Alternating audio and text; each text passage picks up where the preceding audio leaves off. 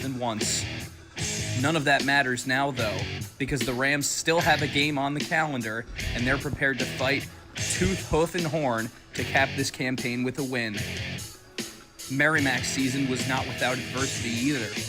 Also playing their final game of the year, the Warriors enter at 3-8, having lost their last 5 contests. They have defended home field at Duane Stadium well, however, boasting a 3-1 record in North Andover. Former defensive coordinator for 19 seasons and second-year head coach Mike Giannetti meticulously crafted the Warriors' defense over the past 2 decades, which will pose a formidable threat to Fordham's at times inconsistent offense. As the wider college football season winds down, Fordham and Merrimack's come to a close, but not before ringing a few more bells in one more venture onto the gridiron. It's the Fordham Rams at the Merrimack Warriors in the final game of 2025. It's Fordham University football, and it's coming up next on 90.7 FM WFUV Sports.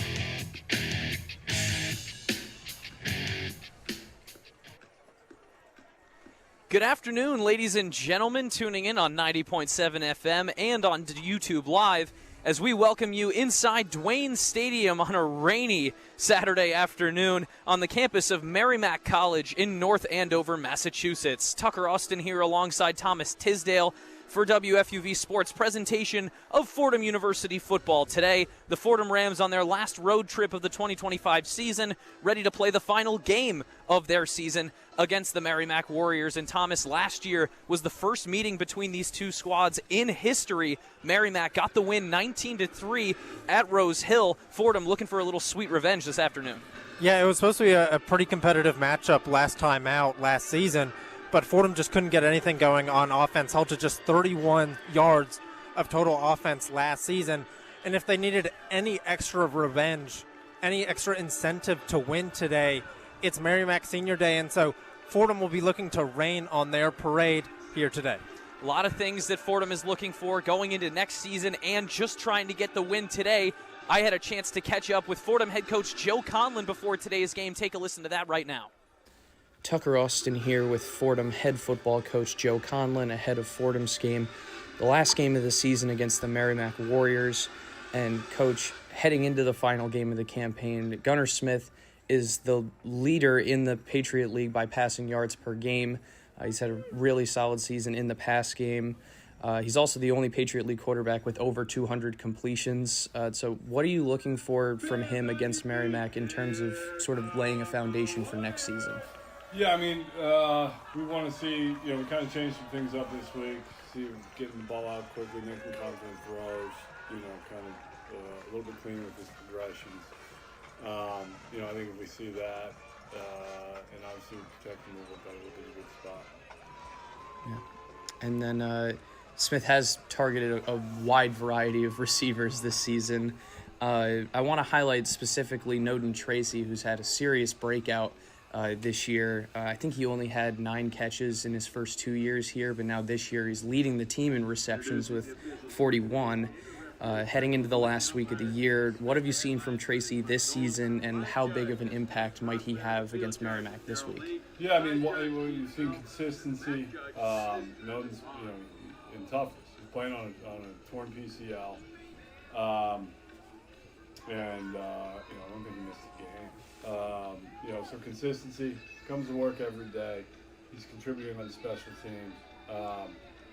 He's really gotten better with route depth, and he's a tough kid. I mean, he made some big catches in some games last year, and Savannah Banana-ass uniforms. I'm just excited for him to, hopefully he goes out tomorrow. I think he's 60 away from 500, so I hope he gets 500, and then we can get him obviously healthy in the off season, and you come back next year. You have he, Ricky, and KJ. You have all those guys healthy and ready to rock, and that'll make a huge difference. Yeah, that could be a really lethal combination. We've seen games throughout the season where just one of the guys you just mentioned have really popped off, but if you had all of them cranking at the same time, it could be a real difference maker. Speaking of Merrimack a little bit, their quarterback Aiden Pereira, he loves to run.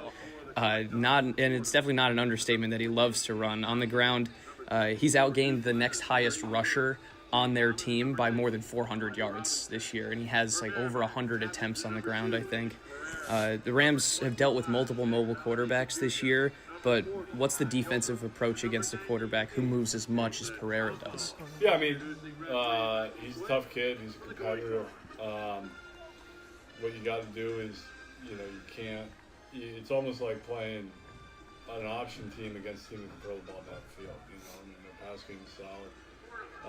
He throws it well. So you have to be great with your eyes. Defensive line can't allow vertical scrambles. And you have to make sure the underneath coverage has eyes on the quarterback. Got to take great angles close, but tough kid, competitor, kind of runs the show. So you got to make sure he's in the middle of 2 ways. And Merrimack, as a full team, they outrushed a Patriot League opponent this year against Colgate back on November 1st. They wound up losing in overtime, but a lot of teams have found success on the ground against this Merrimack team this season, and you've been telling us all year how big the run game is for the Rams. So does that kind of stay the same this week? Yeah, I mean, I think it's critical. Take pressure off the passing game, control the ball, keep the defense off the field. We've won possession, I think, in the Holy Cross game, and that's the only time this year. So, I mean, that's being able to run the football is critical. We've changed some things up this week, and God willing, we'll play out. Want to keep the defense off the field, want to get the offense on there for as much as possible. James Conway doesn't need to be out there to break the record anymore because he's already done it. We've talked about it so much this year in the lead up to that moment, but I just want to get a reaction like post that moment. How cool was it to see him fulfill that and break that record? Yeah, I mean, it's I'm having him send it to us after Conway answered. Hopefully he sees that. It's whoever I was talking to about him. Actually, this was a cool moment. He said if you could make a football player in a lab, it would look a lot like James Conway. But also, like if you could make a human being in a lab, it would also probably look like Conway. In a lab, it would be a lot like James. So he's such a special young man. And it's almost bittersweet in some respects. Yeah, so after he's walking out the door, but too, you wish he deserved kind of more success for senior year than he had on the field. So that would kind of serve to motivate us kind of until the end. That's just do that. Yeah. And we welcome you back to Dwayne Stadium. Tucker Austin, Thomas Tisdale with you as Fordham readies to kick it away after they won the toss and deferred to the second half. The boot is in fact away, and we are underway. Fordham's place kicker Bennett Henderson sends it into the end zone for a touchback, and the Merrimack Warriors will start their opening drive from their own 25. Yeah, a great chance here for Fordham to get the ball back quickly. Really, their defense has been playing spectacularly throughout the season, especially against Georgetown, holding that Georgetown team to only 14 points. And, they're just looking for pieces of momentum to string something together and get a win here today. Especially in the back end of the season, Fordham's defense has been playing a lot more solid football. First snap of the game for Merrimack, and it's a throw over the middle, but it's incomplete. Trying to find a receiver in the seam. The quarterback, a junior from Auburn, New Hampshire, 6 foot, 200-pound, Aiden Pereira, out of Central Catholic High School, and a transfer from the University of Maine. Yeah, he's been fantastic for this Merrimack squad. Had 136 yards rushing against this Fordham team last year, so Fordham's going to be looking to contain the dual threat aspect of this quarterback. Pereira takes the snap with 2 receivers on the right side, fires quickly to his man over there on that right-hand side, Seth Schweitzer, but he's brought down immediately for a loss of 3. That's going to bring up 3rd down and long. He's brought down by number 15. A little bit strange to see Merrimack come out throwing on the first 2 plays. Fordham has struggled against the run this season, and Merrimack really prides itself on keeping the ball on the ground, just playing classic physical style of offense. Yeah, Schweitzer's their lead receiver this season, but he's dropped for a loss on that play. Pereira in the shotgun, running back offset to his right, 2 receivers on the right side and 2 on the left, but now 1 man in motion from right to left. Three receivers on that left side now. Ball on their own 24 on the right hash. 14 minutes to go in the first quarter, and it looks like Merrimack's going to be forced to take a timeout here. Fordham sideline going ballistic over their ability to do that. Just a huge play there just in terms of momentum. You know, Merrimack just looks all out of sorts in this opening drive here, and Fordham just certainly trying to capitalize on this momentum. Fordham going to need as much of the momentum as they can get in the early stage of this one. I mean, you come into a game at 1-10. It seems like wins have just escaped Fordham all season. So even this early in the game, Fordham's energy is very, very high as they want to try and notch that second win of the season. And it's so huge. Merrimack has to spend a timeout here in the first half with less than a minute gone in the first quarter. That could really come back to bite them down the end, down the stretch run of the half, especially now that Fordham is deferred and will receive to start the second half. Yeah, just it's strange to see, you know, Merrimack, it's a home crowd here. It's not like they had issues like with crowd noise or whatever, but Merrimack just a little bit discombobulated here at the moment. Pereira in the shotgun, running back offset to his right. Two receivers on the left side and one on the right. Takes the snap, drops back to pass. He has time, rolls out to his left at the 15. Now he's pressured by Conway, but he gets by him, and Conway brings him down at the 20. James Conway doing a great job staying with the play that time. Drops Pereira for a big loss, and that brings up fourth down. You saw the experience of Conway there. Pereira, an extremely agile and dynamic quarterback, especially when he's escaping out of the pocket there, and Conway just able to stay with the play. Pereira tried to make a miss, but Conway able to tackle him for a loss there. And there's an injury timeout on the field here. Peter Shaloub is down for the Fordham Rams. He's dealt with some injuries already this season, and had only just come back a couple of weeks ago, but now he's down on the turf again, being looked at by the training staff for the Fordham Rams. Just want to bring up James Conway because it bears mentioning, I think. James Conway, after the Georgetown game last weekend, became the all-time NCAA Division I career total tackles leader with 585 tackles. That was 586. He's well over 140 tackles clear of the next highest tackler in NCAA history. It's been an unbelievable career for Conway, and it's been such a treat to watch him on the field all season for the Fordham Rams. Absolutely. I mean, he's just a heck of an athlete, a heck of a player, a heck of a teammate, and he just means so much to this program, especially a program that in recent years has struggled to get results on the field, but Conway's just an absolute leader in and on and off the field, and you know, it was never a question of whether he was going to break the record. It was just how quickly and how high that number can go by the end of the season.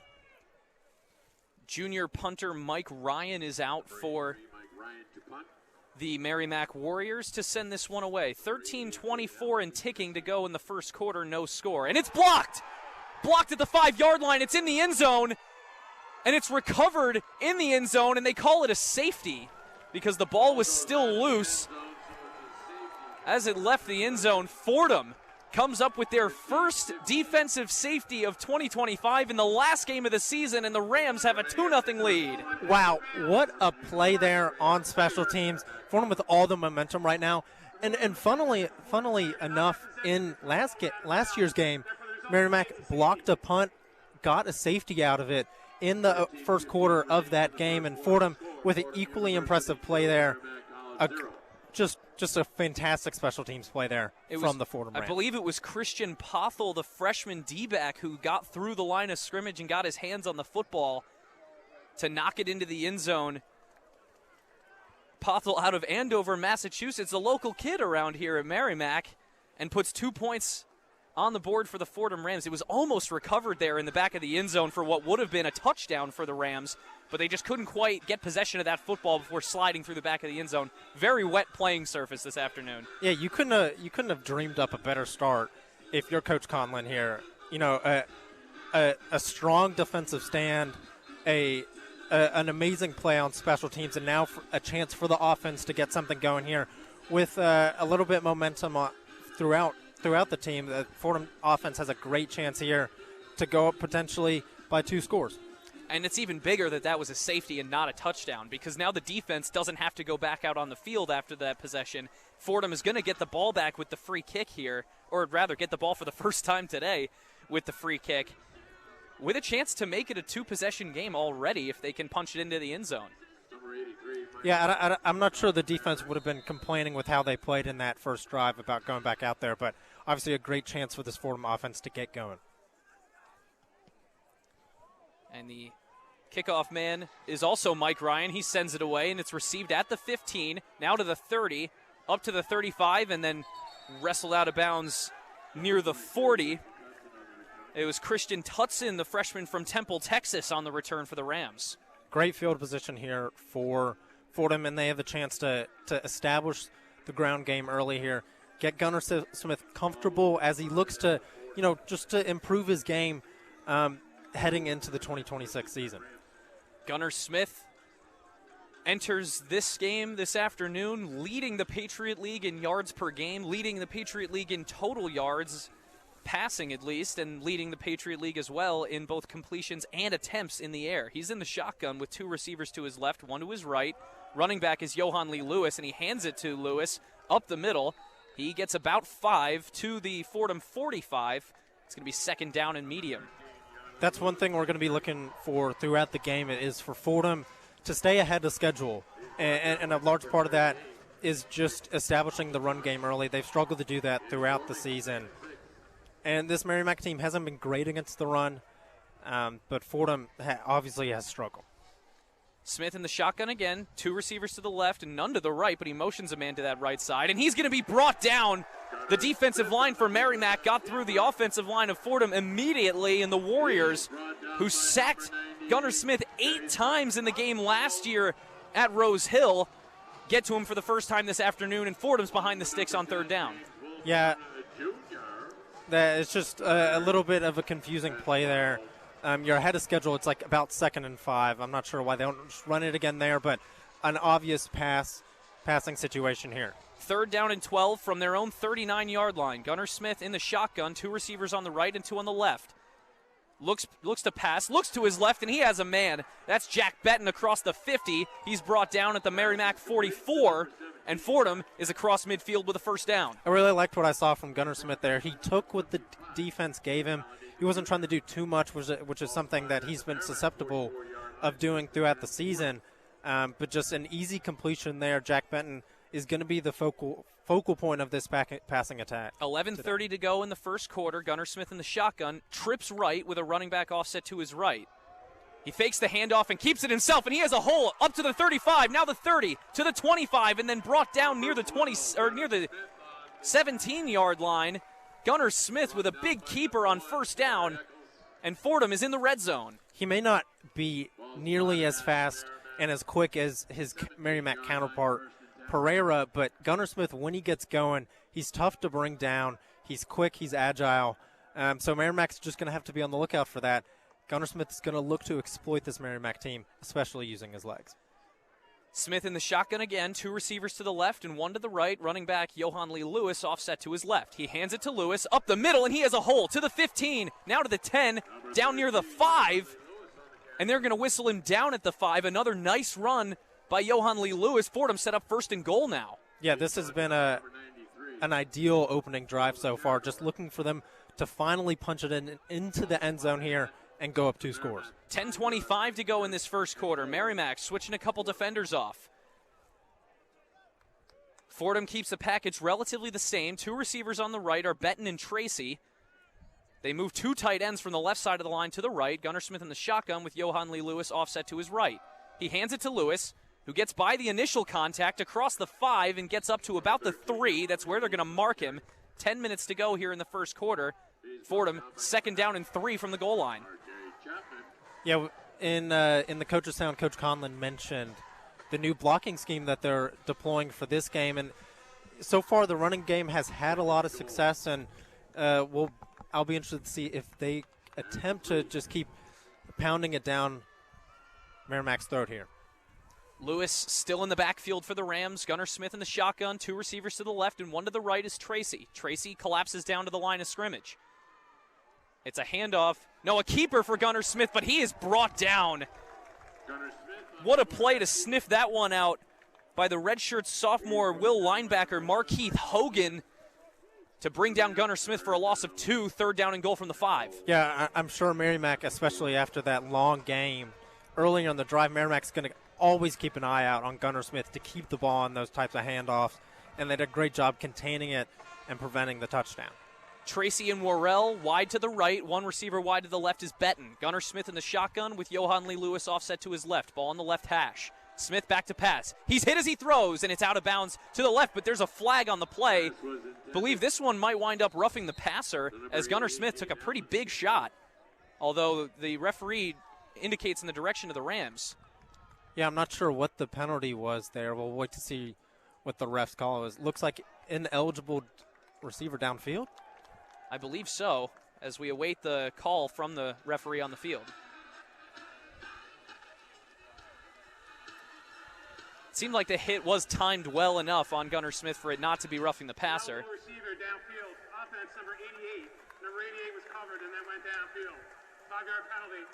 Replay third down. And so it was an eligible receiver. I think it was when Noden Tracy came down and collapsed to the line of scrimmage. That covered up Jaden Allen for the Rams on the right side of the line of scrimmage, and then he released, which unfortunately he can't do. So Fordham's going to be backed up here as Merrimack accepts the penalty. 8:49 to go in this first quarter. Fordham leads 2-0, trying to add to that lead, but now it's going to be third down from the 10 going in. Fordham already triggered a first and goal, so there's no line to gain here. They have 2 downs to put it in the end zone. Be interested to see if they try to make this fourth and manageable or whether they're just going to go for all 6 here on third down. Gunnar Smith in the shotgun, running back offset to his left, 2 receivers on the right and 1 on the left. He looks to his right to pass to the back corner of the end zone, but it's incomplete. Looked like they were trying to get it out there for Austin Kivler, the sophomore out of Chatham, New Jersey, but it falls incomplete through the back right corner of the end zone. Merrimack brought the house on that play, and Gunnar Smith didn't really have a lot of time to go through his progressions there, but tries to find Kivler there at the back of the end zone, back right corner. Just a little bit too strong there, and Fordham's going to have to settle for 3. Yeah, Fordham runs the place-kicking unit, the field goal unit out there. It's Bennett Henderson to try and put this one through the uprights. Kick is up, and it is good. Bennett Henderson puts it right through the uprights. Fordham adds 3 to their lead. It's now 5-0, and Thomas, I've been informed that after that safety, it was Fordham's first lead this season since the Holy Cross game, which was their only win. So great start for the Fordham Rams. Yeah, absolutely. I think Fordham has struggled at times to get the offense going early, and then they're forced to play catch-up. Gunnar Smith's asked to throw a lot of times, and especially with the rushing game, just struggling to get going at times. Fordham has been forced to play catch-up, but in this one, they already have more points than they did in the matchup last season, and obviously they would have liked to punch it into the end zone then on that drive. But overall, a really strong start from Fordham in all 3 phases of the game. And with 8:44 to go in the first quarter, Fordham leads Merrimack 5-0 in the last game of the 2025 season. We're going to step away for just a moment, but we'll be right back with more Fordham football on 90.7 FM WFUV Sports. Good start, considering conditions. I know. What's up, everyone? I'm Chris Carino. I'm Brendan Shorey. And I'm Tucker Austin. Your Fordham football broadcasters for the 2025 season. Join us every Saturday on 90.7 FM and on WFUV Sports YouTube page for live radio broadcasts of every Fordham football game as the Rams continue their quest to their first Patriot League title since 2014. With a new look offense and veteran leaders on defense, you won't want to miss this. Fordham football, every weekend on WFUV Sports.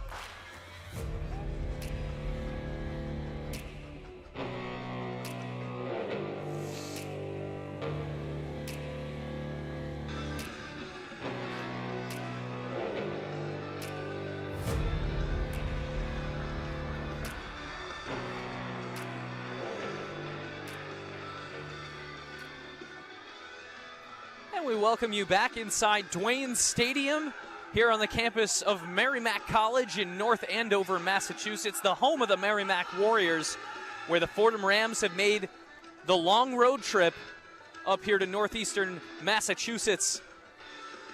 And they've been rewarded so far. The Rams have a 5-0 lead over the Warriors, but Thomas, the Rams are significantly hampered by injuries in this game. No KJ Reed, no Ricky Gonzalez, no Jack Freeberg, who are their 3 leading receivers, no Ricky Parks, the lead running back, no Jacob Rodriguez, and no Jamel James as well, so missing at least 6 significant playmakers on the offensive side of the ball.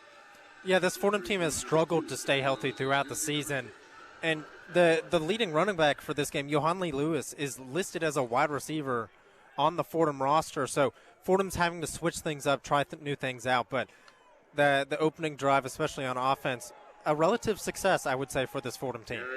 Kickoff received by Gary Roseman Jr. at the 5, and he gets all the way out to the 30 on a nice return on the opening kick, or on the kickoff following the field goal for the Rams. 8:36 to go here in this first quarter. Fordham defense looking to carry that momentum and get another 3 and out here against this Merrimack squad. Yeah, big stop capped with a blocked punt that went through the back of the end zone for a safety on the first drive, but now back out there to lead this Warrior offense is Aiden Pereira. Pereira in the shotgun, running back to his left, 3 receivers on the left and 1 on the right. It's a design keeper. He goes right up the middle, and James Conway is in there alongside Andrew Osman. They both bring him down for about a 2-yard, maybe 3-yard gain, 2nd down and 7. Yeah, I was going to be shocked if they didn't run it on the first play of that drive there. This is a team that's run heavy, especially QB run heavy. Pereira has almost 3 times as many carries as the next leading rusher for this squad, and Pereira is just incredibly dynamic, but Fordham doing a great job containing him for the most part in this opening quarter. Pereira shotgun again, running back to his left. He hands it off this time. He goes through a hole off tackle to the right side. Does Ty Yoakum, the senior tight end, listed as a tight end who they give the football. Looks like a fullback out there, Thomas. Yeah, a big physical guy there, and Fordham has struggled against guys that are sort of just run through them. They've struggled with tackling at times this season. So I guess Merrimack just trying to switch things up a little bit, get something going on the run game here as they face a 3rd and 2. Yoakum stays in there, 3rd down and 2 from their own 38. Ball on the right hash, 3 receivers on the left now after a motion, and Pereira's going to take it himself up the middle. He has the first and a couple more, brought down by a gaggle of Fordham defenders, but up to the Merrimack 42, it's 1st down and 10 Warriors. Yeah, that was never going to the running back there. Pereira was keeping that all the way there, able to pick up the 3rd and short conversion here. 7 minutes flat to go in this first quarter. Fordham leading 5-0. In this, the final game of the 2025 season for both the Fordham Rams and for the Merrimack Warriors. 2 receivers on the right and 2 on the left. Now the running back motions out of the backfield and joins the receivers on that left side. Pereira in an empty backfield, ball on the right hash. Takes the shotgun snap, drops back and has to roll out to his right. And he fires on the run. It's nearly intercepted. He was looking for Seth Schweitzer, and it's nearly picked off by Terrence Jones II, but it falls incomplete. Yeah, Pereira trying to make something happen out of nothing there, able to spin out of the sack there. Fires to the Merrimack wide receiver there. Just a little bit overthrown there. It's slick out here. It's been raining for most of the morning, and Fordham just unable to come up with the interception there, which would have been a huge statement play for this defense. The rain has finally subsided, but overcasts here still in North Andover, and a cold, cold afternoon in late November. Shotgun again, running back to the left. Pereira's going to keep it. He goes to his left, and he gets 1, maybe 2 yards that time. Fordham's defense doing a good job of containing Pereira. Yeah, they've done a fantastic job there. They're trying the scheme, Pereira, inside runs, outside runs. He just hasn't been able to get something super long there. He hasn't been able to break out a rush of 10 or more. It's mostly been short gains, and especially if Fordham can force incompletions from the Merrimack quarterback, it's going to be a very successful day for this Fordham defense. Pereira entered this game with almost 100 more carries than the next highest rusher on this team. That's among running backs as well. Pereira in the shotgun, 3 receivers on the right, 1 on the left. Drops back to pass. He's pressured. He's flushed out of the pocket to his right, up to the line of scrimmage, and fires. It's almost intercepted again. TJ Jones, the second, got his hands on that football for the second time this drive, but it falls incomplete, brings up 4th down, and out comes the punt unit for Merrimack. Yeah, Pereira had a little bit of room to run there, but several Fordham defenders are right around that first down marker, and Pereira just fires it, tries to find an open wide receiver there. But again, just difficulties catching the ball here. Thankfully, it's not raining, especially for Tucker and I's sake here. But Fordham could have had 2 interceptions on that drive there, but they force the punt here. Yeah, live from the roof of the press box here at Merrimack College as the snap is back to the punter, and the punt is away. Mike Ryan was blocked last time, but he gets that one well downfield. Down to around the 15-yard line. They are going to mark him at the 15. Fair caught by the Rams. And it was Mike Donegan who was back to receive, but he decided against bringing that one all the way back. 5:39 to go in the first quarter. It's 5-0 Rams. Fordham with the ball back, starting a new drive on their own 15. But we'll be right back with more Fordham football on WFUV Sports.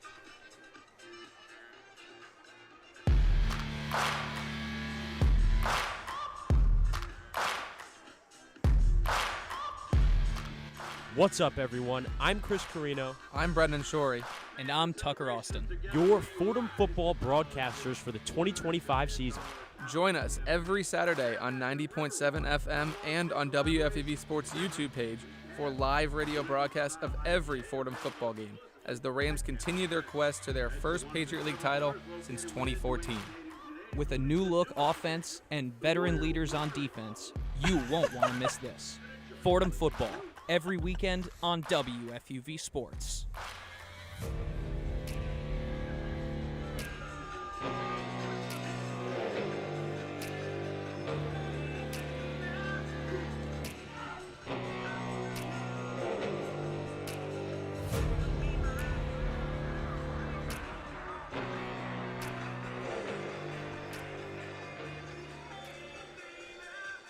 And we welcome you back inside Dwayne Stadium, here live from the roof of the press box on the campus of Merrimack College in North Andover, Massachusetts. Tucker Austin and Thomas Tisdale with you. Thanks for joining us on this Saturday afternoon, the finale of the Fordham football season on 90.7 FM.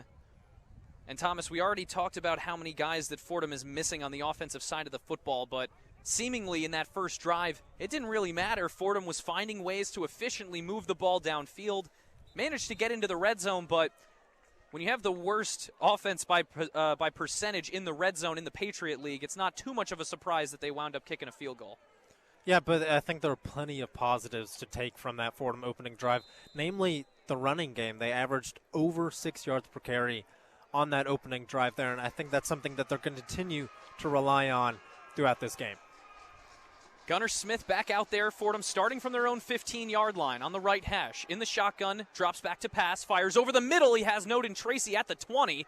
Tracy still fighting for yards. He has to be brought down by 4 men in yellow jerseys for Merrimack. And he fights for every bit of that 5.5 yards to bring up second down and middle. Yeah, he was trying to break free there of the Merrimack defender there, but it's going to be Tracy and it's going to be Jack Benton, and those are going to be the focal points of this passing game, with a lot of injuries hitting and decimating this Fordham offense. Gunnar Smith takes another shotgun snap, hands it off this time to the left side off tackle, but nothing doing there for Johan Lee Lewis. Gain of 1, 3rd down and 4. Yeah, that's sort of what we've been accustomed to throughout the season. Fordham just not getting anything going on the running game. But again, because of how successful that first down play was, they're still at 3rd and manageable, only about 3rd and 4 to pick up that first down. 4:38 and ticking here in the first quarter. Fordham looking for a first down here on 3rd and short. Gunnar Smith in the shotgun, running back Lewis offset to his right. 2 receivers on the right, 1 on the left. He fires it to the right side to Lewis out of the backfield, and Fordham has a first down up to the 30-yard line. They are going to mark him there. First down and 10 for the Rams. Just a smart play there by Smith there. Merrimack blitzing again on 3rd down.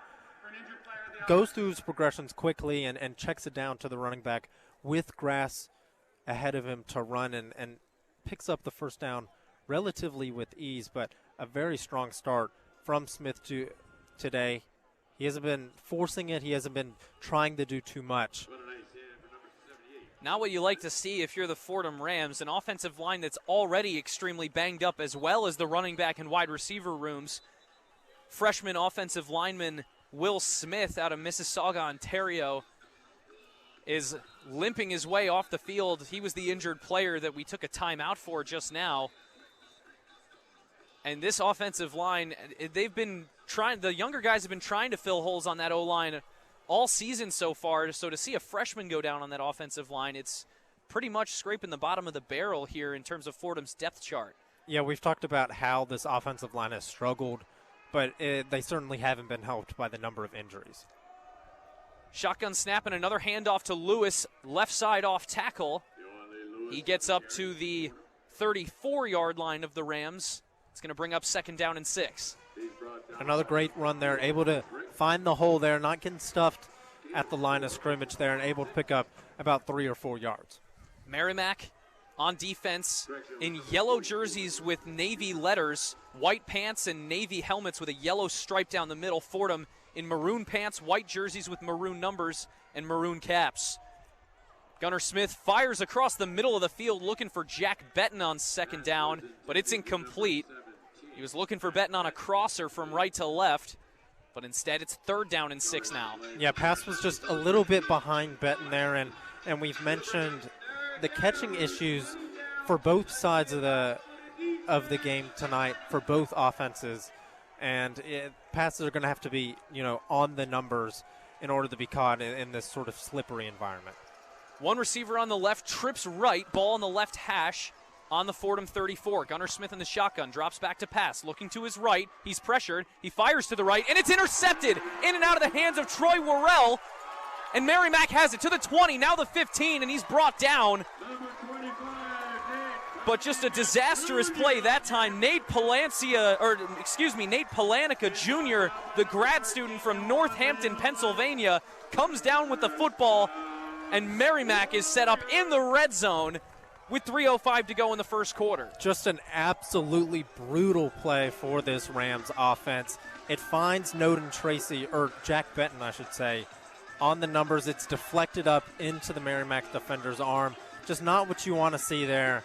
And Merrimack with ideal field possession here, trying to take the lead back from this Fordham team.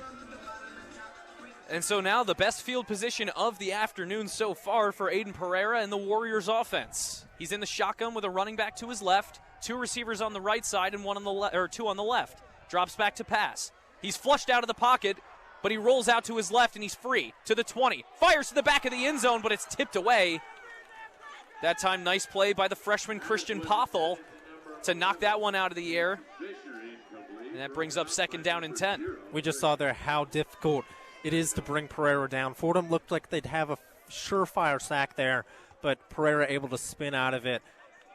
Not the greatest throw of all time, obviously had to fit it through a tight window there. But again, Pereira, incredibly difficult to bring down. Pereira was looking for Fisher in the left middle back part of the end zone, which would have been Fisher's first touchdown of the season. Shotgun snap, and it's a handoff up the middle to Brendan Wyatt, the junior running back from Gaithersburg, Maryland. He's brought down at the 10-yard line, gain of a pair, and it brings up third down and 8. Yeah, Fordham's been, I think, really effective at stopping the run. This Merrimack team is a run first, run second, pass third team. And Fordham, I think, came in knowing that and struggled to stop that last year, but are doing a fantastic job so far this year.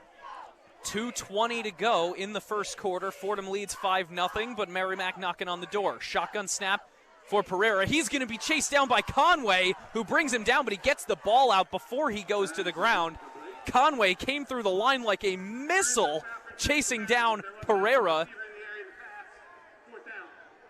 They say that there wasn't an eligible receiver nearby, so no grounding, but it is 4th down and 8 on the QB hurry by James Conway, still showing off on this Fordham defense. Conway was moving on that play, just hurtling like a rocket, like a missile, like you said, Tucker, and a little bit unlucky not to get the sack there, or at least the intentional grounding.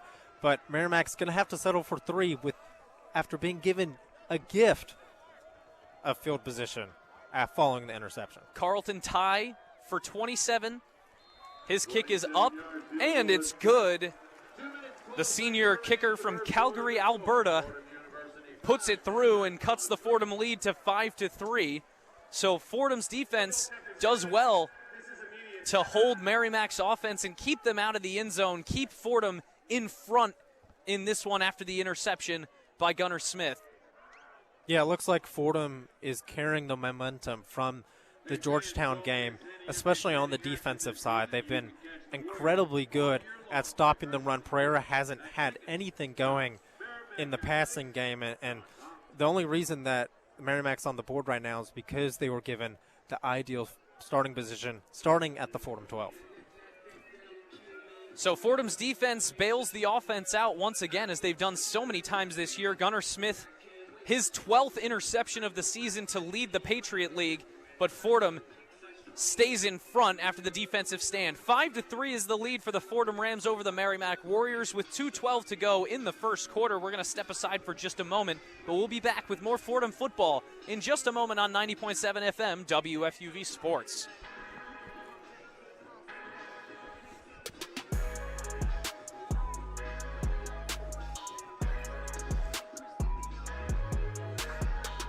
Go ahead, stand for 4 hours for me, and then sit for 5 hours. It's a good balance. Hello, everyone. I'm Trey Rodriguez, calling you to Trey tune in Rodriguez. to WFUV Sports One-on-One. My goodness, New York's nobody's longest seen that running guy in sports ages. call-in show. We're live every Saturday on YouTube from 11 Buddy's a.m. abroad. to 2 p.m. and later at night on 90.7 Wait, what is FM this from promo 11 for? p.m. to 2 a.m. We cover the One-on-one. latest news in the sports world with our wide range of beat reporters, as well as exclusive interviews with your favorite athletes. We'll see you next Saturday on One-on-One.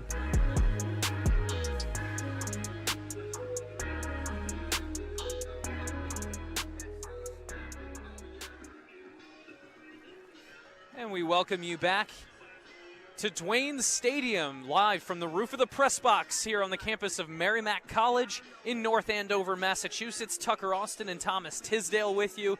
We thank you for joining us here on a Saturday afternoon in what is the final game of the 2025 regular season for the Fordham University Rams. Fordham just gave Merrimack their best field position of the afternoon so far after an interception by Gunnar Smith, but the defense holds strong in the red zone and holds the Merrimack Warriors to just 3 points, maintains their lead built off of a safety and a field goal for the Rams. Yeah, Merrimack's, I'm sure, is going to be a little bit disappointed to only walk away with 3 points there after being given the ball on the 12-yard line, but Fordham, credit to this Fordham defense. They've been excellent, especially at stopping the dynamic dual threat QB Pereira. Kickoff from Merrimack is booted initially at the 16-yard line, and he's brought down immediately after he picks it up. Christian Tutson, who made a pretty decent return on a punt earlier in this game, couldn't get his hands on that kickoff to start this new Fordham drive. Nearly disaster there for the Rams. That was a tough play to make there. It hits the wet turf there, and like we've mentioned, the ball is slick out there. It's tough to grab the ball, especially when it's bouncing and spinning like it did on that kickoff. But way to recover it there. Not ideal for this Fordham team, but a chance. At least they have the ball. Gunnar Smith, shotgun, 2 receivers to the left and 2 on the right. Ball on the right hash, beginning this drive on their own 20. It's a handoff to the left side for Johan Lee Lewis. Bounces off a man and then tries to get forward, but that defender hung on right around his ankles and didn't let him get much further than 3 yards. 2nd down and 7.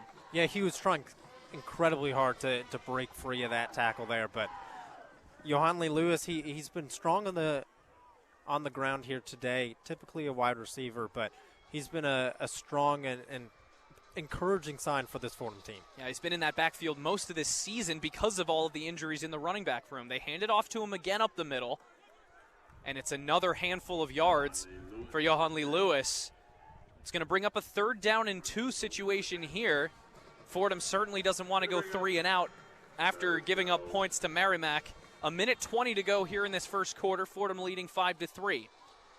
Gunnar Smith in the shotgun. 2 receivers to his left and 1 to his right.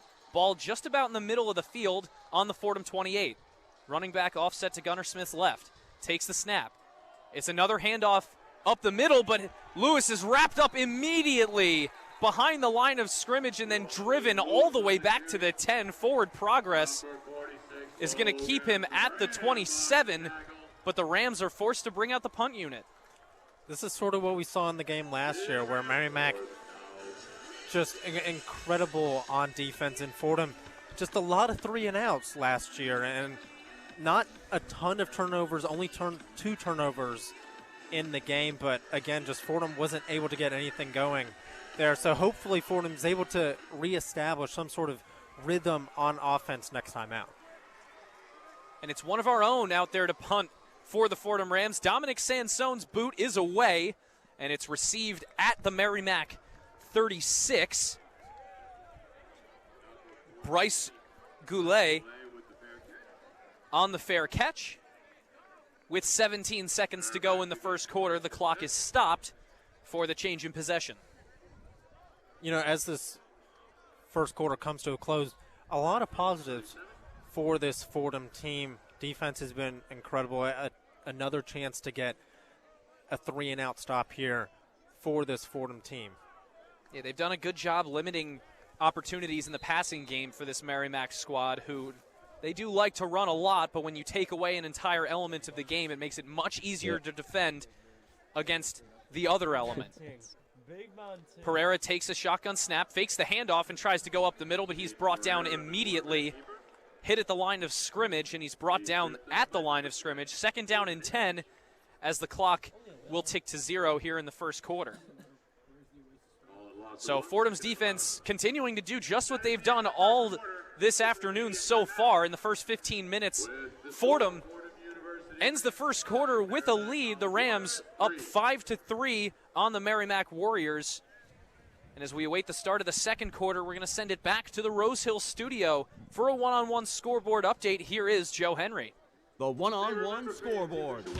Thank you, Tucker. Final week of the regular season here in the Patriot League, and for a league that doesn't have an official championship game, the game to end all games kicks off right now. Undefeated Lehigh, undefeated Lafayette, scoreless early in the first quarter from Pennsylvania. The winner is deemed Patriot League champion and earns an automatic bid to the FCS playoffs. Elsewhere, Richmond visiting William and Mary at 1. W&M joining the PL starting next year alongside Villanova. A preview of things to come there. Bucknell's over at Colgate, a classic league matchup, a battle of 2 and 4 teams. That one kicks off at 1.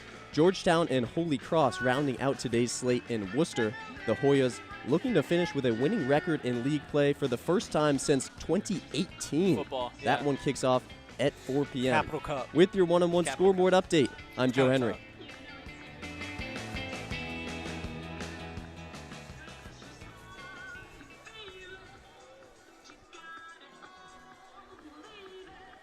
Thanks very much to Joe Henry for that scoreboard update. You'll hear from him again at halftime and in the third quarter.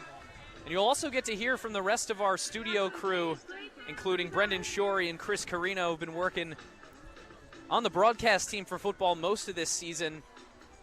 It's a big show today in the studio, but back here in Duane Stadium, as we await the start of the second quarter between the Fordham Rams and the Merrimack Warriors. I was like, oh, shit. On the campus of Merrimack College, Tucker Austin and Thomas Tisdale with you. And Thomas, like you said before that break, a lot of good things out of that first quarter for this Fordham Rams team, both offensively and defensively, but the interception bug kind of rears its head again. It's been a problem for Gunnar Smith most of the season. He's thrown 13 touchdowns on the year, but now that interception number creeps up to 12, and it's certainly something that you would have hoped he could have avoided today, but also something you hope he can avoid almost in its entirety next year. Yeah, it's something that he's struggled with throughout the year, like you mentioned, and a large part of that is because Fordham has struggled to get things going on the rushing game, and so play action and RPOs necessarily aren't as effective as they would be, and so Gunnar Smith is being asked to throw a lot of times. He's being asked to play from behind. So if Fordham can stay on schedule, if they can stay competitive in this game, I think Gunnar Smith's going to have an easier time of it. Now, to start the second quarter, Aiden Pereira leads his team out onto the field. 2 receivers to his right and 2 to his left. Ball near the left hash. As seems like neither team's standing around with much urgency. Maybe trying to get the clock set and ready to go. The referee is still waiting at midfield. Both teams are fully ready to go here. I've never seen both teams just kind of standing there for that long, but now the timeout between quarters finally over. We're ready to start again. Ball on the left hash on the Merrimack 35. Pereira takes a shotgun snap, looks to his right, now throws right, has a man at the 41, and now cuts upfield across the 50 and brought down at the Fordham 46. Across midfield goes Seth Schweitzer, the leading receiver for Merrimack, in one of their first and most successful passing plays of the afternoon. Yeah, they only had 1 reception for -1 for a negative gain there in the first quarter. And, you know, at this point, if you're the Fordham defense and their longest game has been 12 so far, and it's coming in the second quarter, I think you'd have to be pleased with how this game is going. And Pereira drops back to pass, but he's flushed out of the pocket immediately, has to throw it away as there was nowhere for him to go. Good coverage that time from the Fordham defense. Clock stops at 14-16 in the second quarter. Fordham has done a great job getting to Pereira. Pereira hasn't had a lot of time to stand in the pocket and deliver. The only time really has been on that last play where he fired and found a completion for 18 yards. But Fordham has been really dynamic on the defensive line so far today. Been dynamic defensively as a whole in the second half of this season. 3 receivers on the left side, none on the right. Running back to the right of Pereira. Takes a shotgun snap and hands it off to that left side. They try to get the edge with Brendan Wyatt, but he only gets about 2 yards. But there is a flag down on the field on the far side. The flag came in relatively early in that play. So perhaps for illegal formation. There were only 4 players in the backfield. 3rd down. And so the referees quickly pick that one up. It's a legal play on 2nd down, brings up 3rd and 8. I think Fordham today has done a great job forcing Pereira into obvious passing situations, because I think a credit to the player and the athlete that he is, he's really dynamic on those 3rd and shorts where you don't know whether he's going to throw it or whether he's going to keep it with his legs. But Fordham forcing another 3rd and long here. 2 receivers on the right, 1 on the left, ball on the left hash at the Fordham 44. Pereira takes the snap and rolls out to his right. He's trying to look for space. He's going to heave it down the field to pretty much nobody inside the 5-yard line. There wasn't a receiver inside 15 or maybe 20 yards from that football. He was just trying to get that one as far away from everybody as humanly possible. Get it downfield. There is a flag, though, on the opposite side, and it's an ineligible receiver downfield against Merrimack. Fordham declines to bring up 4th down, but that's one of those things that tends to happen when you extend plays, roll out of the pocket, try to look for somebody downfield. As time continues on, those linemen start to move upfield because they assume that a scramble has started.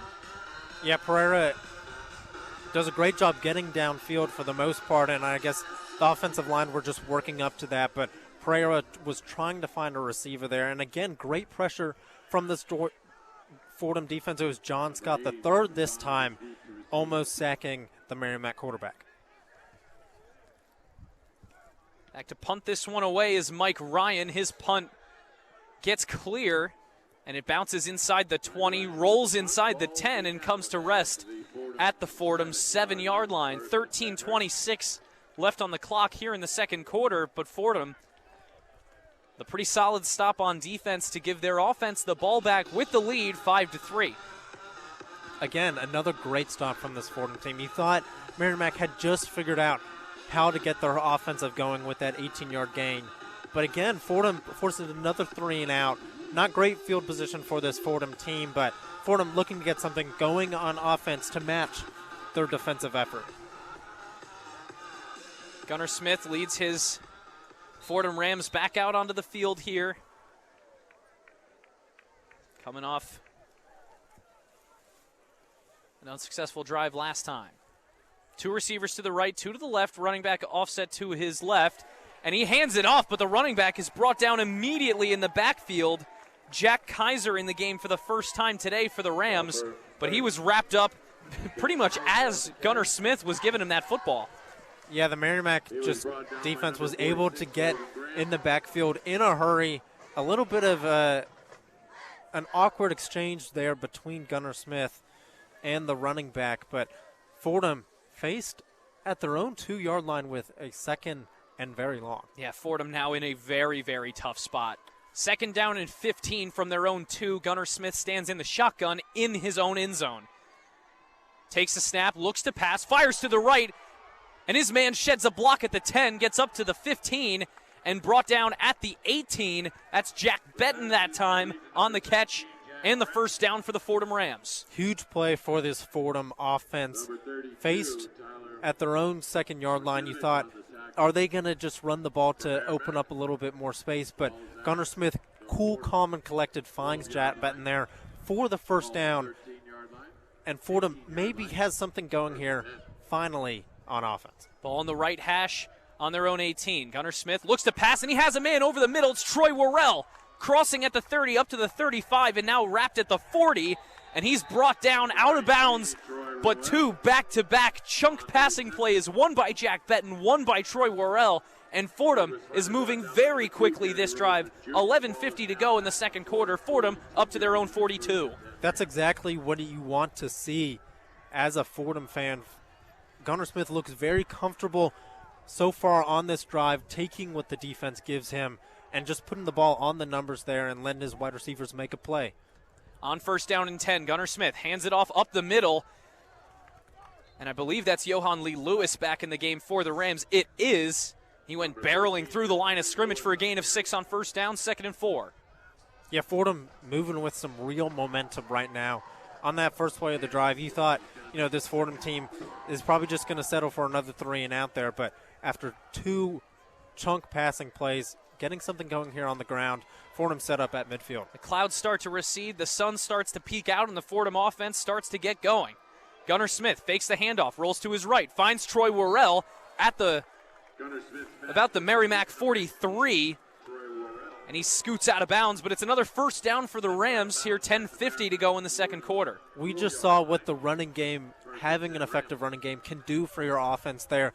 The play action, the RPO there, Gunnar Smith able to run out, and Merrimack wasn't really sure what to expect there, able to find the easy completion.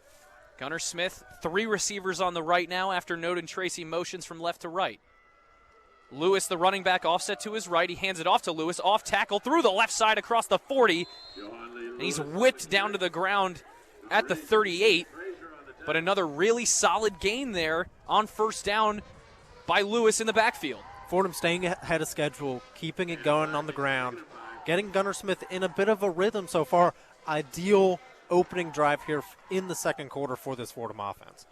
Smith in the shotgun again, 3 receivers to his right, 1 to his left, ball on the left hash at the Merrimack 49. Lewis, the running back, offset to his left. Smith keeps it, tries to get the edge around the left side. He gets up to the 35 before being brought down. That's going to bring up a 3rd down and short, but a much more manageable situation, as he was brought down that time by Logan Graham, the sophomore D lineman from Pedricktown, New Jersey. Yeah, this Fordham team hasn't been great on 3rd down all season, only converting about 1 in every 3 tries on third down here. But credit to them today, getting something going on the ground there has made third downs just a little bit more manageable. Fordham goes with 2 running backs in the backfield. They hand it to Kaiser up the middle, and they had a fullback in there as well. Kaiser gets what Fordham needs for the first down on a about 3-yard gain on 3rd and short. Fordham moves the chains. It's going to be first down and 10 from the Merrimack 33. Strong physical running there from Jack Kaiser. Loses his helmet at the end of that play.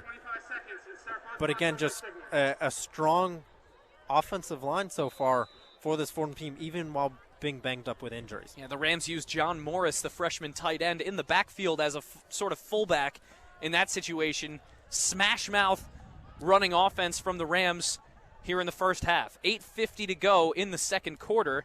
Fordham leads 5-3. Gunnar Smith takes a shotgun snap, drops back to pass. He has time. He rolls out to his right, fakes the throw, and jukes a man at the 30 up to the 20. Now to the 15, and he gets to the 10 before he's brought down. Gunnar Smith makes something out of nothing, chooses to scramble, and gets the Fordham Rams back into the red zone. Wow, wow, wow. What a play by Gunnar Smith there. Thought he was going to be tackled for a loss there. Escapes the pocket. Does a little fake pass there to trip up the Merrimack defender. Able to juke out and pick up the long gain. And Fordham set up just outside the 10-yard line and a chance to extend their lead in the second quarter. Looks like a Lamar Jackson pump fake on that run by Gunnar Smith. Now with 2 receivers to his left and 1 to his right. He's going to keep it once again. Gunnar Smith looking for the end zone. He gets hit hard by 2 defenders and pops into the air at the goal line, but he is brought down at the 1. Gunnar Smith putting his body on the line looking for the end zone.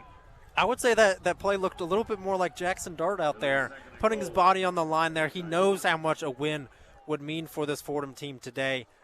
Hopefully he's okay. He looks all right as Fordham is set up just outside the 1-yard line. Fordham on the Merrimack 1. 2 receivers to the left, none on the right. Johan Lee Lewis in at running back to the left. Merrimack with a jumbo package at the line of scrimmage. Lewis has it up the middle, trying to get a push. It looks like they're going to mark him short, and they do. So Lewis plugged up at the line of scrimmage, and that's going to bring up third down and goal. Yeah, with it still only being about a yard to the end zone, probably less than a yard. Looks like about a half a yard for this Fordham team. Interested to see if they continue to run it here. Maybe a little bit read option there with Gunnar Smith potentially keeping it. Fordham looks like they might be trying to line up into that tush push that they've been running this year. Kaiser and Noden Tracy lined up behind Gunnar Smith, under center. Smith is shoved into the end zone, waiting for a signal. There's a massive humanity at the goal line. Merrimack players pointing back towards the Fordham end zone. They're still pulling bodies off the pile.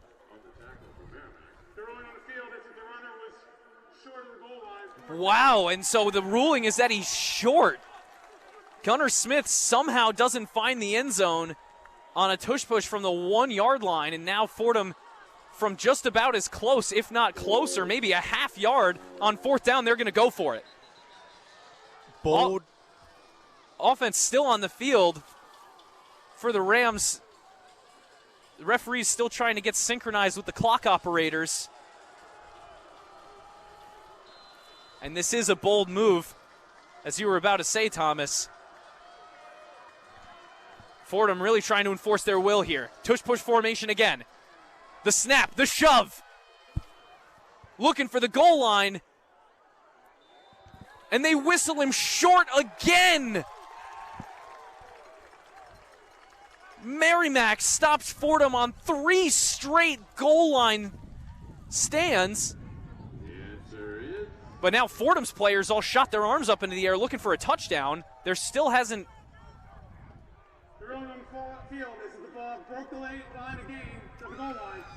Oh, so they do call it a touchdown.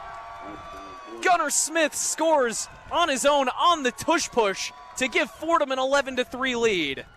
Would have been an absolutely brutal break there not to get the touchdown there, but Gunnar Smith using a little bit of the tush push there, able to find the end zone there and able to cap off what was an incredible drive there. Starting at their own 7, got backed up to the 2-yard line, but then just chunk play after chunk play, able to get it done through the air and through the ground. Fordham extends their lead. Bennett Henderson's extra point nearly blocked, but it is up, and it is good. So Bennett Henderson's extra point caps that drive, and it's a 12-3 lead now. Fordham up by 9 and in solid control of this football game here with 6 minutes 12 to go in the second quarter. Yeah, this is almost a reverse of what we saw last season. Merrimack was just able to dominate them, especially on defense. But Fordham, it looks like they're bringing it to the Merrimack squad today. Defense has been playing incredible, and the offense able to finally get something going here outside that first drive, able to punch it in for the touchdown. 13 plays, 93 yards for the Fordham Rams, all the way down the field and into the end zone to give them a 12-3 lead with 6 minutes, 12 seconds to go in the first half. But now we'll step away for just a moment, but we'll be right back with more Fordham football on 90.7 FM WFUV Sports.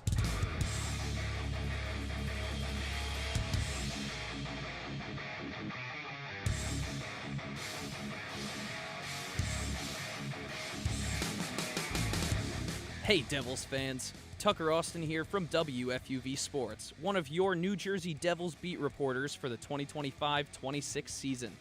From Hughes Brothers Havoc to Heischer Hat Tricks and Markstrom Masterclasses, I'll have you covered live from the Prudential Center for all things Jersey hockey.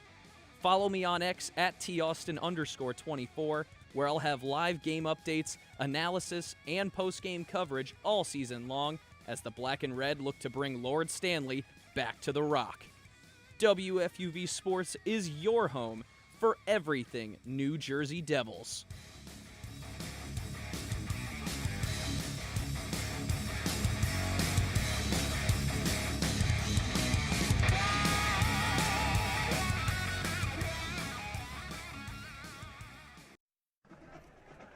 As we welcome you back to Duane Stadium, here on what has now become the sunny campus of Merrimack College in North Andover, Massachusetts. Tucker Austin, Thomas Tisdale with you.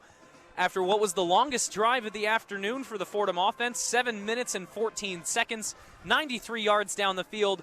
Fordham punching it in after an initial goal line stand by Merrimack, but finding a way to get Gunnar Smith into that end zone with the tush push. A really methodical drive there from the Rams.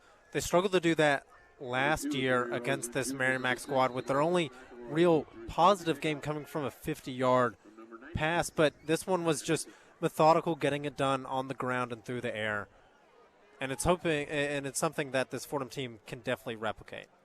Wow, what? Oh, that's interesting. So on the opening or on the kickoff after Fordham's touchdown, Bennett Henderson booted it well downfield, and the receiver tried to let it bounce out of bounds for a flag, but it bounced over the pylon on the front left corner of the end zone and into the end zone, but then the flag came out. And, Thomas, I really figured that if it hit the pylon, it would have counted as in the end zone. It would have been a touchback, but the flag comes out either way. I guess because the ball might have it bounced a couple of times on the way to the pylon there, and I guess it might have bounced just slightly out of bounds there. It's difficult to see. We do have some of the best seats in the house there, but the referee was pretty close to it, and it does look like it was a kick out of bounds. For me, I think what happened is that when the ball was bouncing there on that left side, it bounced over the pylon on the top of it, but to the left, so not over the goal line, but rather over out of bounds, and so that's why the flag did come out. So Merrimack starts this drive from their own 35. Pereira, shotgun snap, thinks about throwing to his left, but now tucks it and runs up the middle, and the ball is out. Fordham falls on it, and if that's a fumble, it's going to be Fordham's ball. The referees come in and say that he was down before the ball came loose. That could have been a real big momentum swing for the Fordham Rams, but Merrimack gets away with one that time. Yeah, Pereira a little bit lucky there not to to have the turnover there against this Ram defense. And it doesn't really seem to matter whether that ball went out on the sidelines or not, because this Fordham defense is just going to force another 3 and out because they've been playing so excellent here today. Yeah, the field position has not mattered for Merrimack. It doesn't matter if they start in the red zone. They still haven't found the end zone. Handoff this time up the middle. They give it to Brendan Wyatt, who is still trying to fight through the defense, but Fordham gets so many hats to the football, he winds up stopped 2 yards short of the first down. It'll be 3rd and 2 from the 43 of the Warriors. Fordham again forcing another 3rd down. Nothing has come easy for this Merrimack offense. 5 minutes now to play in the first half. In this second quarter, 12-3 is the lead for the Fordham Rams. This Merrimack's first drive following a Fordham touchdown. Pereira in the shotgun, 2 receivers on the left, 1 on the right, but all bunched close to the line of scrimmage. He tries to get it to DeMarcus McElroy out of the backfield. He was wide open on that left side of the field, but just drops the football. It hits the turf, and that brings up 4th down. Punt unit coming out for the Warriors. Yeah, the running back had plenty of grass to run through. Potentially could have picked up a large chunk play for a Merrimack offense that desperately needs to stay on this field and give their defense a break. But again, we've seen it throughout this game today. It's been difficult for receivers to get their hands on the ball. Punt gets away for Merrimack. It looked like there may have been some contact in the backfield with the punter, but incidental as there's no flag. It's fair caught by Michael Donegan at the Fordham 12. And with 4:35 to go in the first half, Fordham has a chance to go for the double dip here, receiving the football to start the second half. Yeah, Fordham was looking to get another blocked punt after blocking the first punt for this Merrimack team.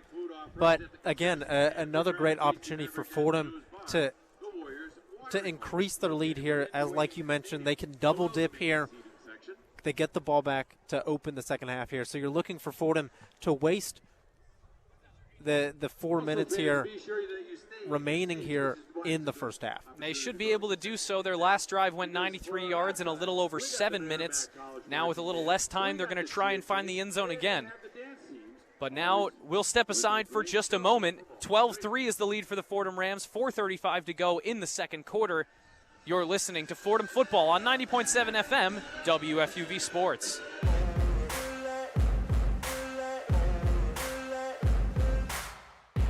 Hey everyone, I'm Alex Diaz. And I'm Mary Hannah Gallagher. And we're the hosts of All In, a women's sports podcast. On All In, we discuss everything women's sports, from the WNBA, the AUSL, and NWSL. No matter the sport, we have you covered. You can catch us on Spotify, Apple Podcasts, or anywhere else you get your podcasts.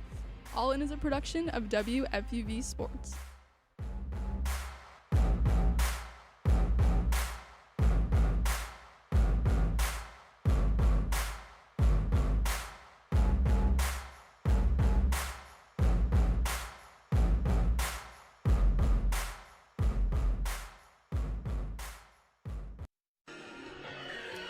And we welcome you back inside Dwayne Stadium, live from the roof of the press box here on the campus of Merrimack College in North Andover, Massachusetts. Tucker Austin and Thomas Tisdale with you as we wind down this second quarter between the Fordham Rams and the Merrimack Warriors. Fordham leading 12-3, and now with the football after a Merrimack punt.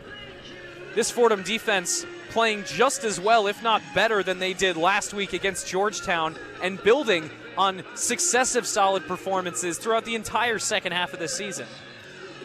Yeah, it's been an incredible performance so far. They've been stout. They haven't let Merrimack get anything going on the ground. They forced Aiden Pereira to throw the ball a lot of times, and he just hasn't been able to find his receivers. The receivers have let the ball slip through their hands a couple of times, and Fordham's been a little unlucky not to have a couple interceptions in this one.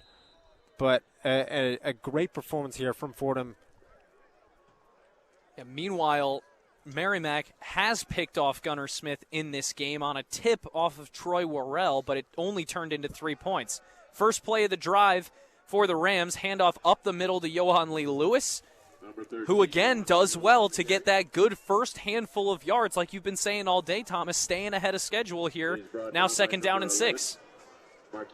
I'm not sure that Coach Conlon has a script so far in this, like so deep into this game, but with sort of the way that they've been able to run the ball so effectively, especially on 1st down, they've been allowed to keep the playbook mostly open. It hasn't been sort of long passing downs for this team. Over the middle, nearly intercepted that time. Looked like Markeith Hogan got his hands on that football. They tried to get it to Noden Tracy, but it falls incomplete. That brings up 3rd down and medium. A pass there was just a little bit behind the receiver there, but Gunnar Smith, he's looked comfortable off today. A couple errant throws here and there. A little bit unlucky with the interception, but overall a very positive and strong game from the junior quarterback. Empty backfield here for the Rams. 3 receivers on the right, 2 to the left, all spread wide. Only 1 high safety for Merrimack. Back to pass is Gunnar Smith. Fires to his left. He has Noden Tracy at the 20, and he's brought down, falls forward to the 21. But that's going to be about a yard short of the line to gain. 4th down and 1. And the punt unit going to come out. That's the smart decision here, is to send this one away with Dominic Sansone. Yeah, especially with the way that Merrimack has struggled to get anything going on offense. There's no point trying and risking it and trying to pick up the 4th down here. They're going to punt it away. Their special teams has been strong today, and their defense has been even stronger. And that punt's going to be blocked. And it's picked up immediately and brought into the end zone for a Merrimack touchdown. Gary Rosemond Jr. scoops up the football, and he scores to bring Merrimack within 3. It's now 12-9 after the disastrous punt attempt by the Fordham Rams. We said the punt was the smart play in this situation here, but we certainly didn't envision that there would be another blocked punt in this game. This has happened a couple times for this Fordham special teams unit, but they've been pretty flawless here today, but unlucky there to have the blocked punt, and Merrimack able to able to get on the board here with a touchdown, and Merrimack only down 2, assuming they make the extra point. Carlton Ty on for the extra point. He gets it up. Extra point is and it is good. And so now it's 12-10. The lead for Fordham over the Merrimack Warriors, and really just an unfortunate situation there. It looked like the man who blocked the punt went effectively untouched through the middle of the Fordham line, got to Dominic Sansone immediately. He was ready to get that punt off pretty quickly, but it was bang bang on how quick that block happened, and then immediately how quick the scoop happened and the score. Yeah, just a really strange play overall and all around for this Fordham team. Like you mentioned, Sansone was pretty eager to get the punt away. It didn't have to be a super booming punt with how strong this Fordham defense has played, but the Merrimack defender just went in there untouched, and there looked like there were multiple Merrimack defenders who could have gotten the block there, and a relatively swift scoop and score, which we didn't really get to see from Fordham's blocked punt, which went out of the back of the end zone for a safety. Oh, how quickly things change in the wild world of college football. 12-10. We got a ball game on our hands, Thomas. The Fordham Rams lead the Merrimack Warriors with 3:14 to go in the first half. In this second quarter, Fordham going to get the ball back, but we'll step aside for just a moment. You're listening to Fordham Football on 90.7 FM WFUV Sports.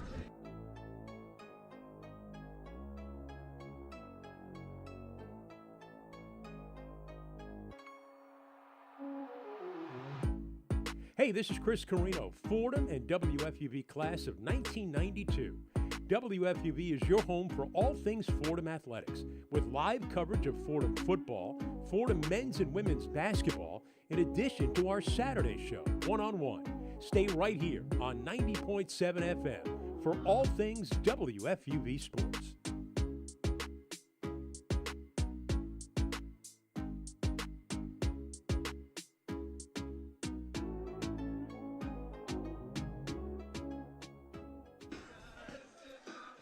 Welcome back inside Dwayne Stadium from the roof of the press box on the campus of Merrimack College in North Andover, Massachusetts. Tucker Austin, Thomas Tisdale with you as what looked like Fordham's chance to bleed the clock down and maybe tack on a few more points at the end of this first half has quickly turned into a pressure cooker for the Fordham Rams, about to get the ball back from Merrimack with just a 2-point lead, 12-10, as a kickoff is away, received at the Fordham 6, and it's going to be taken out.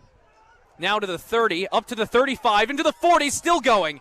Up to the 50 now before he's brought out of bounds. Excellent return that time for the Fordham Rams by Christian Tutson, who muffed a kickoff and then recovered it a few kickoffs ago.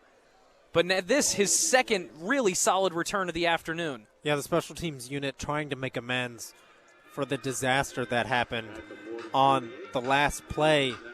But it's been tough for this Fordham team because Merrimack's only points have come from Fordham mistakes. And I think that's a positive sign, but it's also a little bit disheartening to only be up by 2 when Merrimack has struggled to get anything going on the offensive side. Gunnar Smith in the shotgun.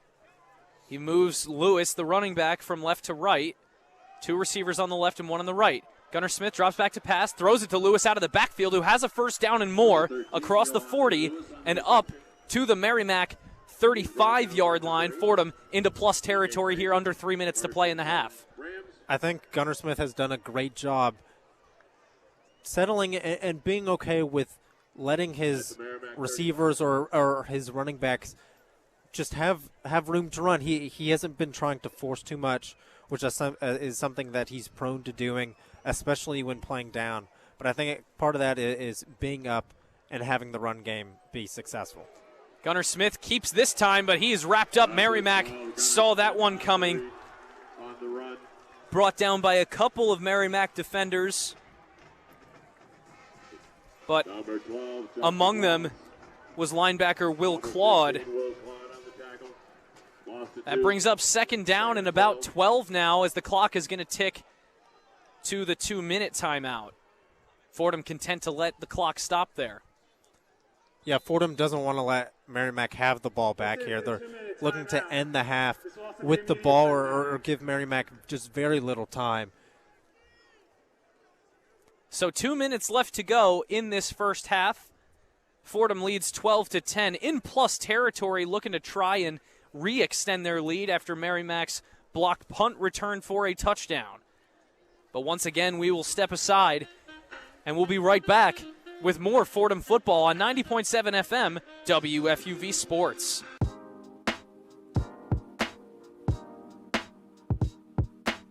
Hey sports fans, it's Bobby C. I'm the sports director here at WFUV.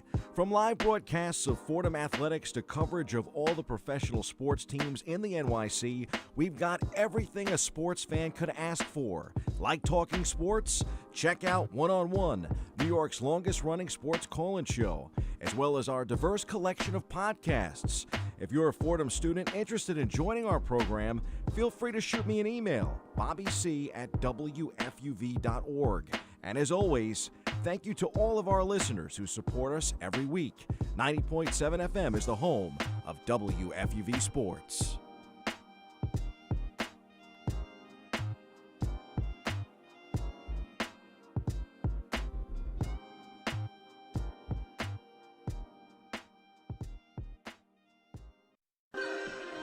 Welcome back inside Dwayne Stadium on the campus of Merrimack College in North Andover, Massachusetts, on what's become, really, I'd argue to say, a gorgeous Saturday afternoon here in northeastern Massachusetts. It was a dreary morning, rain coming down, overcast skies, and at the start of this game as well.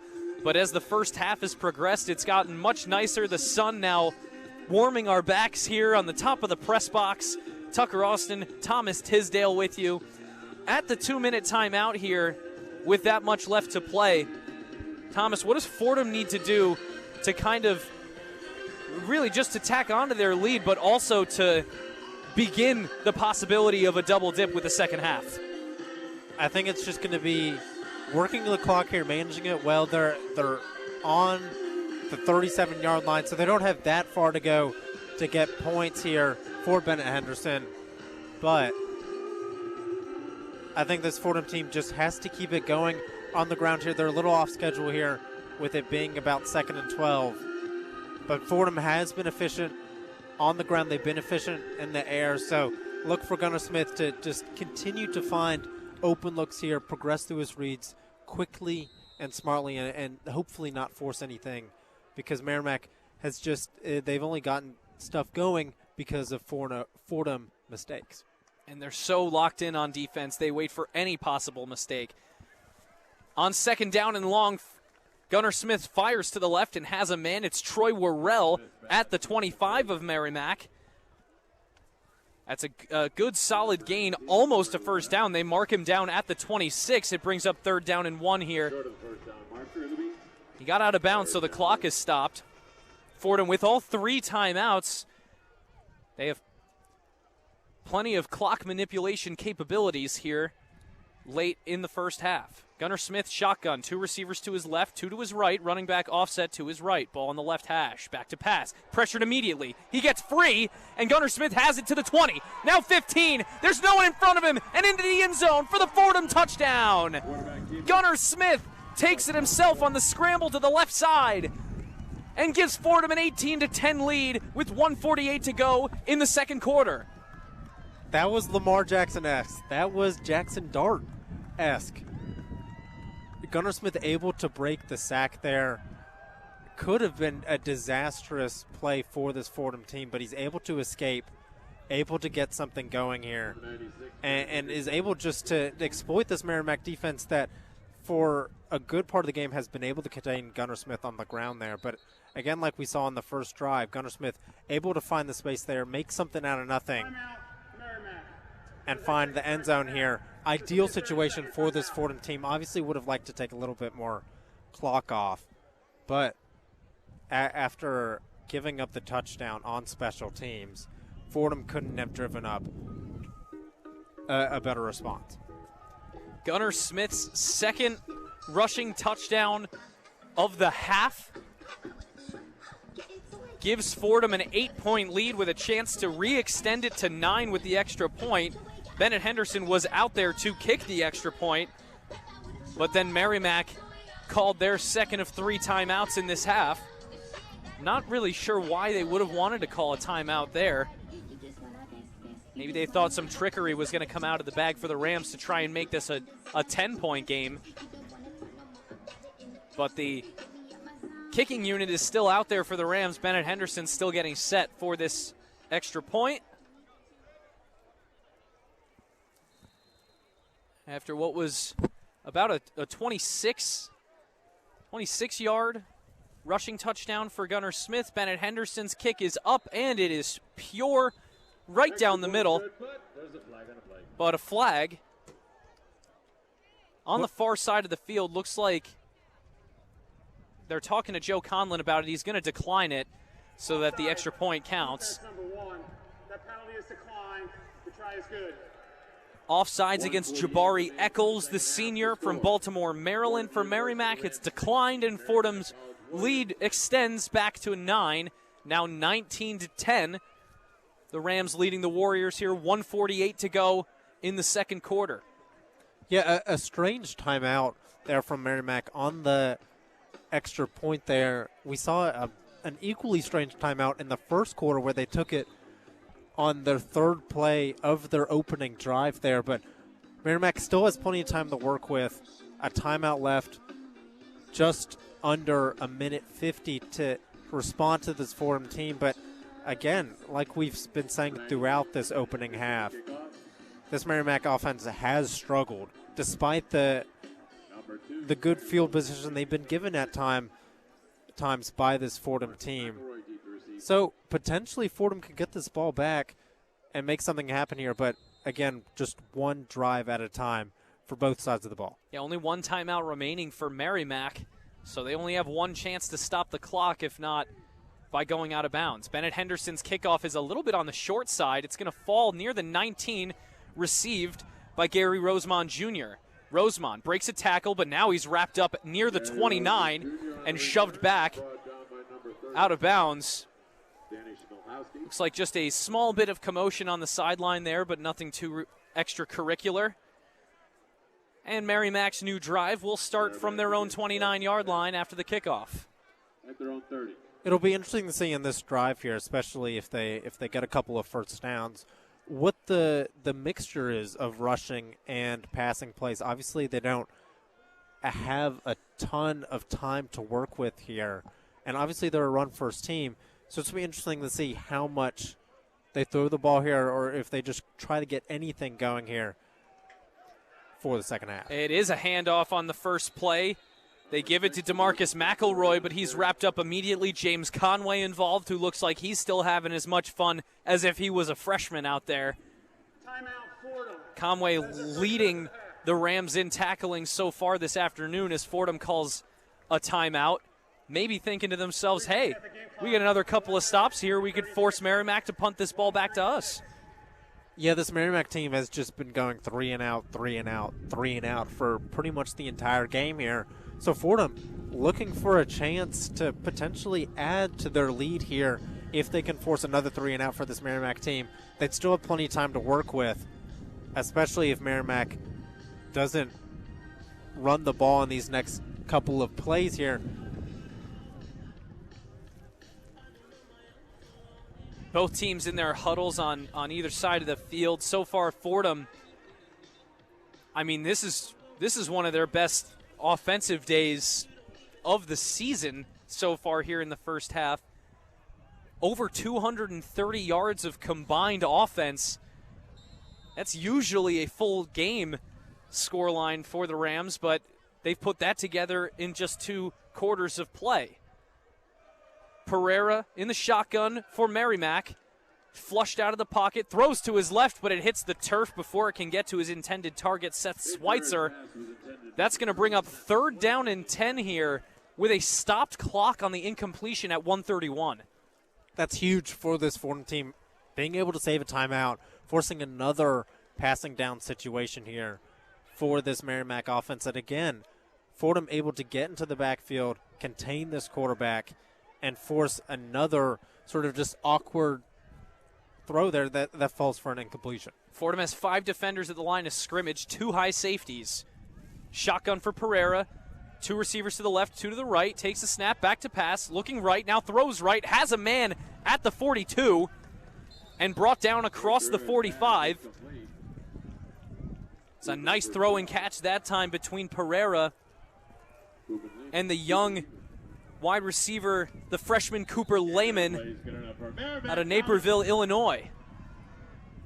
And they have to snap it quickly with no timeouts, or with just 1 timeout remaining, trying to hold on to it. It's a run to the right side. They get up to the Fordham 45. That's going to bring up 2nd down and 2 here. Just 54 seconds to go. They snap it and spike it to stop the clock at 52 and hold on to that last timeout. The 2 big receptions that this Merrimack offense has had today have been when Pereira has had time in the pocket, has been forced to move around, and has been able just to set his feet and find the open receiver there. So credit to this Fordham team for being able to generate a strong pass rush here, and I'm going to assume they're going to continue the dial up this blitzes to get home to Pereira. They rush 4 this time as Pereira's back to pass. He's flushed out of the pocket, steps up and fires downfield. He has a man at the 10. It's complete. Seth Schweitzer. And he gets out of bounds to stop the clock. Merrimack is in business late in the first half. A great play there by Pereira, flushed out of the pocket. I thought he was just going to try to pick it up with his legs there, but sees an open man downfield, fits it into a tight window there, and a strong contested catch there by Schweitzer. Ball in the Fordham 10. 2 receivers on the left, 2 on the right. Running back to the right. Back to passes Pereira. Flushed out of the pocket. Well back behind his own 25. Or rather, the Fordham 25. Fires to the left side, and it's incomplete. Looking for a man near the 5. So the clock stops at 35 seconds to go. 2nd down and 10. I don't think an incompletion there is the worst thing for this Merrimack offense. Obviously, they don't have a ton of time, just over half a minute here to work there, and a incompletion or a completion there inbounds there probably would have forced them to use a timeout there. But again, Pereira flushed out of the pocket, going backwards, which is not something that you want to see as a Merrimack supporter. But Merrimack faced with the 2nd and long. 2 receivers on the right, 2 on the left, ball on the right hash. Shotgun snap for Pereira. Zips one to the right side, but it's batted out of the air that time by a Fordham defender. It was the junior D-back Justin Johnson out of Carlsbad, California, who swatted that one out of the air to prevent the touchdown. A great play there by Justin Johnson. I thought maybe he was going to try to go for the interception there, but it was a little bit too far from his grasp, and, smart play from him, not trying to be overambitious, and just swats it out of the air there. And now it's 3rd and long again for this Merrimack offense. 3rd and goal from the Fordham 10. No line to gain, but 10 yards away from the end zone. 31 seconds, clock is stopped. 2 receivers on the left, 1 on the right, ball on the right hash. Pereira in the shotgun. Running back to his right is DeMarcus McElroy. And it's swatted out of the air at the line of scrimmage on the pass attempt. Getting involved that time for the Fordham Rams was Drew Minich, the sophomore D-back from Cincinnati, Ohio, and that brings up 4th down. Merrimack forced to try for the field goal. Fordham dialed up the pressure there. Pereira had basically no time to react there, no chance of escaping the pocket there. 2 Fordham guys left unblocked, and again, the Fordham defense, just when you thought, maybe they had broken there, able to stand strong and force a field goal. Going to be about a 27-yarder. He was good from 27 earlier in this game, and he's good from 27 the second time around. And with 25 seconds to go here in the first half, Merrimack cuts the Fordham lead once again. The Rams leading 19-13 over the Warriors. Merrimack finally able to get something going on offense there, but just not able to find the back of the end zone. And we saw that last season.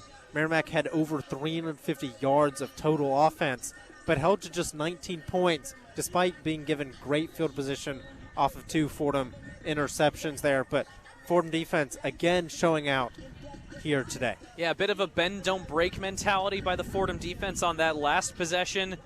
They bended plenty in the middle of the field as Merrimack was able to put together what I would say was their most efficient drive of the afternoon so far, but still kept them out of the end zone. Offensively, Merrimack is still without a touchdown in this game. Of course, their one score in the end zone came on a blocked punt. Christian Tutson back to receive for the Rams. Mike Ryan, the kicker, out to boot this one away for Merrimack after the field goal. It's a bit of a short kick, lands at the 17. It's kind of booted again near the 10, and then it looks like Tutson's foot was out of bounds near the 11. I think they're going to mark him at the 12. The ruling on the field is that the receiver, number 7, made a fair catch signal. Therefore, the ball is dead when it's recovered by the receiving team. It'll be 1st and 10 at the 8-yard line for Fordham. Well, all right. 1st and 10 for the Rams from the 8 after what was a bit of an unorthodox call for this referee crew. Yeah, that was a little bit strange there, but starting at your 8-yard line, it basically knocks out any chance that this Fordham offense or basically any hope that this Fordham offense had of potentially adding some points here at the end of the half here. They're probably just going to run it out. Yeah, run up the middle for Johan Lee Lewis, who gets 10 and more, gets 15 yards on the carry by Johan Lee Lewis after Merrimack sent 3 to the line of scrimmage and sat 8 back, trying not to get beat over the top. Yeah, looks great for the rushing average there, picking up well over 10 yards there. And the clock restarts at 15 seconds. Gunnar Smith looks to be just waiting for it to tick down there in the backfield, and that's exactly what he'll do. So the Fordham Rams taking a lead to the half. Not something that's happened often this year, but it was a strong opening half for the most part by the Fordham Rams. A couple of mistakes here and there have kept Merrimack in this game, but still with the resolve to keep their lead 19-13 after a half hour of play. A very strong half for this Fordham team. They've been able to get stuff going on all three phases of the game. A blocked punt for a safety on the first drive of the first quarter. A strong quarterback performance here from Gunnar Smith. And, of course, the defense has been lights out today, holding Merrimack to under 100 yards of total offense here in the first half there. But Fordham still only up 6 because of the block punt return for a touchdown by this Merrimack special teams. 2 rushing touchdowns for Gunnar Smith, 140 yards of total rushing offense for the Fordham Rams, a team that struggled to get the run game going all year, but they've got it going today. Add that to 112 yards in the air, and Fordham is doing a great job offensively. They've limited Merrimack to under 100 yards offensively. On the other side of the ball, Fordham takes a 19-13 lead into the halftime locker rooms, and we are going to send it back to the Rose Hill studio for the one-on-one halftime update. Here are Chris Carino, Brendan Shorey, and Joe Henry.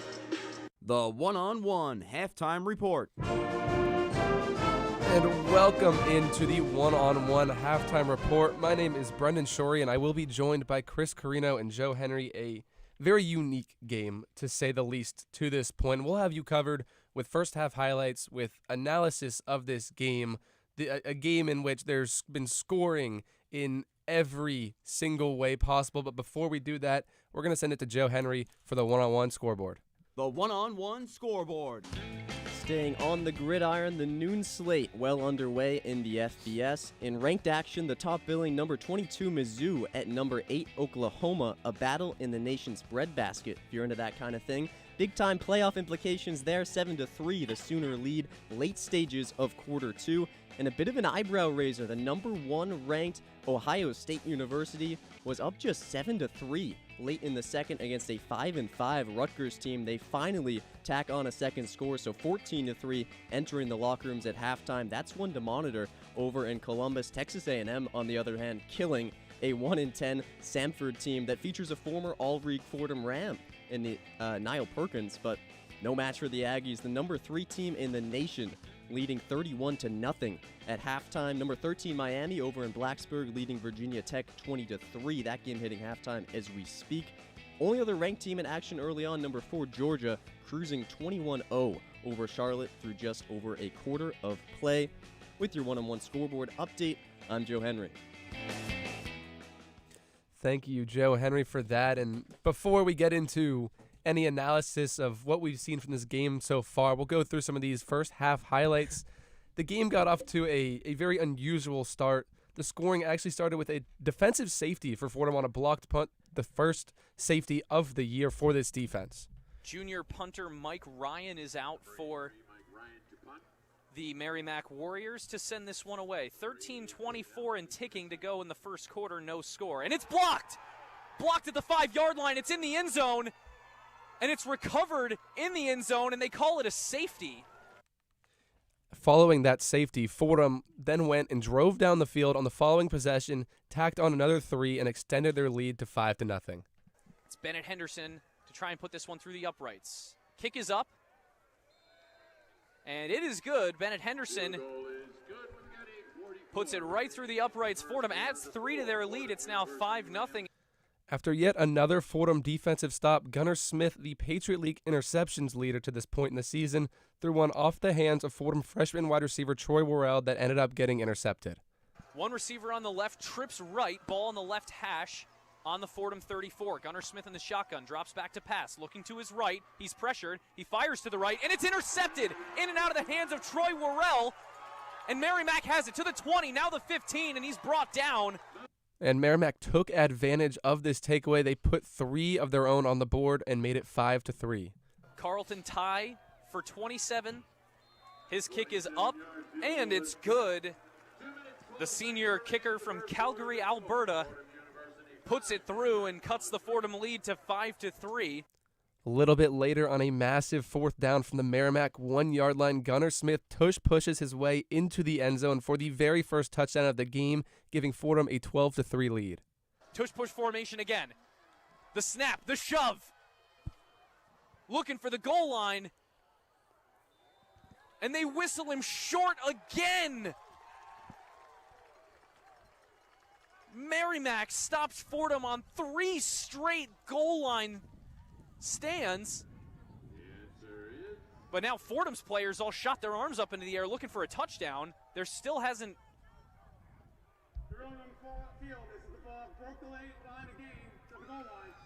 Oh, so they do call it a touchdown. Merrimack answered right back with a blocked punt of their own, this time taking it into the end zone for the defensive score. That brought us to a 12-10 Fordham lead. And that punt's going to be blocked. And it's picked up immediately and brought into the end zone for a Merrimack touchdown. The Fordham offense punched right back with a Gunnar Smith second trip to the end zone this game, a 26-yard scamper, and extended the Fordham lead back to 9, 19-10. Gunnar Smith shotgun, 2 receivers to his left, 2 to his right, running back offset to his right. Ball on the left hash, back to pass, pressured immediately. He gets free, and Gunnar Smith has it to the 20. Now 15, there's no one in front of him, and into the end zone for the Fordham touchdown. Gunnar Smith takes it himself on the scramble to the left side and gives Fordham an 18-10 lead with 1:48 to go in the second quarter. With just 25 seconds to go, we get the final score of the half, a Merrimack field goal, their first offensive drive that made it all the way down the field and resulted in points. This one ended with a 19-13 Fordham lead going into the half. I'm now going to bring in Chris and Joe. Guys, I mentioned it earlier, Chris, a very unique game to this point. Yeah, a super unique game. I think when looking at the last 6 games the Rams have played, they're on a 6-game losing streak. There's some similar things today that have had continuity throughout the rest of the season. This defense continues to show up. James Conway and his unit continue to give Fordham's offense a chance. The only difference today is the Fordham offense matching that challenge this afternoon. They are matching the energy their defense is giving them. They're putting up points on the scoreboard for their defense to then defend. They've done a fantastic job. Both teams have taken advantage of miscellaneous plays, odd chances to score points. They've both scored points in different ways on punt blocks. So I think in general, as you said, a miscellaneous start, but arguably the best first half the Fordham Rams have played all season. Really wacky, and I would say it is the best half they've played all season. The only one that you could really argue was that Holy Cross game, but even then, they didn't enter the locker room with a lead in that game because Holy Cross came back late in that quarter, and I think that's the difference that we see in this game. Fordham has that one really brutal play that ruins what was a great first half. We've seen that time and time again this season. The team gets off on the right foot, and then something happens, and you lose all the momentum, but here they had the punt block, touchdown for Merrimack. You think, oh man, here we go again. They come right back, drive it all the way down the field. One of their best offensive possessions all year. Gunnar Smith, 26-yard touchdown.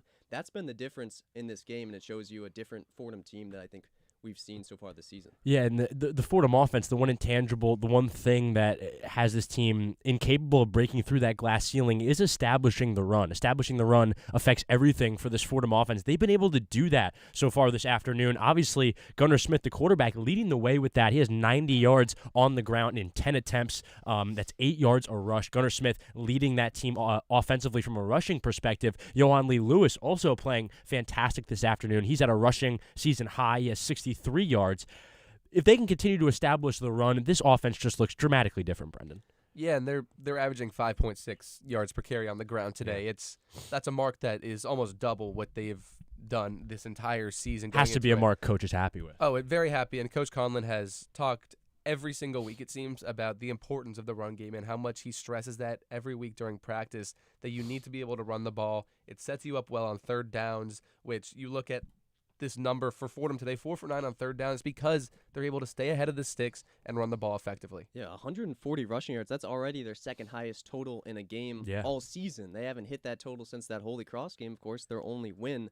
We're talking months since this offense has clicked the way it has, and it feels like with the run game getting going, especially with Gunnar, to have that kind of dynamism where he's able to take off and the defense has to respect that. It opens things up down the field, and Johan Lee Lewis finally having a little bit of a breakout game, has kind of been buried in the depth chart a little, hasn't been able to get consistent run, but he does here. 235 total yards for Fordham. I think it's up to 250 now. They had 234 all game last week against Georgetown, and they didn't score. And here they are scoring 19 points in the first half. This is the first lead that they've had at the half since they played Georgetown, not last week, last year. My goodness. It's the first time leading in a half in over a calendar year, guys. Yeah, and even how you're talking there, Joe, the offense obviously picking up a lot of the headlines. The defense could almost go under the radar in a game like this. They've been so consistent week in and week out for this Fordham team, even in losses. But looking at the stat sheet, you see a lot of what this Fordham defense is doing. Only 32 rushing yards for Merrimack, 69 receiving yards. So only 101 total yards in a first half for the Merrimack offense. 2.7 yards per play is right around 3 yards per play in between 2 and 3. That's a very good number for the Rams. Only 4 first downs for Merrimack as well. Fordham defense has been good, but the one thing they've struggled with is getting teams off the field. They've done that so far today, and as long as they can keep the consistency in the offense through the run game, opening up some things in the pass, and then continuing that consistency on the defensive side of the ball, it's the recipe for Fordham's success. It is a bit disappointing they're finding that recipe here in the last game of the season. Yeah, and I want to talk about the defense like you mentioned, just the run defense and how it's been. You look at these past few weeks and 2.7 rushing yards on average, which is fantastic as a defense. Yeah. And you look at this defense for the past, say, 5 or so weeks. You look at Coach Conlon has said since that Dartmouth game, this run defense has been very good, and it's kind of been the passing game that has gotten the best of Fordham's defense. It seems 2.7 yards per rush, only 32 yards on the ground allowed, and that's to a team where you have a quarterback who's known for his legs as well. So an added threat to run the ball at quarterback, but it really shows the discipline of this defense being able to account for that, but also shut down the run game, force Pereira to try and beat you through the air, which he hasn't been able to do. 4 of 16 for Pereira, only 69 yards on the day. I mean, you look at that as a pass defense, those are numbers that you can absolutely live with. I was going to bring up that 4 receptions for Merrimack in the first half. It's a stark number, and even more stark number, 13 receptions for both teams combined in that first half. So not a lot of receptions. An old school football game down at Merrimack, a lot of the work getting done on the ground. Yeah, this is kind of how it was last year when these teams played at Fordham. It's a quarterback in Aiden Pereira who pretty much exclusively runs the ball. It's not a big passing attack.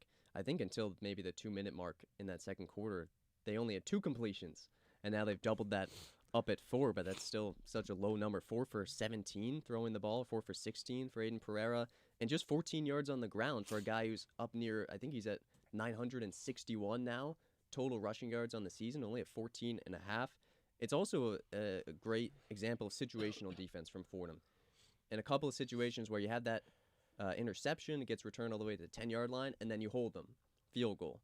Then you have a moment where this team finally gets a jolt from Gunnar Smith to definitively say, okay, this is maybe our best half of the year, and then Merrimack comes right back. They're able to hold them to 3, a couple good pass deflections in the end zone. Those types of plays are what has built this lead for Fordham. It makes you feel actually really good about this game overall, because in situations where time and time again the past 2 years we've seen Fordham falter in these moments where they've had the momentum and then one play or a couple of drives string together and that changes everything. Yeah. Fordham's really held it together in those situations. I was going to say, holding on to the football, looking at the second half, that has to be number one priority for this Fordham team. Not turning the ball over, not giving Merrimack extra chances. Only 5 penalty yards for both teams in that first half. Both teams playing a relatively clean game, but we even saw it in the first half. Gunnar Smith turns the ball over. Might not totally have been his fault, but Gunner's been known to turn the ball over, especially in the third quarter in inopportune moments. That cannot happen in this Fordham game. The Fordham Rams seem like they're dominating and establishing their dominance over this game, but you look at the scoreboard, only a 6-point game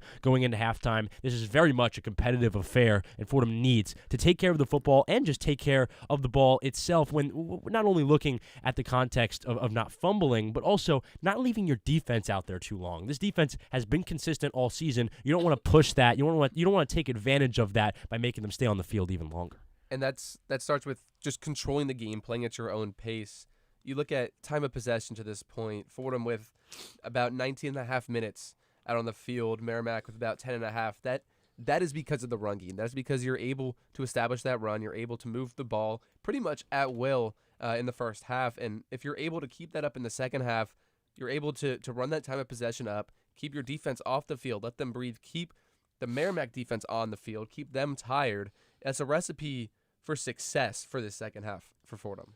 Yeah, and when these teams met last year, it was 19-3 Merrimack. So Fordham scored 3 points the entire game. They already have 19 in the first half, and I believe Merrimack had 10 sacks in that game, if I'm not mistaken. Yeah, they had 10 sacks of Jack Capaldi and 1 of Trip Hawley as well.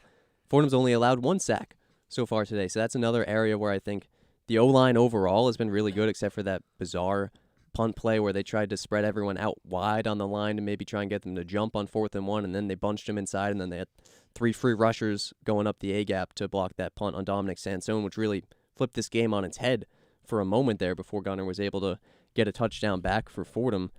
But overall, I think those two areas are areas that I'm always looking at. How many sacks is your O-line giving up for a Fordham team that consistently has led the Patriot League in sacks allowed for the past couple of years? And how many penalties are you committing for a team that's typically top 2 in the Patriot League? And for a team to have, I believe, just 1 penalty through a half of play, 1 penalty for 5 yards, it's total non-factor. Those are columns where Fordham's winning. Yeah, and even you just mentioned that offensive line. On the other side, for Merrimack, this Fordham D-line's done a really good job this afternoon. Merrimack has never seemed comfortable in the backfield. As long as Fordham can keep Merrimack uncomfortable in that backfield, they'll continue to have success on the defensive side of the ball. The defensive line is where it starts, Chris, and you mentioned that's kind of where you get that stopping the run game, and that's something that James Conway has been so happy about, is the way that the defensive line is able to take on blocks in the run game, allow the linebackers to get free and stopping the run, and then from there this D-line is able to go about stopping the pass against a Merrimack team that offensively, total yardage-wise, only 101 yards in the first half. We'll see what the second half has in store, but that is going to be it from us here in the Rose Hill Studios. My name is Brendan Shorey. I was joined by Chris Carino and Joe Henry, and we are going to send it back in just a second to Tucker Austin and Thomas Tisdale for second half coverage of Fordham versus Merrimack.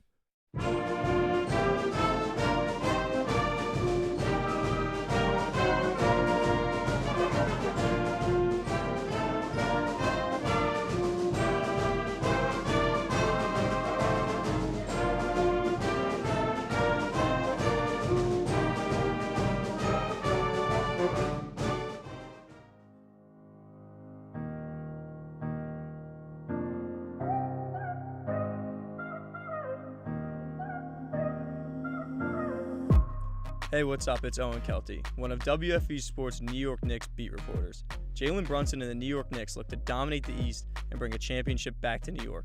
Keep up all season long on my X account at Owen Kelty for all the highs and lows of New York Knicks basketball. WFUV Sports is your home for all things Knicks.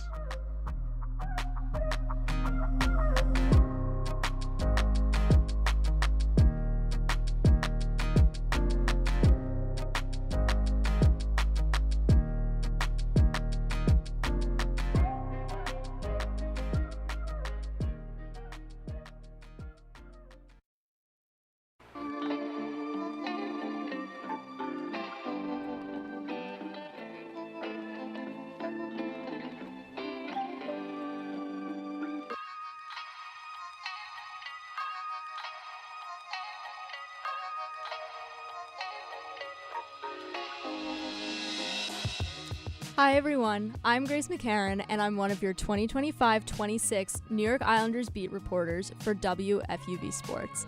Follow me on X at GraceMcCarran_ for live game updates, features, and other inside content from the island all season long.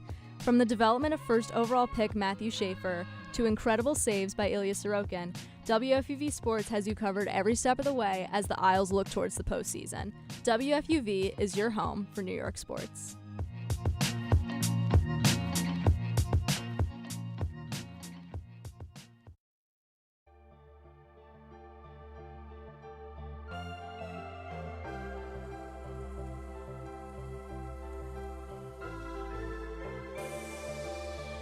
Hi, this is Mike Breen, WFUV class of 1983. WFUV is the flagship station of Fordham Athletics with live coverage of Fordham football, Fordham men's and women's basketball, in addition to Saturday one-on-one. Stay right here on 90.7 FM for all things WFUV sports.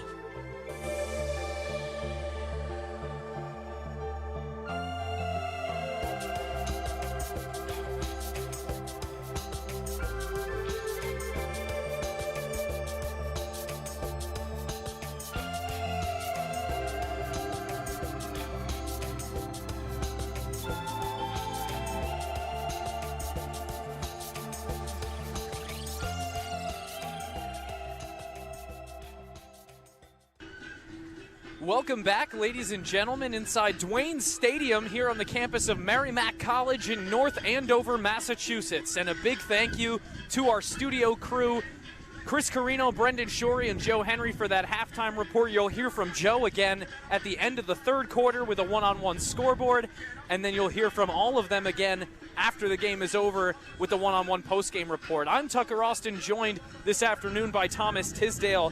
And after what was a fairly eventful first half, Fordham maintains a 6-point lead, 19-13. They're receiving the football to start this second half. And it comes down, when you look at the first down margin in this game, Thomas, it really shows you how well this Fordham defense has been playing. Merrimack only managed 4 first downs in the entire first half, and I'm fairly certain at least 2, maybe 3 of those first downs came on the last drive of the half. Yeah, the Fordham defense throughout the entire half was resilient, and like the studio crew mentioned, this Fordham defense has struggled at times to get off the field there. But the Fordham defense, for whatever reason, maybe it just being the last game of the season, maybe there's that revenge aspect to it. After losing and after being really humiliated last year, this Fordham defense has responded. But it's still only a 6-point game despite how well this Fordham defense has played, and that's due to Fordham mistakes, again, which has doomed this Rams team throughout the season. You look at that blocked punt where a rusher got in free through the offensive line, straight to Dominic Sansone trying to punt it away. That was probably a very preventable punt block that wound up being scooped in return for the Merrimack's only touchdown. So that's a 7-point swing right there from that play. Merrimack also scored 3 points off of a Gunnar Smith interception that actually went off the hands, really off the body of Troy Worrell, and he just couldn't come up with it, wound up in the hands of a Merrimack defender. So 2 really unfortunate and probably avoidable plays, mistakes nonetheless by the Fordham Rams, are what have allowed Merrimack to stay in this game. But like you said, Fordham has come into this game with a vengeance after last season losing at Rose Hill 19-3 on senior day. This Merrimack senior day this afternoon, Fordham trying to spoil the festivities here today. Yeah, as if they needed any more motivation to pick up their second win of the season. There's that revenge aspect. There's that raining on the parade. Thankfully, it's not raining anymore, but the wind has picked up a little bit. It's a little bit chilly up here on the roof of the press box here. Hopefully, that wind doesn't really affect the game too much today as Merrimack gets us underway, and Fordham looks to continue their momentum that they had on offense. Kick is away by Mike Ryan. It's received by Tutson of the Rams near the 20. He's up to the 40 again. Now to the 45. Another excellent return by Chris Tutson. Really emerging for these Rams is the freshman wide receiver as possibly the number 1 option going into next year for the kick return. Yeah, he's been great today. I mean, he's had that muff catch on the kickoff earlier in the first half, but Fordham, again, with great field position. Credit to their defense for giving them that throughout most of the first half there. But Fordham looking to continue the momentum they had at the end of the first half here with Gunnar Smith, just leading the charge using his legs. Fordham going to start their first drive of the second half from their own 49. Excellent field position. Gunnar Smith finds Noden Tracy over the middle across midfield, but only gets to the Merrimack 48. He's dropped there, and it'll be 2nd down and 7 with just about 30 seconds off the clock here in the third quarter. Not a super long completion there for Noden Tracy, but again, just Fordham moving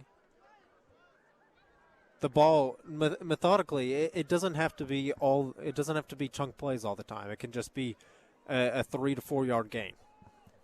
2nd down for Gunnar Smith. Takes the shotgun snap. He's going to keep it himself. He has a lead blocker around the left side, gets the edge to the sideline, and he's across the Merrimack 40 for a Fordham first down.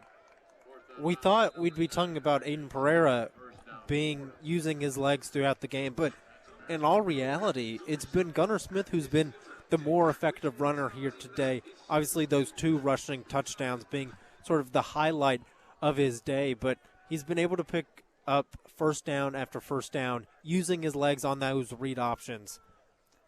First down and 10 from the Merrimack 40. It's a handoff up the middle for Johan Lee Lewis, but he's bottled up at the line of scrimmage. Forward progress is going to get him back to the original line. That brings up second down and 10, 13:30 to go in the third quarter. Fordham leading 19-13. A really strong first half for this offensive line that's been banged up. A relatively inexperienced offensive line, but the change in scheme has really paid dividends so far. They've been incredibly efficient on the ground, picking up just over 5 yards per carry in that first half. Yeah, they were doing a lot of man blocking for most of this season. They man blocked against Merrimack last year, but Coach Conlon implementing a zone blocking scheme to try and keep that offensive line together at the line of scrimmage. On second down and 10, he goes to Troy Worrell, does Gunnar Smith, but that's incomplete. Another little crossing route ran at the line of scrimmage, but once again, it hits the turf, and that brings up third and 10. Yeah, just a little bit behind the Fordham wide receiver there. Tries to make a play on it, nearly is intercepted there by the Merrimack defensive back. But Fordham faced with a third and long, not really where you want to be. But again, they've shown an ability to convert these throughout this game. Smith in the shotgun, 2 receivers on the left, 2 on the right, ball in the middle of the field to the Merrimack 40. Drops back to pass. He's flushed out of the pocket. Now fires to his left, and it's dropped at the 32-yard line. He was looking for his tight end. Believe that's Jaden Allen.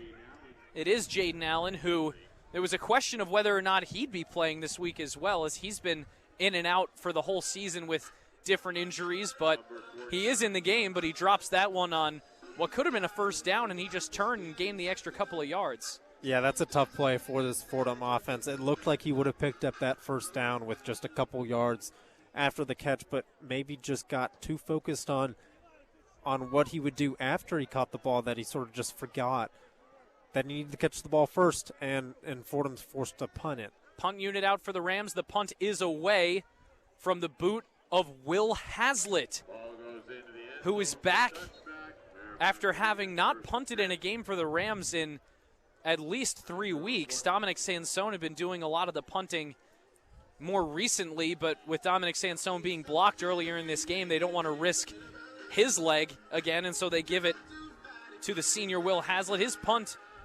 was fairly solid. Goes through the end zone, though, and so Merrimack will come out to their own 20. Yeah, not a great start for the Fordham offense, able to pick up a first down, but forced to kick it away here. And Merrimack looks to respond here and finally get something going on the ground here. Merrimack hasn't led, but they trail by 6 with the football now, as it's a handoff to the right side on the first play of this new drive. Brendan Wyatt gains 1, brings up second and 9.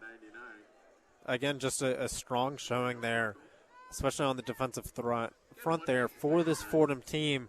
This Merrimack team hasn't been able to get anything going on the ground, and that certainly was a point of emphasis during their halftime talk, because this is a team that relies on their ground game to get something going on offense. Outside of Pereira, Wyatt has the most carries and the most yards on the ground on this Merrimack team, but he's held to just 8 in the first half today. Pereira over the middle of the field, and it's dropped. Nearly a 30-yard connection there between Pereira and the freshman wideout Cooper Lehman, but it's through his hands right around the 45-yard line. That brings up third down and 9 now. Oh, he would like to have that one back. I mean, just a great throw there by Pereira. Maybe the wind affected it just a little bit, but he had plenty of space there to make the play. Wasn't super contested by the Fordham secondary, and Merrimack faced another third and long here. They've struggled to convert these throughout the year, but especially today. Pereira in the shotgun has McElroy now offset to his right. Trips left and 1 wide receiver to the right. Fordham brings the house. It's a toss play, nearly gets away from McElroy, and he's brought down in the backfield by a few Fordham defenders. James Conway involved. There's a downed Fordham Ram on the 15, but he's picked up still looks a little bit shaken up, but Fordham, another excellent defensive series, forces a 3-and-out here. Yeah, that play could have gone very wrong here for that Warriors offense there. You mentioned the lateral, and the lateral was behind the running back there, and the running back was forced to sort of one hand to catch that. There was no chance of picking up the first down. And it looked like Pereira was in the act of being brought down by a Fordham defender as he shoveled that a backwards lateral that if it got away from McElroy, it would have been a fumble. Punt is away for Merrimack. It's received just inside the Fordham 35, call it the 34 by Michael Donegan. And so Fordham will take over once again. 10:51 to go here in the third quarter.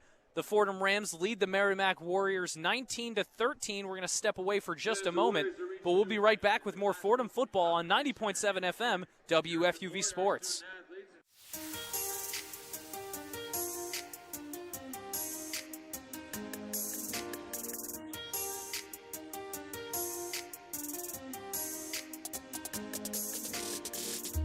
Hi, my name is Ryan Rucco, WFUV class of 2008.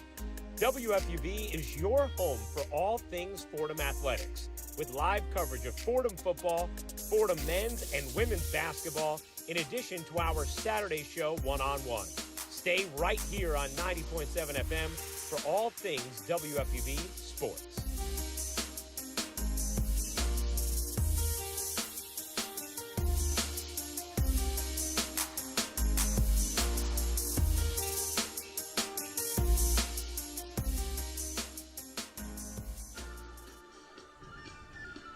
And we welcome you back inside Duane Stadium, standing on the roof of the press box here at Merrimack College in North Andover, Massachusetts.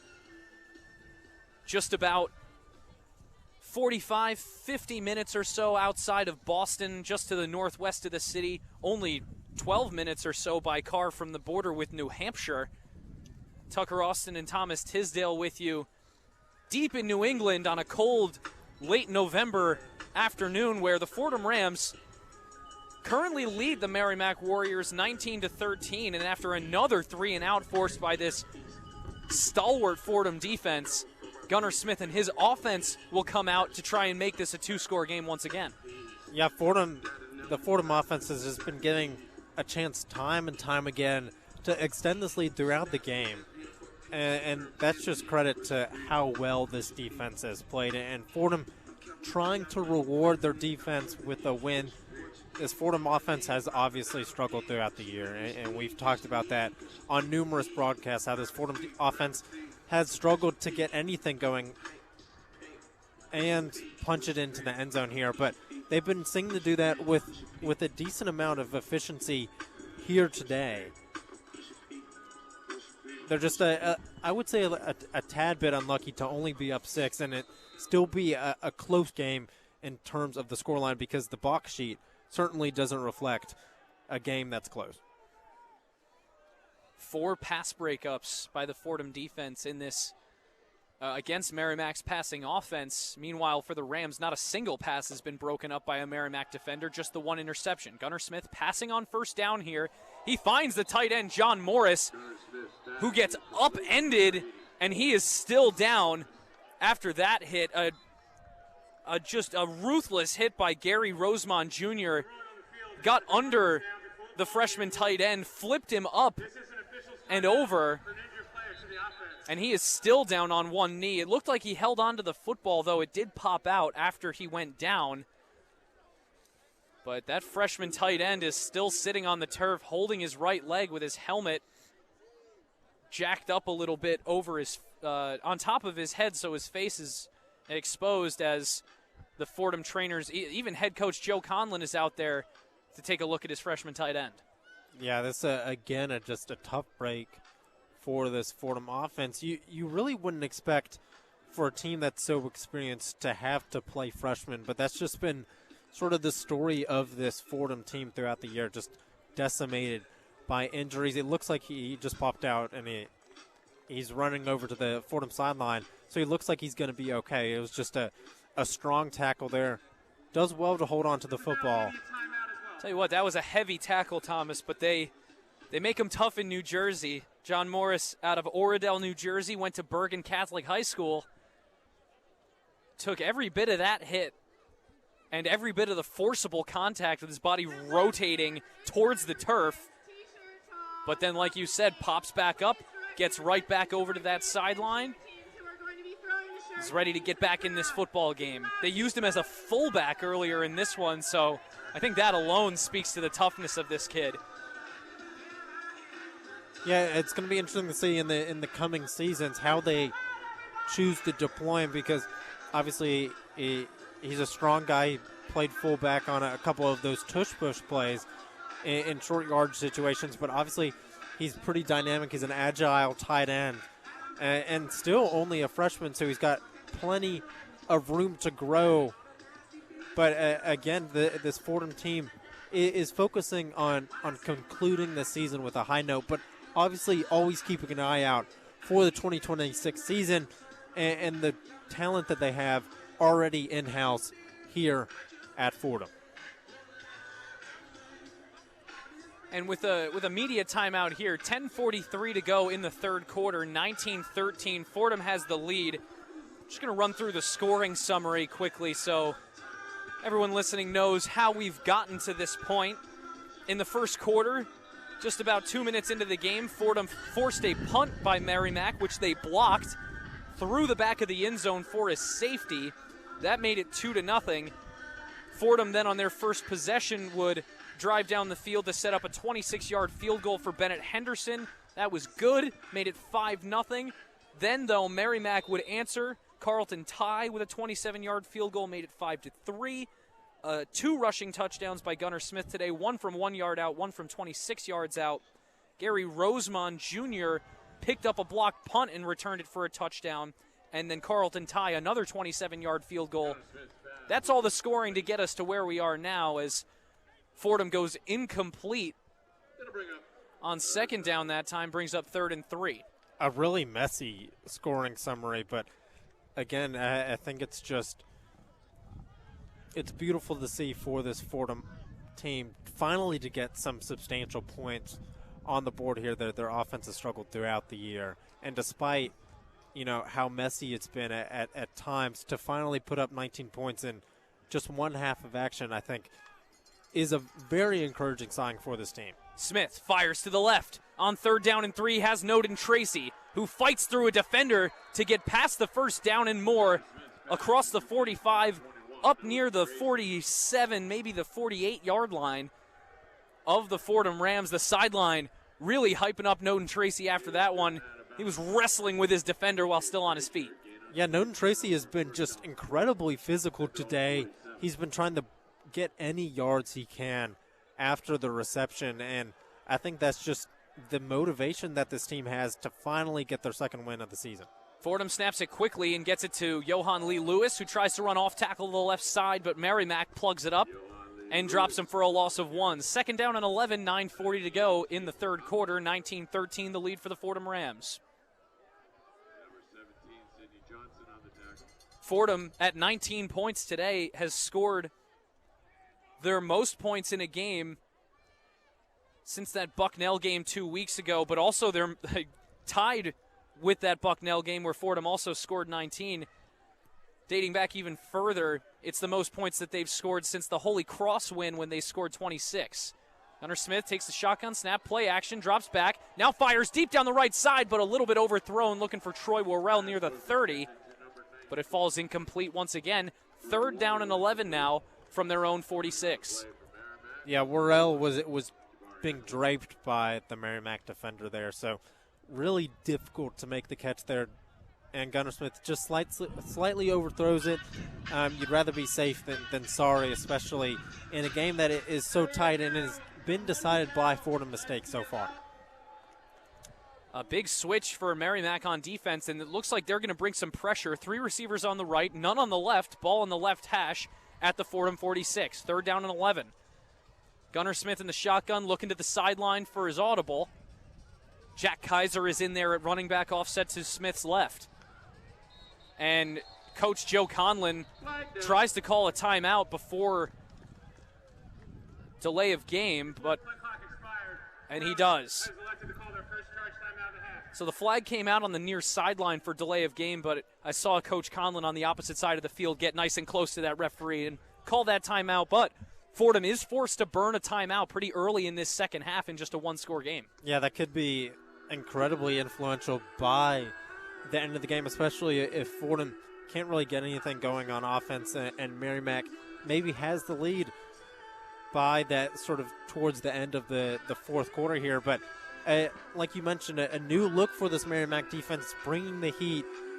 We haven't really seen that much at all today, and Gunnar Smith really wasn't sure what to do. A third down conversion here would be huge for this Fordham offense. You just really, like they were saying at halftime, our guys in the studio, you really want to keep the defense off the field for as long as possible because they've been playing so well and they've given the offense so many opportunities to have the football in this game that you want to have some extended drives. Fordham's first drive in this half, they only got one first down before they had to send it away. Now they're still stuck on their own side of the field looking for a 3rd and long conversion now. Gunnar Smith, shotgun, 2 receivers to the right, 1 on the left, 1 in motion from left to right. He finds Troy Worrell over the middle of the field, hits him between the hashes at the Merrimack 45, falls forward to the 44, but they're going to call him short of the line to gain. It's 4th and 1. Go for it territory, and the offense stays on the field. Yeah, with how well this defense is playing, I think this is pretty much a no-brainer here for the Fordham offense because I think no matter what, this Fordham defense can make a stand. Fordham going to try and catch him off guard here. They set up quickly. 2 receivers on the right, none on the left. They move 2 tight ends from the left side to the right side of the offensive line. They hand it off to Kaiser, but he's blown up in the backfield. Hit immediately by DJ Frazier, the leading tackler on this Merrimack squad, on this defense. He sniffs out the play, drops it in the backfield, and turns the Fordham Rams over on downs. Yeah, there was nothing Jack Kaiser could do there. He was wrapped up, about 3 yards behind the line of scrimmage there. I like the decision there from Coach Conlon to go for it. I like the aggressiveness.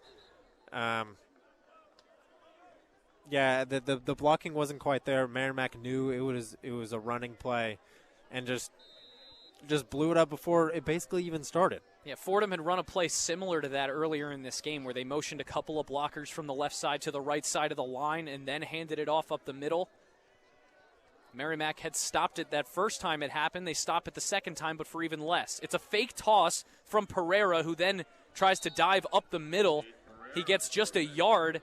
That's going to bring up 2nd down and 9. 8:15 left on the clock here in the third quarter. Fordham still protecting a 19-13 lead. Yeah, this Fordham defense just doing a great job containing Pereira. He gashed them for 136 yards on the ground last year, and they've surely made this a point of emphasis in their prep before the game. And he's been held to only about 14 yards. 2 receivers on the right, 1 on the left for Pereira in the shotgun. And he's going to be brought down, sacked by James Conway at the Merrimack 40.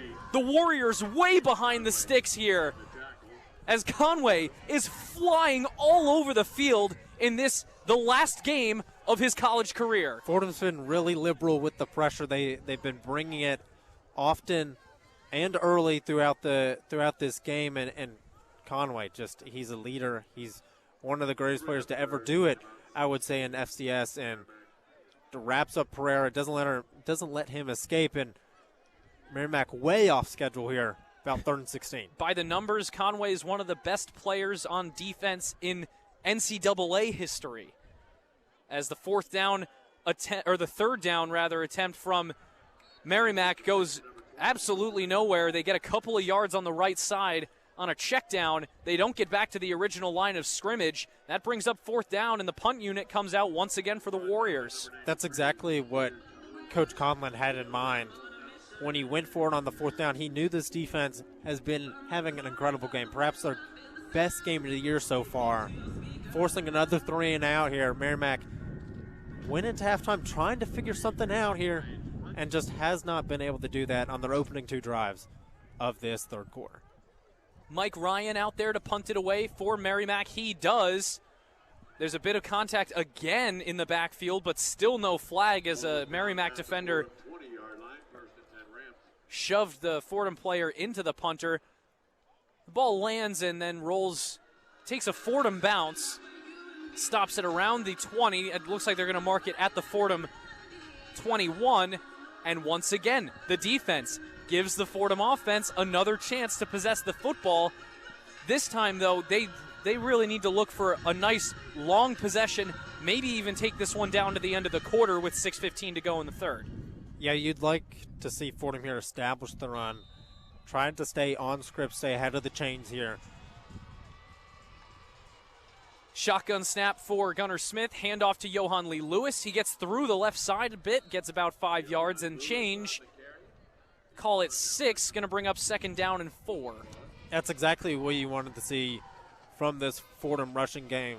You're just trying to give your defense a well-earned and much-deserved rest here. Just give them a chance to catch their breath here. 2 receivers on the left, 2 on the right, ball on the left hash at the Fordham 26. Gunnar Smith back to pass, fires deep down the right side. He has Troy Worrell, and he makes the catch to the 30, 20, 10. Troy Worrell is into the end zone for the Fordham touchdown. Pass is complete to number 19, Troy Worrell. My goodness, a 75-yard strike from Gunnar Smith to Troy Worrell.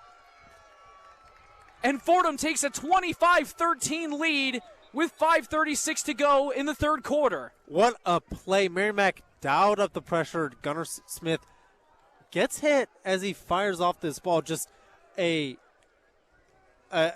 perfect pass there to Troy Morrell.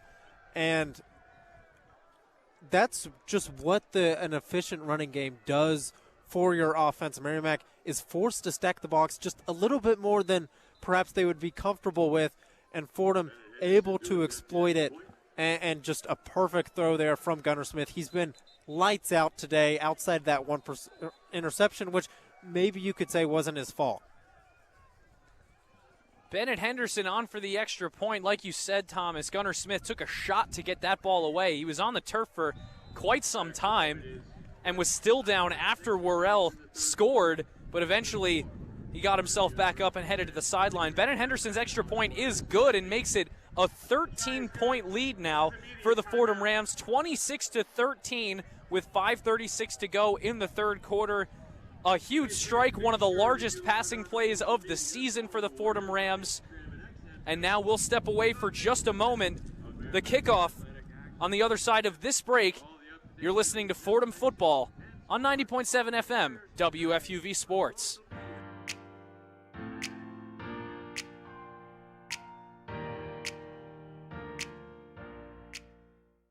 Hi, this is Spiro Ditas, WFUV class of 2001.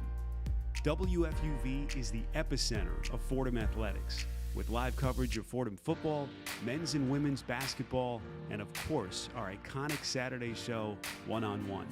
So keep your radios locked in right here, 90.7 FM, for all things WFUV sports.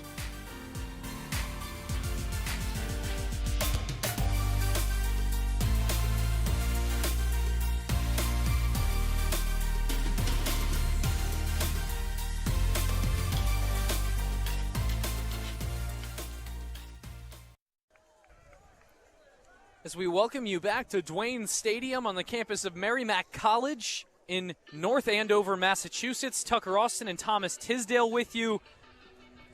Still wrapping our heads around a 73-yard touchdown strike from Gunnar Smith to Troy Worrell down the right sideline. Fordham tried to connect on a deep ball down the right sideline earlier in this game. Couldn't quite make the connection, but this time Worrell beat his defender, got that space about 3 yards between him and the man chasing him. Gunnar Smith put it right in the basket for Worrell, and he ran untouched to the end zone. Yeah, Fordham has missed that kind of explosiveness throughout the season, especially just they struggled to get anything going on the ground here. But we mentioned in the lead up to that drive that the ideal Fordham drive would have been a long, arduous drive that maybe ended in a touchdown, but I think this is obviously the second best outcome for this Fordham team. A quick strike puts them ahead by 13. A little bit more breathing room. The defense can afford to give up a couple of more first downs. Though the way they've been playing, it doesn't look like this Fordham defense is going to slow down. I'm being told it was indeed the longest play from scrimmage on the season for the Fordham Rams. Bennett Henderson out to kick this one off for Fordham. It's a booming kick. Going to come down inside the 10, inside the 5. And it's received there and brought out of the end zone. Looked like a hurdle there near the 20-yard line before he is shoved out of bounds. And now a little bit of extracurriculars, it seems, on the sideline. Both teams asking for a flag, but neither team seeming like they're going to get it. There's a lot of horseplay there on the far sideline. After that play, it was Gary Rosemont Jr. on the return for Merrimack to their own 20. Yeah, the nice hurdle there. Still only made it out to the 20, but this Fordham sideline is fired up right now, and rightfully so. They're executing on both sides of the football. Merrimack going to start this new drive down by 13 with 5:30 to go in the third quarter. Fordham's defense has been doing a great job all day, shutting down Merrimack's ability to put together really anything in terms of an efficient drive. It's a handoff to McElroy on the right side, and he's hit in the backfield, has to dive back to the original line of scrimmage for no gain. 2nd down and 10. Yeah, Fordham just keeping this Merrimack team in awkward positions where they want to establish the run here, but they're down by 2 scores. They need to get something going in terms of putting points on the board outside of Fordham mistakes here.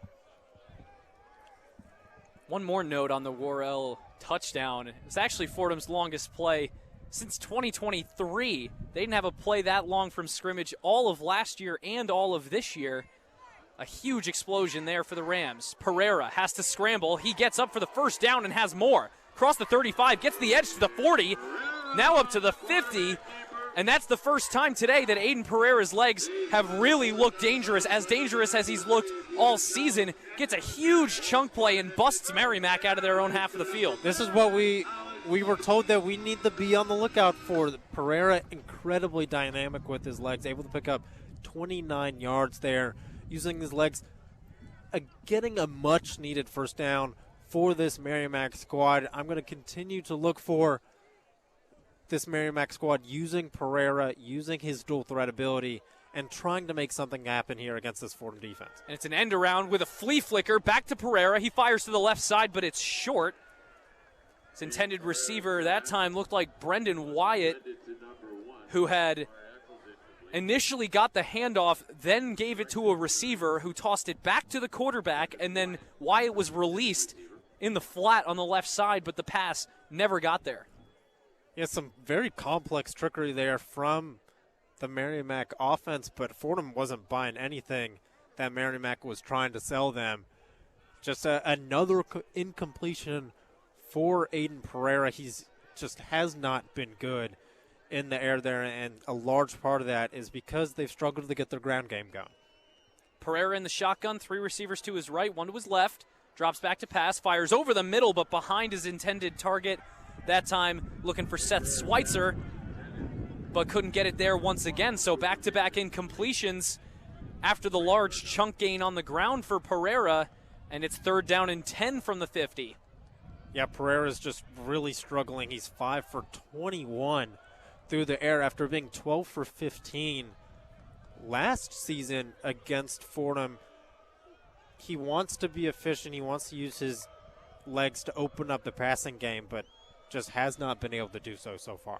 Ball in the left hash, 1 receiver on the left, 3 receivers on the right. Running back offset to the left of Pereira. Back to passes Aiden Pereira. Rolls out of the pocket. There's a flag. Looks like it could be a hold as Pereira is lit up at the 45 and then shoved out of bounds by a couple of Fordham defenders. We'll wait to see what the flag is about.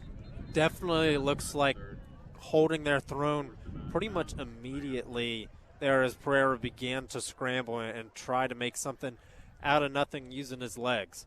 Yeah, it's holding against the offense. The referee is about to make the announcement. Interested to see if Coach Conlon accepts this. or lets it go to fourth down.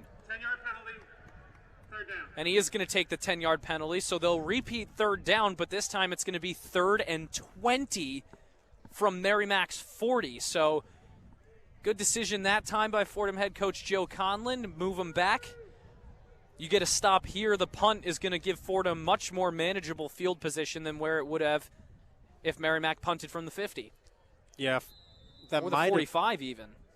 That might have been, go for it on fourth down territory there for Merrimack. But 3rd and 20, it's a tall task for them to pick up, 15 yards here to sort of replicate what they did on third down here if the penalty is declined. Yeah, especially the way they've struggled in the passing game as well. Pereira goes over the middle, and he has a man this time. Finally makes that connection with Cooper Lehman, the freshman wideout from Naperville, Illinois, who he's been trying to link with all afternoon. Finally gets it to go, but it's only back to the Fordham 45 again. Looks like head coach Mike Giannetti is going to have Aiden Pereira and the offense stay on the field here, 4th down and 5. Yeah, it looks like the penalty either way didn't really matter because still 4th and 5. Mike Giannetti, in his 2nd season as head coach at Merrimack, spent 19 years here as a Warriors defensive coordinator, now at the helm. 4th down play. Throws to the flat on the right side and brought down at the 45-yard line. Brendan Wyatt gets absolutely nothing, and Fordham turns over Merrimack on downs. Huge stop there for this Fordham team after giving up the chunk play on 3rd down to make this 4th down a little bit more achievable for this Merrimack team. Fordham knows where the line is, wasn't fooled by that check down, and gets the stop here. Good field position on the 43 for this Fordham offense, looking to extend their lead even more and potentially put this game out of reach. I like an explosive play as much as the next guy, Thomas, but the defense needs some time to breathe. Fordham with a new possession here, starting on their own 43-yard line. 3 receivers on the right, none on the left. Running back to the left of Gunnar Smith with the ball placed on the left hash. 1st down and 10. Smith back to pass. Looks over the middle, throws over the middle, and just out of the reach of Jaden Allen. He tried to hit him about 15 yards down the field near the Merrimack 40, but just off the one outreached hand of Allen and hits the turf. 2nd down. Yeah, tried to make a pretty difficult one-handed grab there. But Fordham got a good chance here to extend their lead, maybe try to give their defense, again, just another breather after the explosive 73-yard play last time out. The biggest play for the Fordham Rams in the last 2 years. 2:36 to go in this 3rd quarter. Gunnar Smith in the shotgun, 2 receivers to the right, 1 to the left. Hands it off up the middle once again. And getting about 7 yards on the carry, Johan Lee Lewis, who has been really sort of the backup to the backup to the backup running back this year for the Rams, but he's been explosive at times in this season, and with this new blocking scheme seems to be finding all the breathing room he needs at the line of scrimmage. 3rd down and 3 for the Rams now.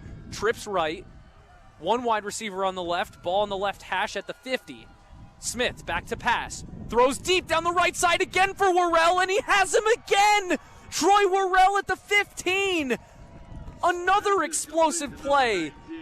And Fordham is back in the red zone again. Almost the exact same throw and catch there for this Fordham team that we saw get them the touchdown last drive. Fordham picks up a huge 3rd down, knocking on Merrimack's door again, trying to get 30 points. The 5'9", 170-pound freshman wide receiver Troy Worrell out of White Plains, New York, relatively local to the area of Fordham, playing here at the school from the Bronx and making huge impacts today for the Rams in a game where they're missing multiple wide receivers. Troy Worrell, that was his 6th catch of the game, and a big chunk that's probably going to put him over 150 yards receiving today with that touchdown. Yeah, he's been incredible today. This wide receiving unit, like most of this Fordham offense, has struggled with injuries at time, but he's really done a great job today. He's separating from this defender. He's making tough catches. You really couldn't have asked for anything more from the guy. That catch was even more difficult than the last one he made. I mean, he just streaked into the end zone on the 73-yard bomb, but that time he actually had blanket defense on him and made the catch through contact. But now, though, hold your horses, everybody, because the referees are at the monitor right now taking a look at this one to make sure that this is, in fact, a catch, because there was plenty of battle between Worrell and his defender as they both went to the turf. Worrell came up with the football, but they're going to have to check now to see if he came down with it.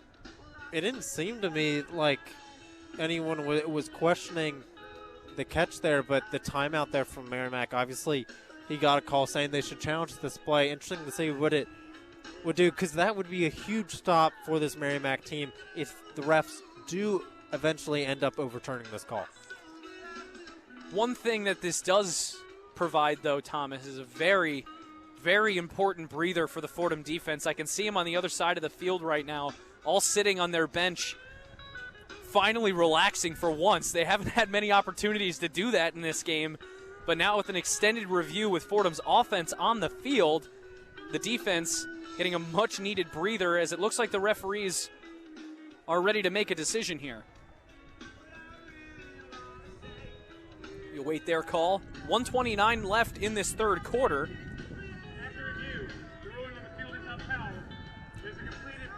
And they uphold the ruling of a catch, that new language in college football this year after reviews. Upheld effectively means that they didn't really have enough when they looked at it to even bother overturning it, so it's not necessarily confirmed, but rather upheld. Yeah, I would have been shocked to see that catch overturned there. But Fordham in the red zone here, looking to punch it in. Wind really starting to whip here at Dwayne Stadium. Smith, a keeper, to the right side. Falls to the turf, lunging towards the 10, but he's going to be marked down at the Merrimack 12. And a Merrimack player slow to get up is DJ Frazier. Again, just Fordham relying on Gunnar Smith's legs. They've been effective today, so why not stay with the hot hand, or I should say hot leg, of Gunnar Smith? How about a pair of legs?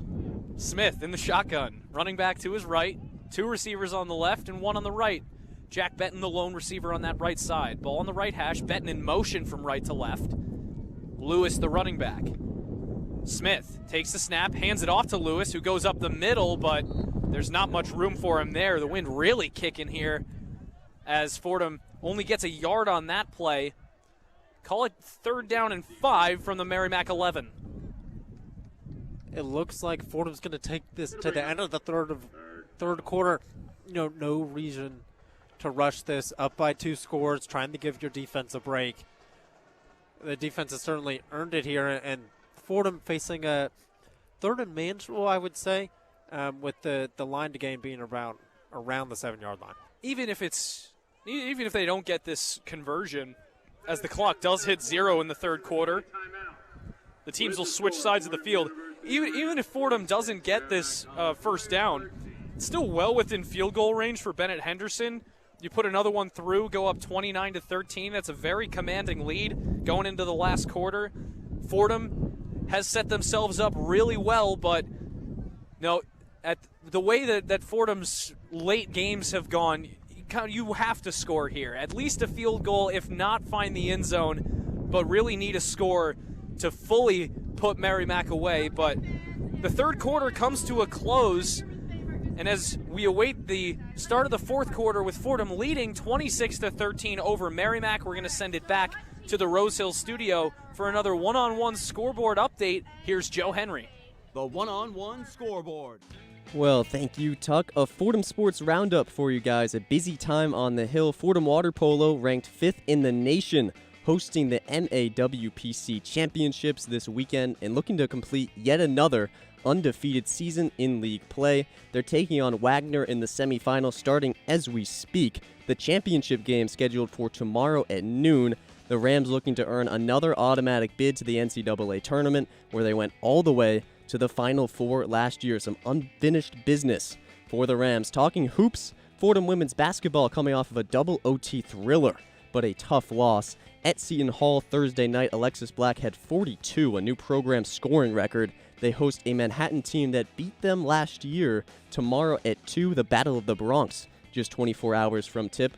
Men's basketball advanced to 4-2 Thursday with a 69-53 thrashing of LIU. That was a game that head coach Mike Magpayo called the Super Bowl of non-con play. Next up, the Northern Classic in Montreal. 3 games spread throughout Thanksgiving weekend.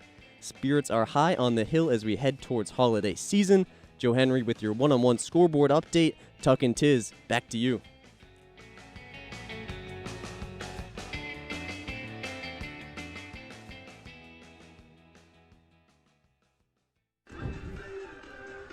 Thanks very much to our fearless leader, sports manager Joe Henry. You'll hear from him and the whole studio crew at the end of this fourth quarter for the one-on-one post-game report, the final football post-game of 2025. But we welcome you back now to Dwayne Stadium here on the roof of the press box, live from the campus of Merrimack College in North Andover, Massachusetts. As Joe said, Tucker Austin, Thomas Tisdale, with you ahead of the start of this fourth quarter. Fordham driving with the football, up 26-13, but in a third down and medium situation here, trying to find the end zone in the Merrimack red zone. Yeah, but a field goal would do just as well.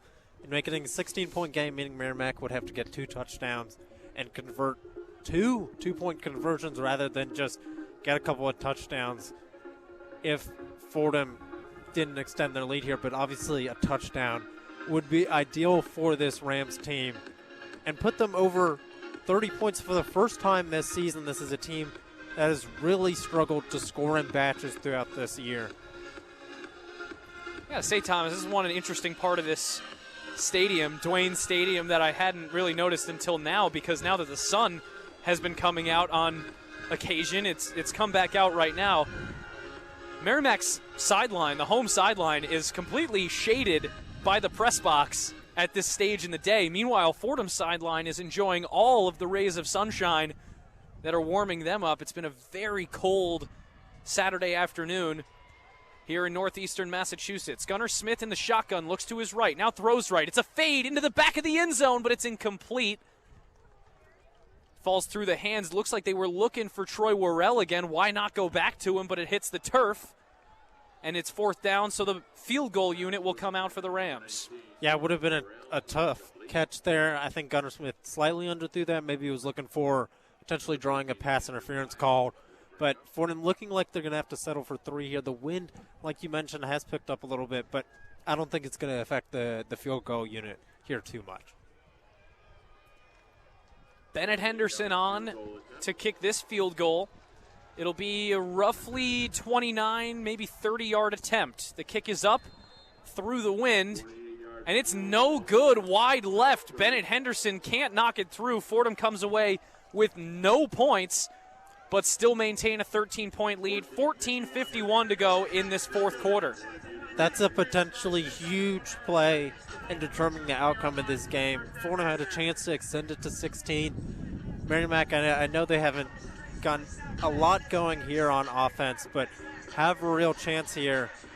Get a couple scoring drives together to make this game really close and really competitive. Well, the good news for Fordham and for Fordham's defense is that they just got plenty of time to recharge their batteries on the sideline. And now Merrimack's going to take over from their own 20-yard line. So effectively like a touchback, except Fordham didn't score. Hayden Pereira back in there to lead the Warrior offense. And the first play is a handoff up the middle, barreling through the line of scrimmage for a gain of about 5. That time it was McElroy on the carry. Merrimack looking to continue the momentum from a strong special teams unit, forcing the missed field goal obviously had that blocked punt returned for a touchdown back in the first half. But Merrimack trying to put a touchdown on the board here. Need a touchdown at this stage of the game.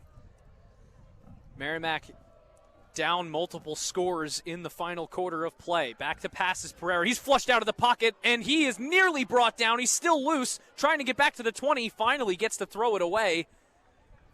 Excellent pursuit that time by the Fordham defensive line. It was Sam Burkle, the senior D lineman from Cincinnati, Ohio, who chased him down and pretty much chased him for about 10 yards laterally on the field before Pereira was finally able to turn a little bit upfield. Yeah, Fordham in the backfield. Again, they've basically lived there throughout this game. Haven't been able to bring down Pereira as much as they'd like, but again, forcing him to not set his feet well, and again, just another incompletion.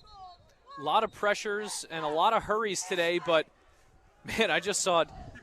That might be the fastest I've seen head coach Joe Conlon run all season. He just sprinted about 20 yards down the Fordham sideline to call a timeout. Didn't like the look of Merrimack's offense that time. Fordham spends their second timeout of the half, but with a 2-score lead, I think Coach Conlon is content to burn another timeout in this situation just to get his defense lined up the way he wants. Yeah, maybe he probably doesn't really need those all 3 timeouts at the end of the game. It looks like Fordham's going to be ahead, and Merrimack's just going to be forced to play catch-up. Obviously didn't like the look that he saw from the Merrimack offense, and a stop here would give Fordham pretty good field position, would really take the wind out of Merrimack's sails after forcing the missed field goal. It's 3rd down and 6. The ball is on Merrimack's own 24. After Fordham forced an incompletion and then gave up a small number of yards on a rush up the middle. Pereira back out there, and beside him in the backfield is DeMarcus McElroy. 2 receivers on the right. Looks like 2 on the left, including a tight end. So only 5 offensive linemen out there with the ball on the left hash. Fordham showing a bit of pressure. Pereira motions his running back out of the backfield, now has to check it down to the running back, and he's brought down almost immediately, has to lunge forward. He does get to the 25, but that's going to bring up 4th down and 5, and it looks like the punt unit once again for Merrimack here deep in their own territory. Again, Fordham dialing up the pressure. Smart time out there from Coach Conlon, especially being able to force the short completion there on 3rd down, and the Merrimack player had no chance of picking up that 1st down. And now Merrimack forced to punt it away. Another stop by this Fordham squad, and there's a false start by Merrimack on the punt. From bad to worse on this possession for the Warriors after not getting anything going in their own territory, down by 13. They wind up with a 3 and out and then back themselves up an extra 5 yards. It makes it 4th and 10 now. The ball is on their own 20.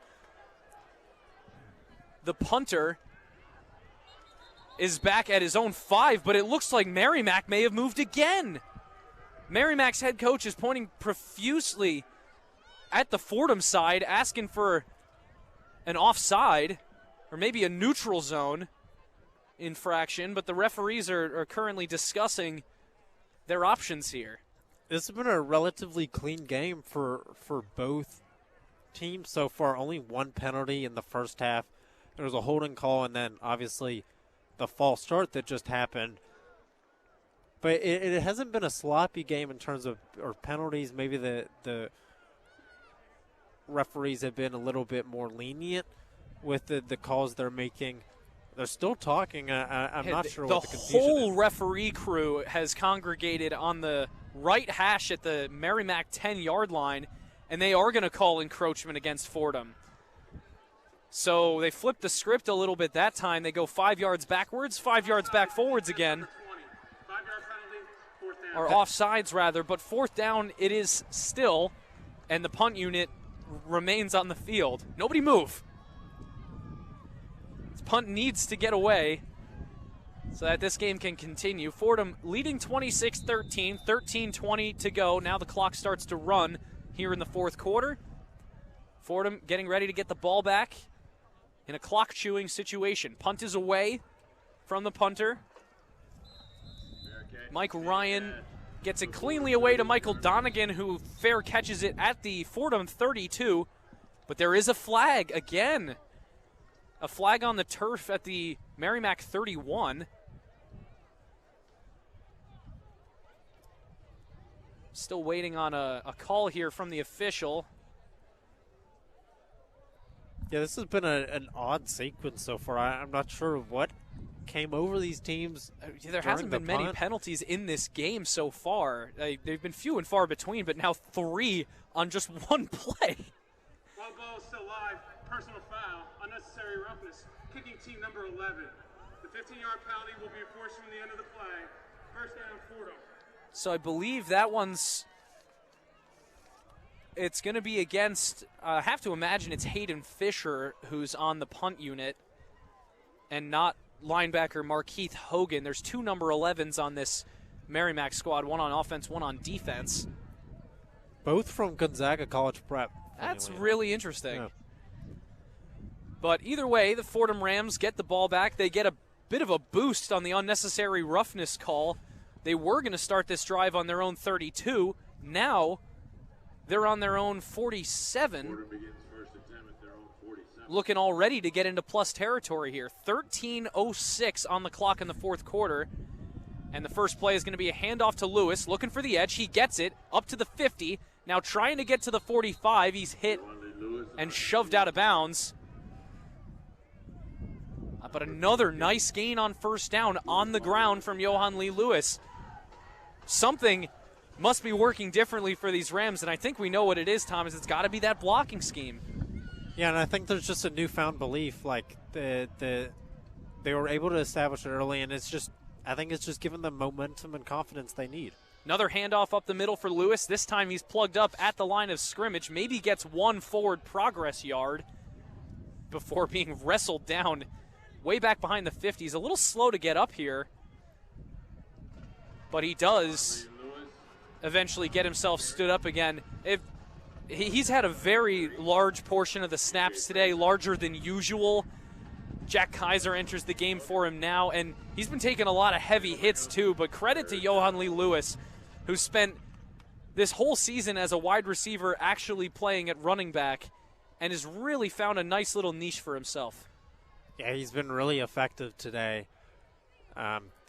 Behind a strong offensive line performance today, and Johanny Lewis, like you mentioned, has been getting beat up, but he continues to get up and continue to make plays for the Fordham team. Empty backfield for Gunnar Smith. 3 receivers on the left, 2 on the right. He's going to fire to his right, but it's incomplete. Trying to find Jack Betton, but it looked like a bit of a miscommunication there. That's going to bring up 4th down and 2 from the Merrimack 45, but Fordham is going to punt this one away. Will Haslett is on for the boot. The name of the game so far, I think, has been field possession. Like, they go 3 and out here, but they're still punting from the Merrimack 45 here, a chance to pin Merrimack deep here. Maybe didn't waste as much time as they would have liked, but Fordham, I think, just doing a great job managing the game so far here in the fourth quarter. The snap and the punt from Haslett is away, nearly blocked again, but it lands at the 15. And a huge hit. The return man leveled by Andrew Osman after no fair catch. The punt hit the turf, and then he tried to sort of field it like a ground ball, and Osman came across him and just decked him. Huge hit by Andrew Osman, and Merrimack going to start this next drive from inside their own 15. You could hear that hit from here, just got leveled there by Osman. I mean, that might be just like sort of just a tone-setting play here for this Fordham team.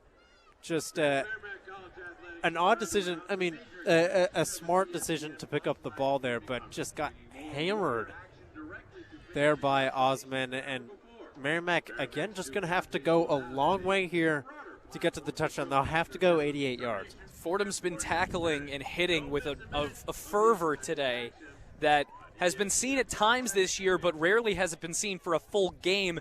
Fordham putting together a very complete and very solid performance today. The defense alone has forced Merrimack to punt on 7 occasions today, only giving up 2 field goals and then turning them over on downs, their only other possession. Just all-out dominance from the defense today.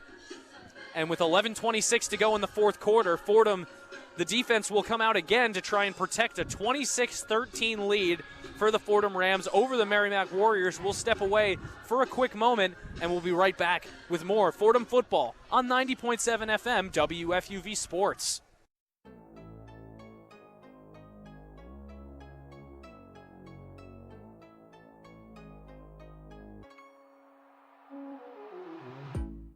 Hey, this is Chris Carino, Fordham and WFUV class of 1992. WFUV is your home for all things Fordham athletics, with live coverage of Fordham football, Fordham men's and women's basketball, in addition to our Saturday show, One-on-One. Stay right here on 90.7 FM for all things WFUV sports.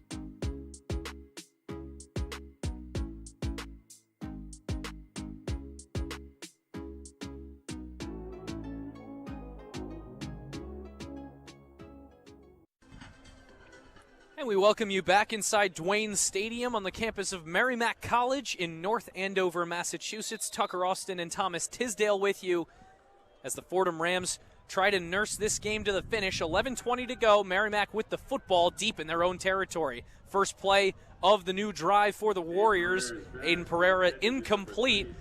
Looking to the right side, trying to get it to his favorite target, Seth Schweitzer, but it falls incomplete on the first play of the drive, 2nd down and 10. Fordham, again, and I've said this time and time again, just doing a great job generating pressure. Pereira hit as he throws.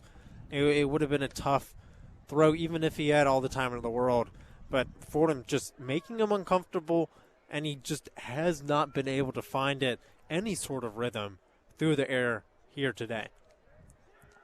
2nd down and 10 from their own 14-yard line. Pereira has to get it out quickly again, but it's overthrown onto the Fordham sideline.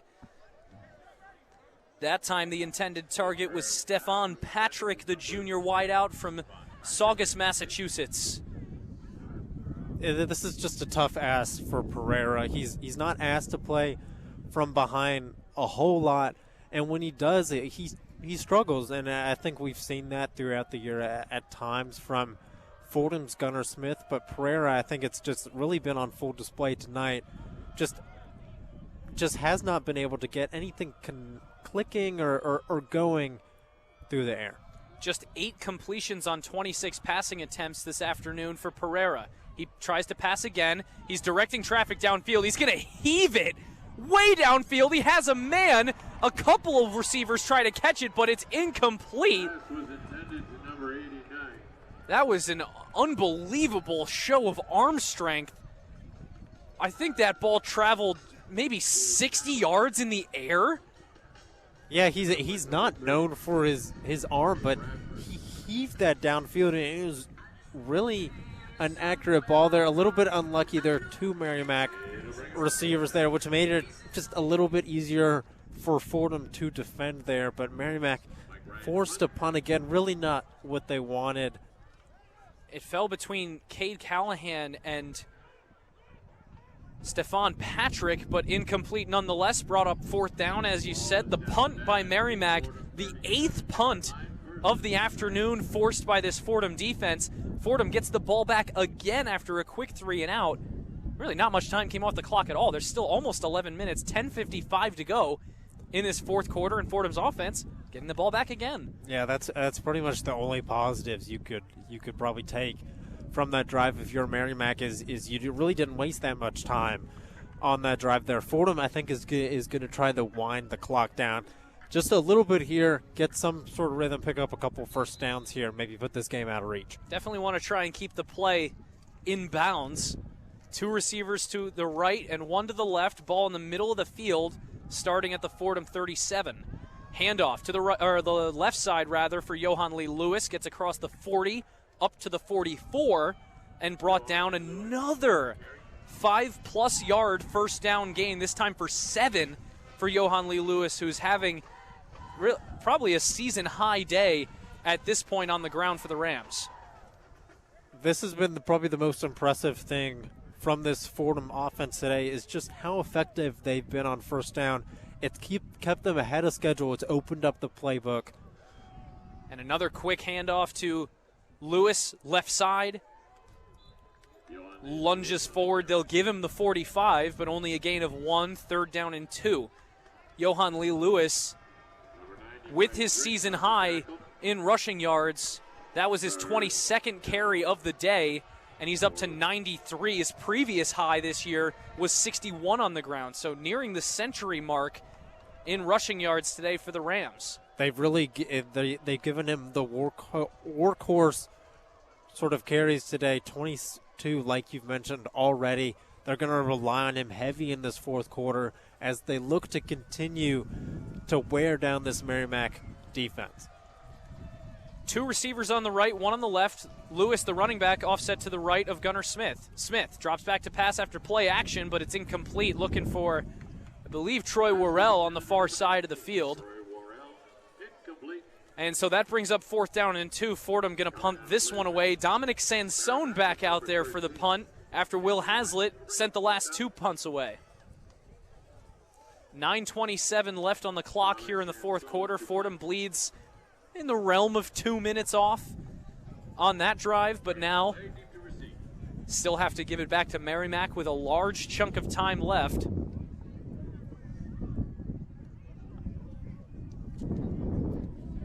Sansone readies to punt. He's standing on Fordham's 31 with the ball on the 45.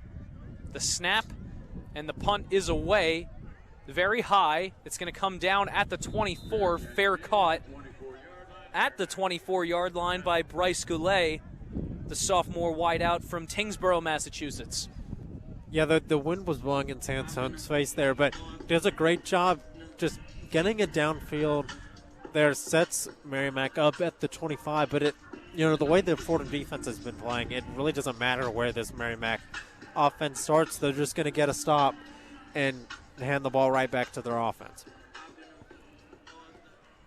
Here in Dwayne Stadium, surrounded by an 8-lane, 400-meter track. This facility is the home of Merrimack's men's and women's track and field teams, field hockey team, as well as men's and women's lacrosse. First play from scrimmage for Merrimack on this drive is a run to the right, but it gets no gain.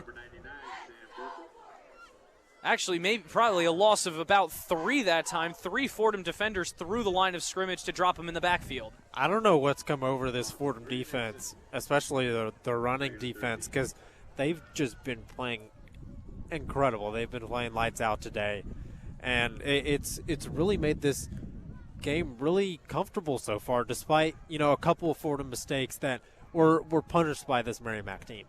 Fordham lines James Conway in the middle over the center.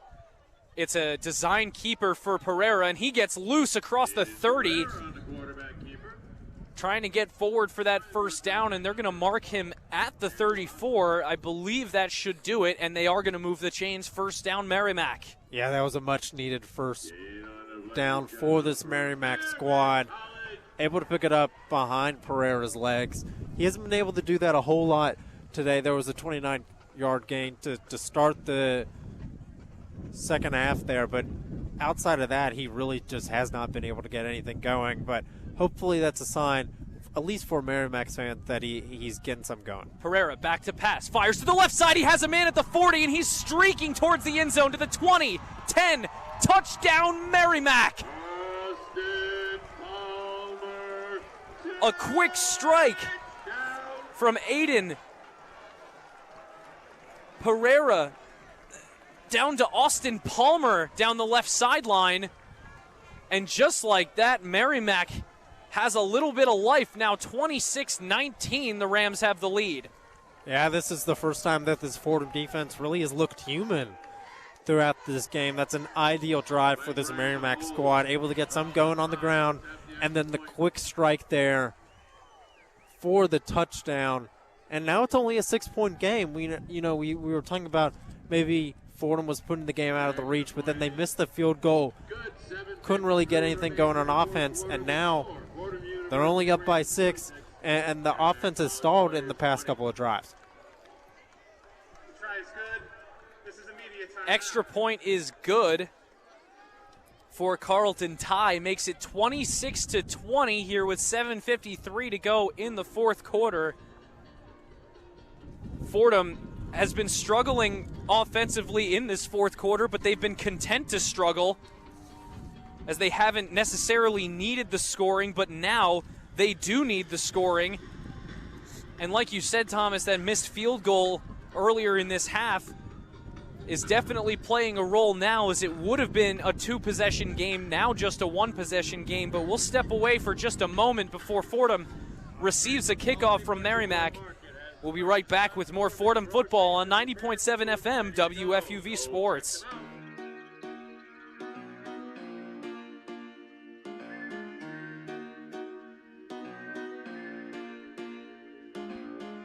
Hey everyone, it's Lydia Perner. And Grace McCarran. And we are two of your hosts for 5 on 3. WFUV's best, if only, hockey podcast.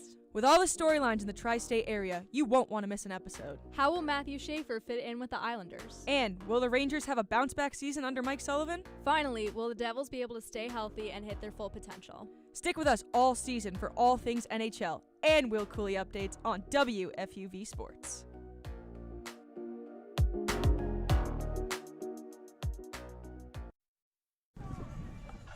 We welcome you back to Duane Stadium on the campus of Merrimack College in North Andover, Massachusetts. Tucker Austin and Thomas Tisdale with you.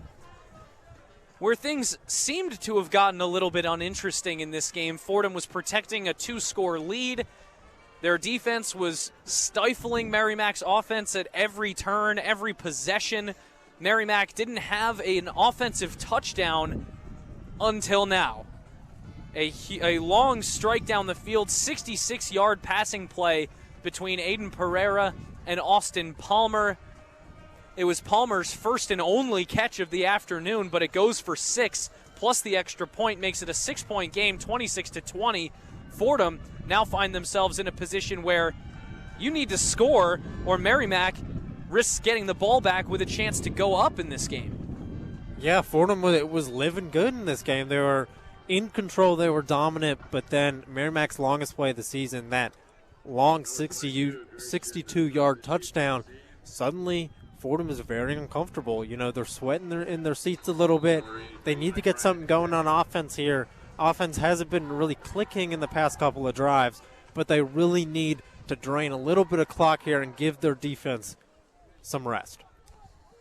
And the kickoff is away from Mike Ryan through the back of the end zone. Going to be a touchback and gives Fordham a fresh possession to start on their own 25. Fordham begins first and 10 at their own 25. And like you said, Thomas, Fordham's offense has been struggling a bit. Not necessarily by nature of true struggle, but maybe by a lack of urgency with that 2-score lead. Now, though, the urgency certainly should be there,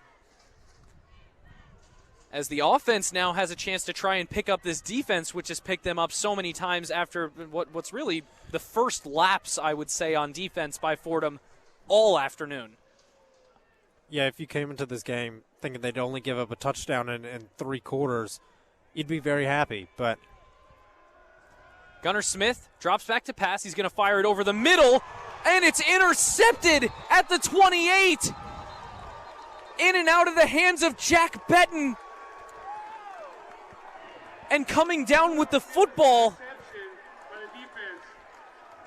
is Will Claude, the linebacker from Framingham, Massachusetts.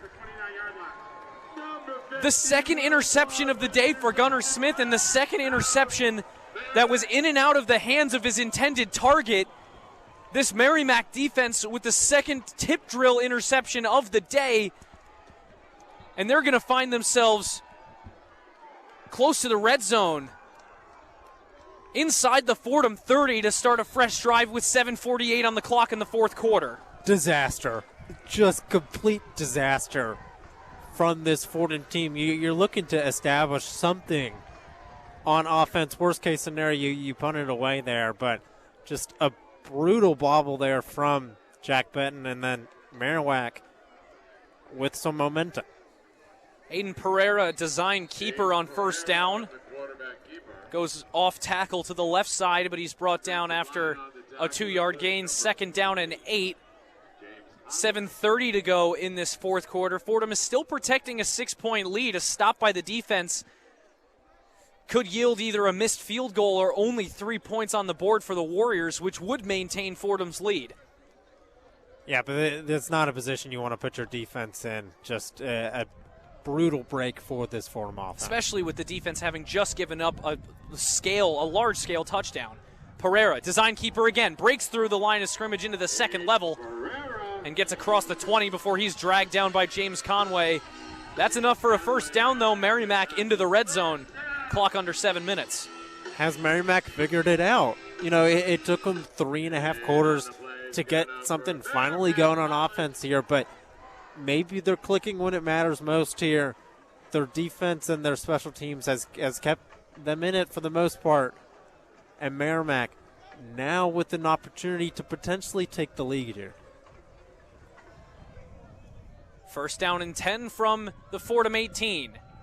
First play of the series is a keeper for Pereira. Looked like he had an option to toss that to the side, but he keeps it instead. And he's brought down for just about a 1-yard gain, maybe 2. It's going to bring up second down and 8.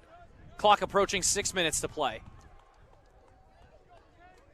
I think Merrimack not in a particular rush here. Obviously, they're still down 6 there, but they are moving the ball a lot better than they were doing earlier in the game there, and maybe don't want to give this Fordham team as much time. Fordham only with 1 timeout left. One receiver to the left, now in motion. One receiver on the right. Back to pass is Pereira. Pereira fires over the middle, has a man between the hashes. Brought down at the 10, just a yard short of the first down. But Hayden Fisher, the grad wide receiver from Washington, D.C., makes the catch on a short gain there, 3rd down and 1. You'd imagine this is 4-down territory for this Merrimack team. Got 2 chances to pick up the first down there, only a yard to go. And with the way this offense has been clicking in the past couple of drives, you think they'd be able to do it over 2 plays. Let's see if the Fordham defense can make a stand. Merrimack's leading receiver, Seth Schweitzer, jumps onto the field for this play. He's in the slot on the right. 2 receivers on the right side and 1 on the left now in motion. Pereira, design keeper. He's going through the right side. Gets to the 5 before he's brought down, but that is a conversion on 3rd down. The sticks will move, and it's 1st and goal from the Fordham 5 for Merrimack. Yeah, Fordham was trying to make a stop there, but, you know, when you only have a yard to pick up there, and with how strong Pereira is with his legs, always was going to be sort of a tough task here for this Rams defense to bring him down short of the first down marker. Another personnel switch for the Fordham Rams, trying to get some fresh legs out there on defense. 4:25 and ticking in the fourth quarter. Merrimack knocking on the door, down by 6. Shotgun snap, and it's a handoff to the right side, brought down immediately by a gaggle of Fordham Rams. Actually short of the 5, so it'll be a loss of 1. Second down and goal. This is the ultimate test of bend, don't break here for Fordham defense. They have been able to do that for most of the season, but this is really where they need to force a field goal here with just under 4 minutes remaining. That was Matthias Latham's first touch of the ball game. He's in at running back now. It's going to be an end around that gets to the 5-yard line, but no further on the right side. Fordham getting hats to the football when they need it. Clock down to 3:30 to play in this fourth quarter now, as 3rd down and goal comes up for Merrimack from 5 yards out of the end zone. A couple of strong plays there from the Fordham defense, able to contain this Merrimack rushing game. You'd imagine, again, it's still 4-down territory for this Merrimack, and it's going to be interesting to see whether they try to make this a little bit closer or they're going to have 2 shots at the end zone. Empty backfield for Aiden Pereira, but now he calls out to his guys, and now there's 2 running backs in the backfield. He's going to take it himself, but it's a fake. He throws it over the top to a wide-open man in the back of the end zone. Touchdown, Merrimack. Aiden Pereira's pass is a little jump pass there from Pereira, a little Tim Tebow-esque, and it looks like, assuming they make the extra point here, Merrimack is going to take the lead for the first time today, 27-26 there. Fordham defense stood as strong as they could, but some pretty clever play calling there from Merrimack, and Merrimack scores a touchdown. 26-all with 2:56 to go in the fourth. The extra point is up, and it is good for the first time this afternoon. The Merrimack Warriors take the lead over the Fordham Rams. It's now 27-26, and Fordham has 2 minutes 56 left on the clock with just one timeout to try and drive down the field and set up either a game-winning field goal or punch it in to retake the lead. Thomas, it didn't feel like this game was building to this point at all. At the start of this second half, Fordham had complete control of the game. Merrimack had repeated 3-and-outs against the Fordham defense, but that one breakthrough on the 66-yard touchdown followed by an interception, just big plays being made by Merrimack here at home on their senior day, has now put the Fordham Rams behind for the first time this afternoon.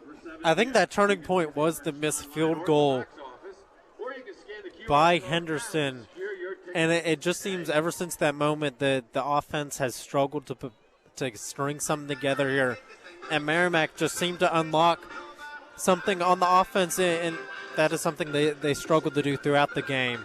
But if you came into the game and you'd say, and you told me that Fordham was down by 1 with 3 minutes to play, they have a chance to march down the field and to win the game, I think you take that if you were a Fordham fan. But the way that they've let this lead slip, it was a comfortable game for most of the game, to be honest, but just a complete and utter just collapse, I would say, through all 3 phases of the game here has Fordham down by 1. I just want to try and break down that play in the end zone, because Merrimack, which leans on Aiden Pereira so heavily for his ability to run the football, they had gone to him on design runs multiple times in that drive, and it really seemed like they were going to try and run it with him again, because they went empty backfield, everybody spread out wide to start. Then Pereira called out to everybody, and they recollapsed around the offensive line. Both wideouts came down, and then two running backs who were lined up as receivers collapsed into the backfield on either side of him.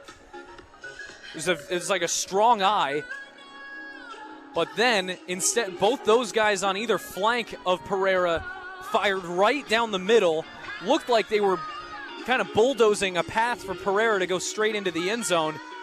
Pereira feints towards the line of scrimmage, then pulls back, stands up, and just flips it, like you said, just like Tim Tebow, flips it over the top of the line of scrimmage to a wide open man in the end zone.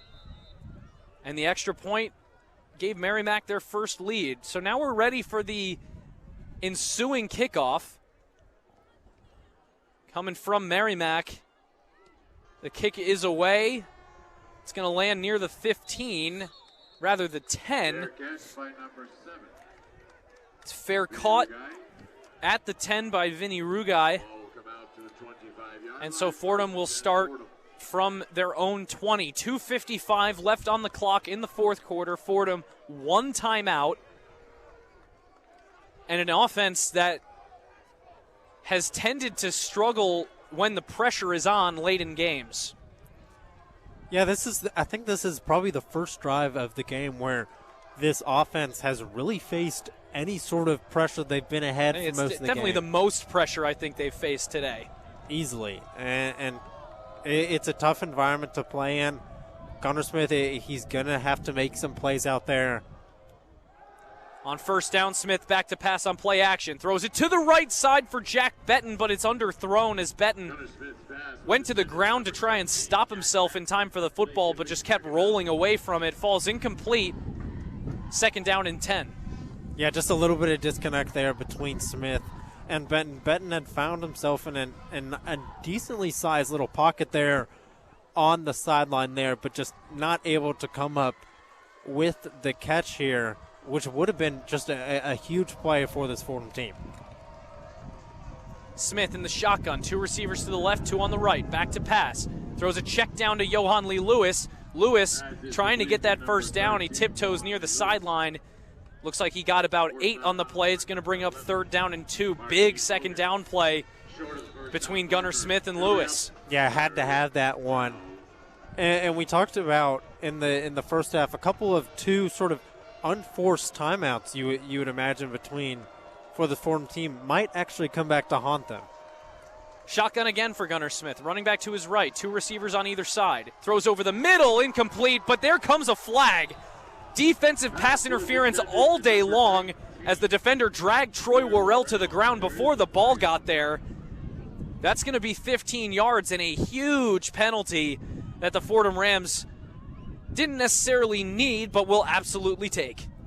Yeah, that was pretty blatant PI in my opinion. The refs haven't been asked to throw a ton of flags out here today, but that was probably one of the easiest decisions that they've been given.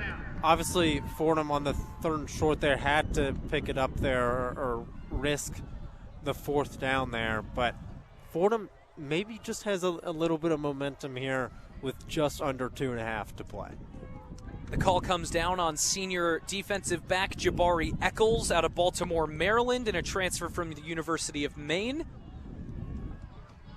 2:25 to go here in the 4th quarter. Remember, the 2-minute timeout is yet to come, so sort of a free timeout for the Rams included alongside their 1 actual timeout remaining. They're going to place the football on the Fordham 40. 1st down and 10 for the Rams. They need only get into field goal range with a chance to stop the clock. Gunnar Smith in the shotgun, 2 receivers on either side again. Ball in the middle of the field. He's flushed out of the pocket, throws it to the left side to Johan Lee Lewis, who is decked as he makes the catch. Number 13, Johan. What a hit by Camden Wyatt, the junior D-back from Philadelphia, who just put his number counterpart straight into the turf. Yeah, the Merrimack sideline got pumped for that. I'm shocked Lewis was able to hold on to that ball there because he just got leveled. It was a floating pass from Gunnar Smith as he was rolling out of the pocket, and Wyatt picked it up immediately that it was going to Lewis, lowered that shoulder, and delivered probably the biggest hit of the day as we go to the 2-minute timeout. 2 minutes left to play between the Fordham Rams and the Merrimack Warriors. 2 minutes left in the 2025 Fordham Rams football season. We'll see on the other side of a short break if the Fordham Rams can drive down the field and get themselves their 2nd win of the year in the last game of the season. But we'll be right back with more Fordham football on 90.7 FM WFUV Sports.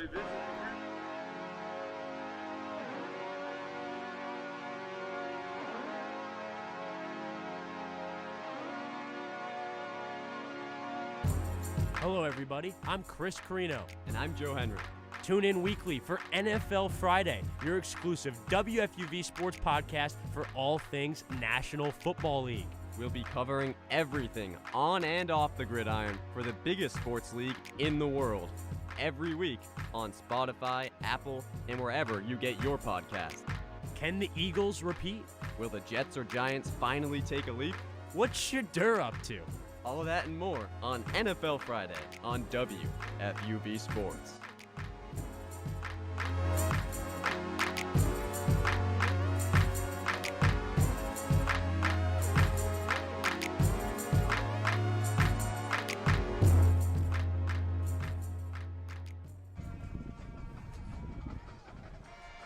We welcome you back, ladies and gentlemen, to Duane Stadium on the campus of Merrimack College in North Andover, Massachusetts. Tucker Austin and Thomas Tisdale with you. We're now on the other side of the 2-minute timeout here in the 4th quarter. Exactly 2 minutes to go in this football game. where Fordham earlier in this second half had a lead by as much as 13, but a lead that has since dissipated, with Merrimack now leading 27-26 over Fordham in the last game of the 2025 season. Yeah, this is the first time that Fordham has had to get something going on offense, and, second and long here. Second down and 11, back to pass is Gunnar Smith, and he's going to be brought down in the backfield. The ball might be out, and the ball is out. It's a fumble recovered by Merrimack, and that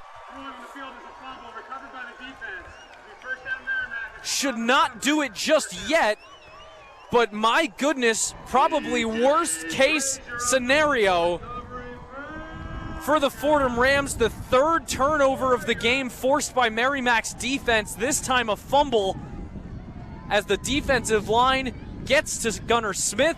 The ball comes loose, and the Warriors have it on the Fordham 32 with 1:53 to go. Fordham has just one timeout.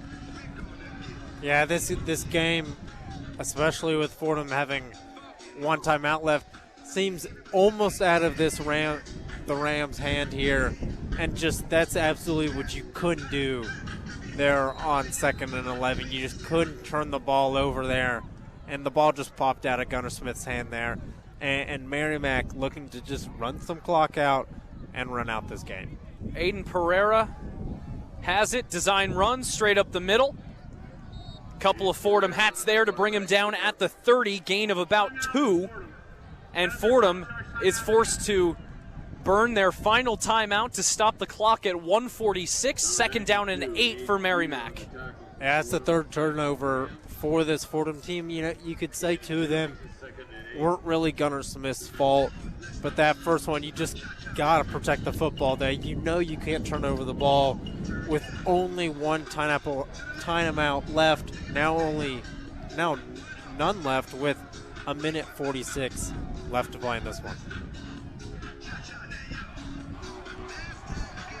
On a day that was looking like it was all Fordham, the first half, an excellent defensive performance paired with some solid offensive execution, just a couple of mistakes, but ones that Fordham was able to overcome in that first half to take a lead into the halftime locker rooms.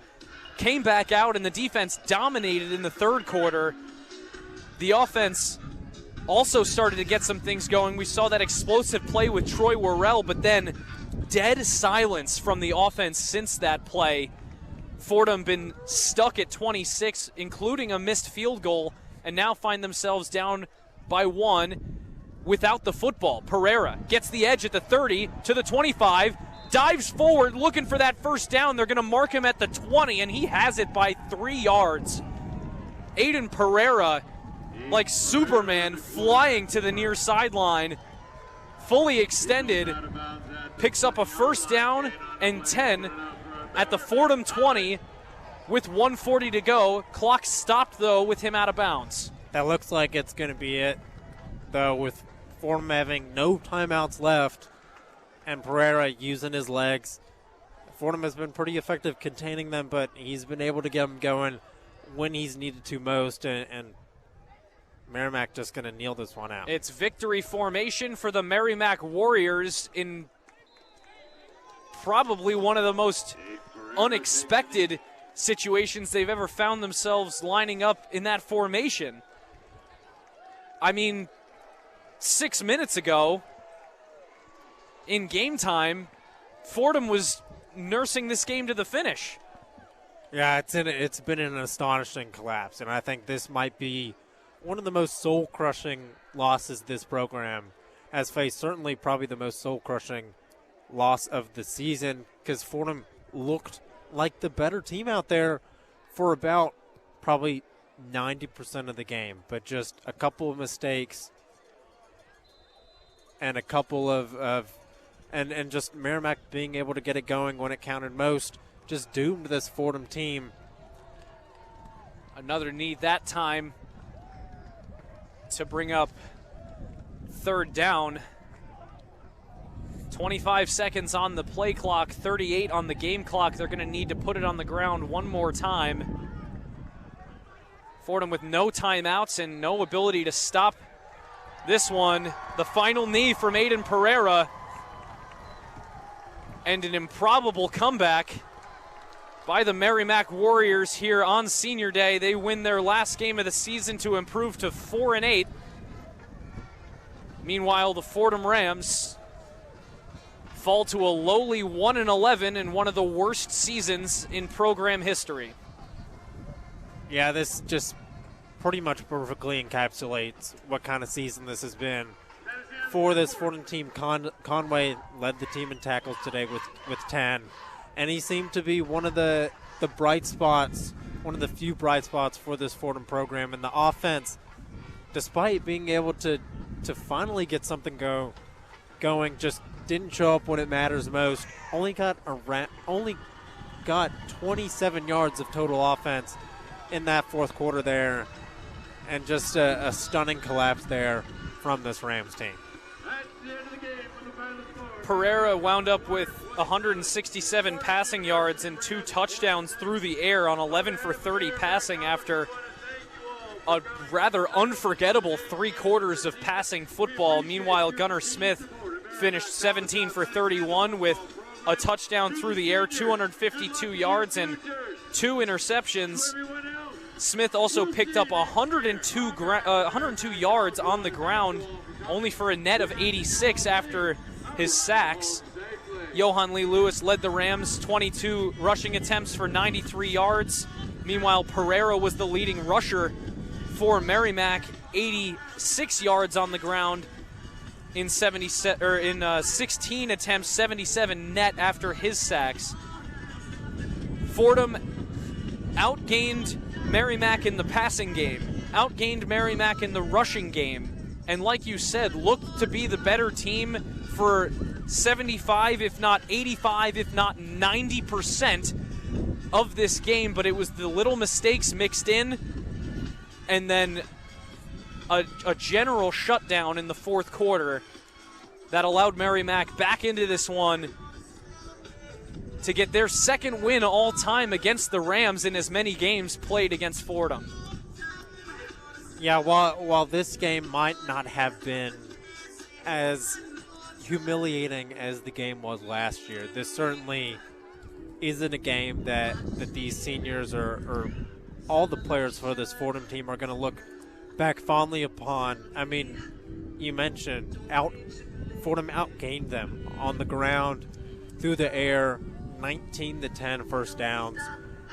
The box score outside of the turnovers tells a story of Fordham mostly dominating the game, but at the end of the game, it's about putting points on the board and not making mistakes. And Fordham, for the most part, was just not able to do that. And Merrimack was efficient, and they put points on the board when it matters most.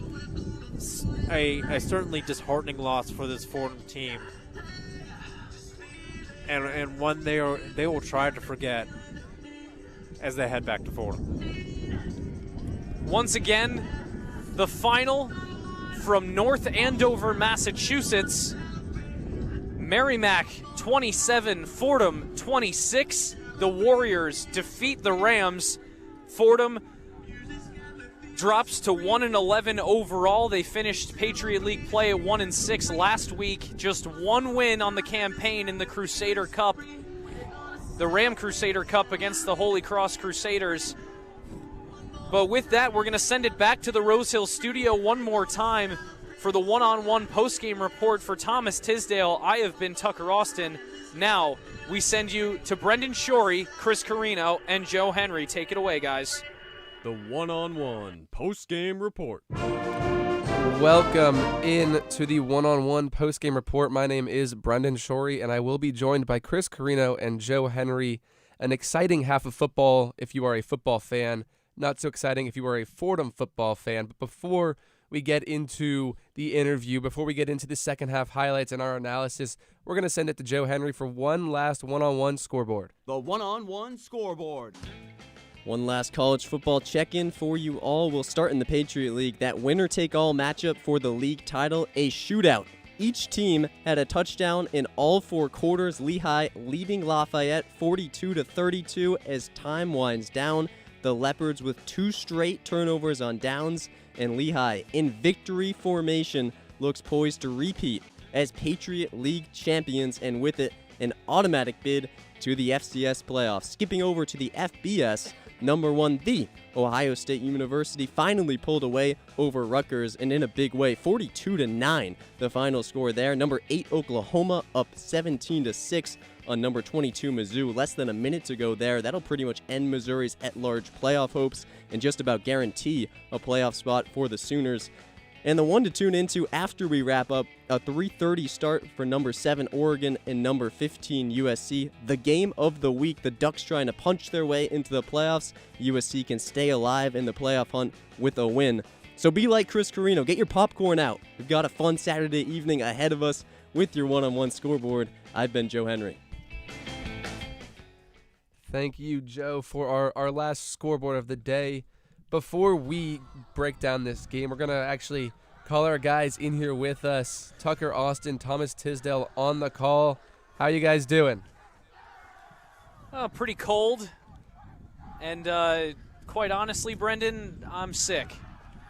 It was... After a full season of calling Fordham football, this was, without a doubt, the most painful loss to watch. And I try to keep it as impartial as I can while I'm on the air, but now that we're post-game, I can kind of let myself go a little bit. This was a tough one to watch. Fordham had everything going in their favor. Even in that third quarter, the defense was still playing so dominant, but they were just on the field for so long in this one. The offense for Fordham couldn't stay out there. The defense was being asked to do more and more as the game went on, and eventually the floodgates broke with that long play on the opposite side of the field, the 66-yard touchdown pass to Austin Palmer, and then a methodical drive by Merrimack after Fordham couldn't really get anything going on their own possession. There was just way too much time left on the clock in the fourth quarter, and Fordham's offense kind of checked out after being checked into the game for a good portion, but then in the fourth quarter things just completely fell apart as they've tended to do so far in this season. The only game where that didn't happen was the Holy Cross game, and going against a school that joined the FCS just 3 years ago, beat Fordham at home last year in a nasty loss. And they come out here, they go for the revenge against Merrimack, but they can't get it done. And it gets to a point now where, from the Fordham perspective, you kind of hope never to play these guys again. It was a very brutal game for us, too, back here in the studio watching kind of that collapse. I want to start with a positive question here. The Fordham run game on offense seems like it was probably the best it's been all season. 4.5 yards per carry, over 170 yards on the ground total. And I know it comes with that new blocking scheme that Coach Conlon showed you guys the other day, but what did you see from the run game? I think the first thing, like you mentioned, was that blocking scheme. Changing it from a traditional just man blocking to a zone blocking, I think just transform this rushing game in a way that we haven't seen all season from this Fordham team. And I think with that came a new level of confidence for this Fordham team that we haven't seen, and we saw how much that opened up the passing game. Gunnar Smith obviously had those 2 interceptions, arguably weren't his fault, and he just looked a lot more comfortable back there because Merrimack was forced to respect the run game a little bit more.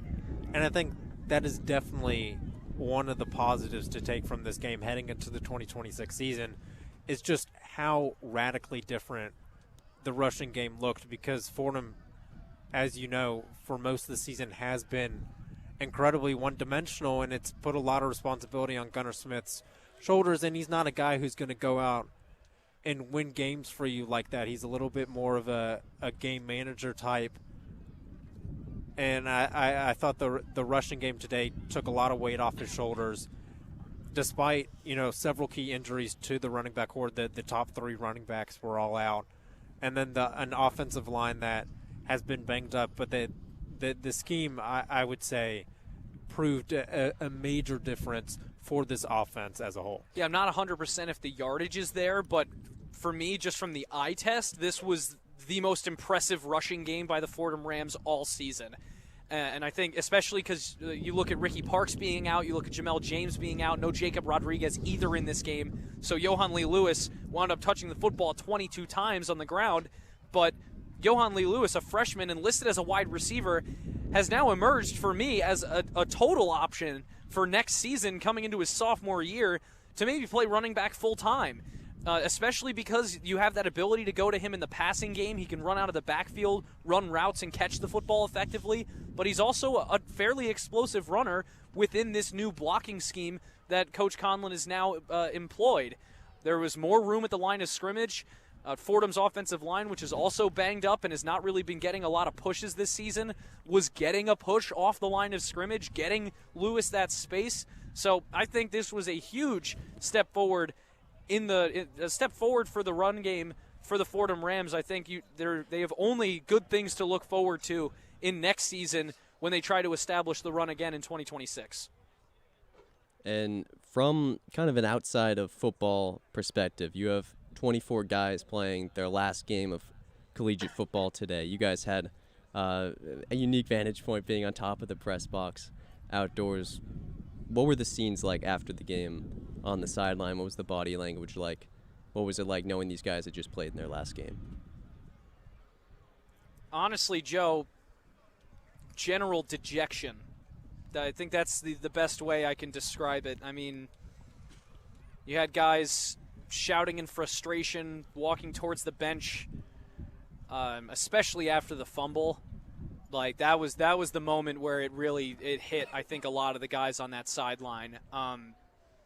But it wasn't as loud or as like emphatic of an emotional outpouring as I think it could have been, just by nature of the way that this season has gone. That team has lost so many games. They lost 11 games this year. So it's not like this was the first time that they had experienced a loss or like it was any more painful than losing usually is. But I think it just really it stings to have to watch so many talented seniors, especially like a guy like James Conway, who really he laid it all out there on the field today. He led the team in tackles. He was flying around, having fun with his defensive unit, and you could say that about pretty much every senior who played on the field for Fordham today. They all laid everything out there and gave everything they possibly could to the program in this last game, but it just wasn't meant to be today. Yeah, throughout the game you could just see how much this game meant to the Fordham players, particularly the Fordham seniors. Like, I don't think they needed any extra incentive to go out there and win games just because of how poorly their season has gone, and it being the final game of the season. This is many of them's last opportunity to go out there and make a difference for this Fordham team. And they had a real opportunity there to go out and win a game and to end what for many of them was probably not the most successful Fordham career there in terms of winning percentage, but they had a real great opportunity to go out there and win it. But just a complete collapse at the end of the game. And we saw on the Merrimack sideline how much that game meant to them, with it being senior day, with it being such just an emotionally charged victory for them. I think we saw both sides of that coin today, how much football means to both of these teams. And I think it sucks for this Fordham team not to be able to repay those seniors who put so much into the program with a win on their final game. And you know what, Thomas? We keep calling it a collapse because we're kind of having a hard time describing it in any other way. But I'm gonna change that description and call it more of a deflation. Because Fordham, they had all the energy, they had all the momentum on their side in this game, but then once the defense ran out of gas and there was nothing more that could be asked of them, and at this point in the season, it was probably 4 weeks ago when we ran out of the ability to ask this defense for anything more than what they gave us. It's all been bonus from there because they've been playing unbelievable this season just to keep Fordham anywhere close in a lot of the games that they've played this year. But it finally came to a point where the offense was out of gas, the defense was out of gas, and Merrimack had sandbagged for basically the entire third quarter, and then they were ready to start clicking in that fourth, and they did just that, did exactly what they needed to do to get the win, and it just caught Fordham on sort of the short end there. It was a very brutal loss if you're a Fordham fan. Thank you guys for coming in and answering our questions. Congratulations on a great call, and get home safe. Thank you guys, and I just want to take a moment for Thomas and myself to thank the studio crew for putting on a great show outside of us today. Thanks to all the production staff. Shout out to Bobby C., our sports director at WFUV, who's given us the opportunity to travel for all these games and put all these games on the air. And shout out to Joe Henry, our sports manager as well, who, in many ways he makes the thing go, but he also decides who goes where. And is really a large part of why we're able to put on these productions every week. So a huge thank you and a huge shout-out to everybody, and especially a thank you to the listeners as well, because, it's been a really tough season, but, we put broadcast after broadcast on the air because we care about Fordham football, and we put these broadcasts on for those people listening who also care about Fordham football. So shout-out to all the fans listening at home on 90.7 and YouTube. Fordham, we'll be back next year. I'll be back next year. But, for one last time from North Andover, Massachusetts, Thomas Tisdale, Tucker Austin, you guys can take it away now. Thank you, Tucker. Before we get into any of our game analysis back here, just a few second-half highlights to take a look at.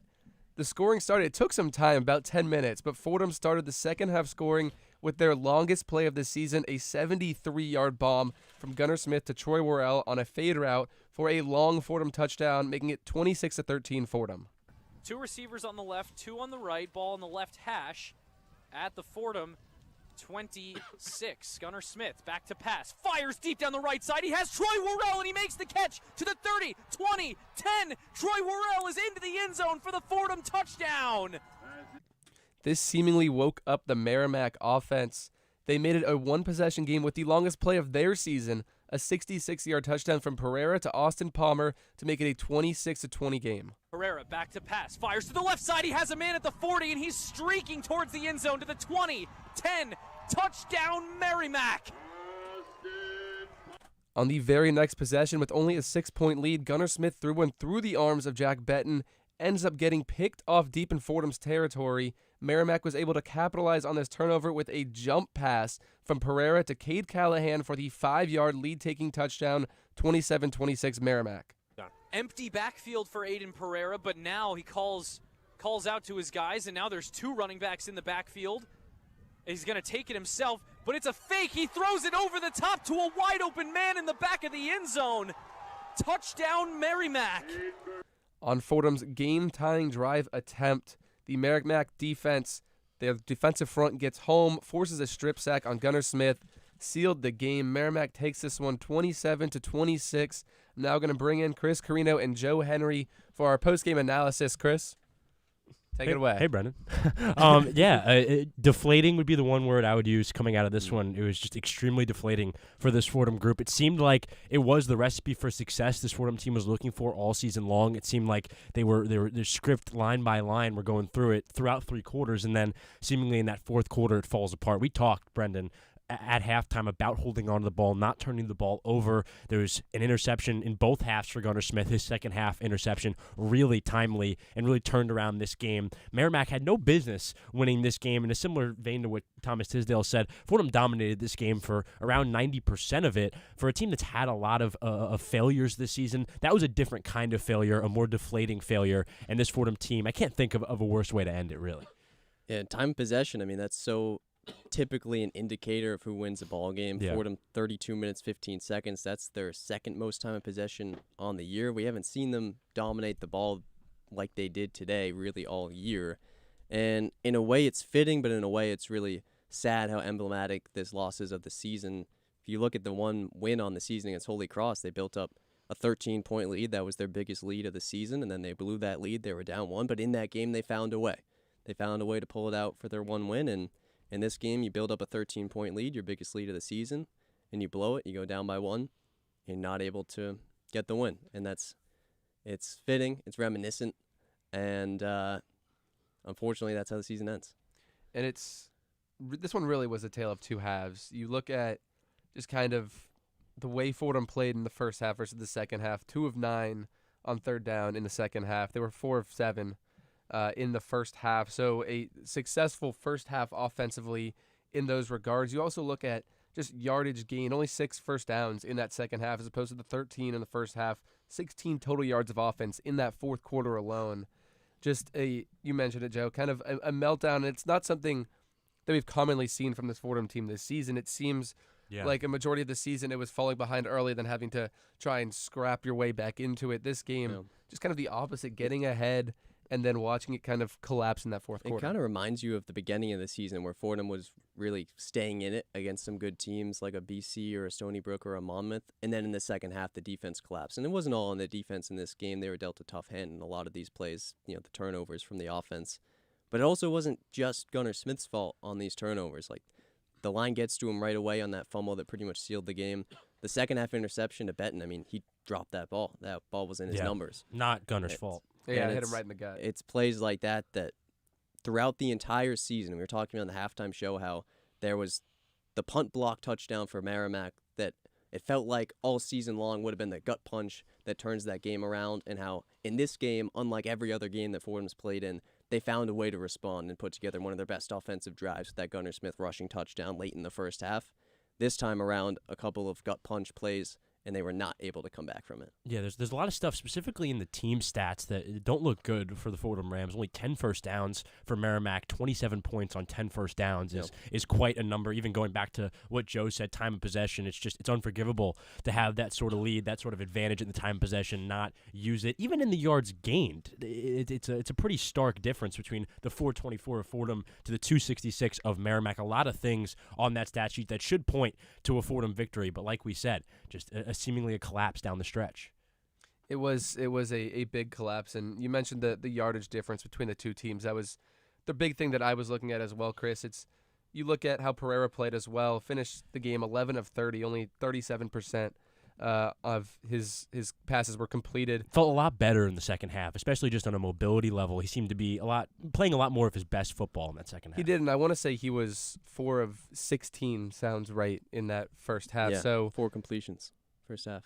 4 completions in the first half. He went 50% in that second half, which, again, the tale of two halves. It shows you how this Merrimack offense kind of flipped the script, turned themselves around in that second half, whereas Fordham they started the game strong, and then by the end of that game had kind of tapered off. It also shows you how Fordham as a unit kind of defies logic sometimes, where Aiden Pereira has the worst passing game of his career, 36.7%, 11 for 30 on the day, and you still find a way to lose, and you still find a way for a guy who had 14 yards through a half of play on the ground, who's someone who averages like 90 a game on the ground and ends up somehow finishing with 86, including the first down scramble that put the nail in the coffin. It's almost poetic, but in the worst of ways. And you have to think about kind of the points that Fordham gave Merrimack in this game. You have the blocked punt that ended up in a touchdown, and you also have on that first interception in the first half, a field goal comes off of that. That's 10 points right there that the offense, just because of a struggle,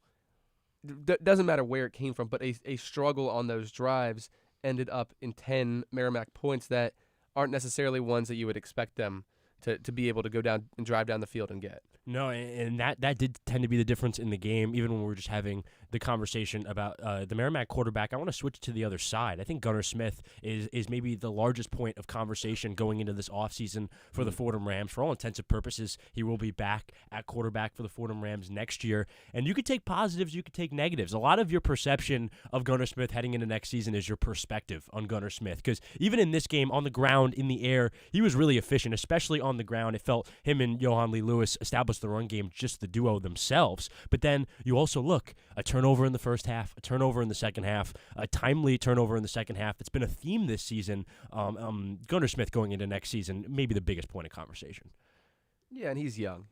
Well, young-ish. He's a junior. Young-ish, but with a lot of experience, and I do think he has gotten better throughout this year. Even looking at that Boston College game, he seemed really lost in that one. Don't blame him. That's ACC competition. ACC competition that also hasn't won a game since then. Just want to put that out there as well. And just in general, when looking at Gunnar's season, I would take it as a positive, but there's definitely negative things that should scare you as a Fordham fan going into next season. I think you have to look at one positive, and it's that Gunnar Smith is a junior. A lot of these skill position guys as well. You look at Jack Freeberg, you look at Troy Worrell, you look at Noden Tracy. A lot of these guys have at least one or two more years of eligibility, so that chemistry between quarterback and receiver has some more time to kind of develop over the offseason and going into next season as well. That said, the turnovers are something that you have to limit next season. Yeah, the turnovers, even saying it at halftime of this game, turnovers have to be the number one priority for this Fordham offense going into next season. Even talking with Coach Joe Conlon last week, Brendan, it does seem like the thing that has him the most excited about this unit going into next year is that continuity between Gunnar Smith and the receiving corps. Yeah, he's mentioned that this year you look at especially that receiving corps, but a lot of the team, a lot of injuries this year, but that he called the wide receiving room a revolving door this year, just because of how many guys have gone down, come back, gone down. You had KJ Reed go down very early in the season. Recently, you had Jabril Carter go out, Jack Freeberg go out, Ricky Gonzalez go out. You have all these guys getting hurt, so we called it a revolving door of receivers. Hopefully, for Fordham next season, you're able to kind of, I don't want to say limit those injuries, but if those injuries aren't happening as commonly, you're going to have some more time to kind of get that connection down. Yeah, it's been an offense that all year has felt really one-dimensional, and maybe today it wasn't that because you had the running game getting going. And as you look forward to next year, something to be optimistic about. And Yohan Lee Lewis, I think this is a guy who could legitimately be their number one back next year. I'm really high on him, and he's a multi-dimensional back in his own right because he also catches passes. You can split him out wide whenever you want. So that's a weapon going into next year. It's a fairly young offense, which makes you optimistic. You don't really have that home run hitter of a wide receiver, but you have enough guys with Freeberg coming back. You have Benton. You have enough Noden Tracy, you guys mentioned, where I feel like you can scrap something together. The O-line's a big issue. I know they tried to address that in the transfer portal. It's really hard to find O-linemen in the portal. Yeah. Why wouldn't... They're rare these days. And it's so size dependent. It's so size dependent. Obviously, the biggest guys are going to go to the better schools. There's not really a big reason for an O-lineman to come to Fordham. But it feels like if you're able to establish a better run game early in the season, it's going to open up the field vertically for your passing game. You're going to see more offensive performances like this, but you also have to find a way to eliminate those 3 to 4 plays in a game that just kill all the momentum that you build. And something like that also takes pressure off of Gunnar Smith. It doesn't force him to have to go out there and do as much, potentially could limit turnovers as well. Yeah, it could limit turnovers. And just in general, talking about this season, obviously a deflating one, as I said at the beginning of the postgame, talking about this game. I think that translates to the entire season. But there was productive things on this team. I thought the consistency of the defense throughout the season was so impressive. Even today, giving up 27 points with the turnovers, I thought that was impressive. Obviously, you don't bring back Conway, but there is certain elements of this Fordham team that can lead to success in the future. It's just maybe not in the current moment. Yeah, the front seven was definitely a big part of this Fordham defense this year. Kind of, you look at the run defense that they've had, and coaches told us this about the past 6 weeks or so. The run defense has been very good, kind of improving even since then, but definitely a bright spot for this defense, especially going into next year. Yeah, absolutely. The Fordham Rams, we're going to wrap this one up this Saturday, not only for this game, but for the season. The 2025 Fordham Rams football season, they end it on a devastating note, a deflating 27-26 loss on the road at Merrimack. We want to thank everyone who's listened throughout this season. Obviously, a special season for me, Brendan, Tucker, Joe Henry, the seniors, and the ones who aren't going to be returning next season. But just in general, a fantastic season from behind the microphone. I want to thank everyone who's been involved throughout the year. And I want to thank the ones who were involved this afternoon, of course. Of course, we had Travis Hayden, Maggie Danahy, Maggie Danahy. Wanted to make sure I had that right. On highlights, they did a fantastic job. Two veterans of that position. Henry Wolf on engineering duties. El Jefe, the boss. Joe Henry on updates. Of course, we had the one and only Cozy Kurt Sipple on production. Our sports director is Bobby Chaffardini. Want to thank him as always. Of course, Tucker Austin and Thomas Tisdale did a fantastic job in the culmination, the outro of the Fordham football season. For me, Chris Carino, and my partner, the other studio host, Brendan Shore, I want to thank you for a wonderful season and have a great rest of your Saturday. Thanks, everybody. You've been listening to Fordham Football on WFUV Sports.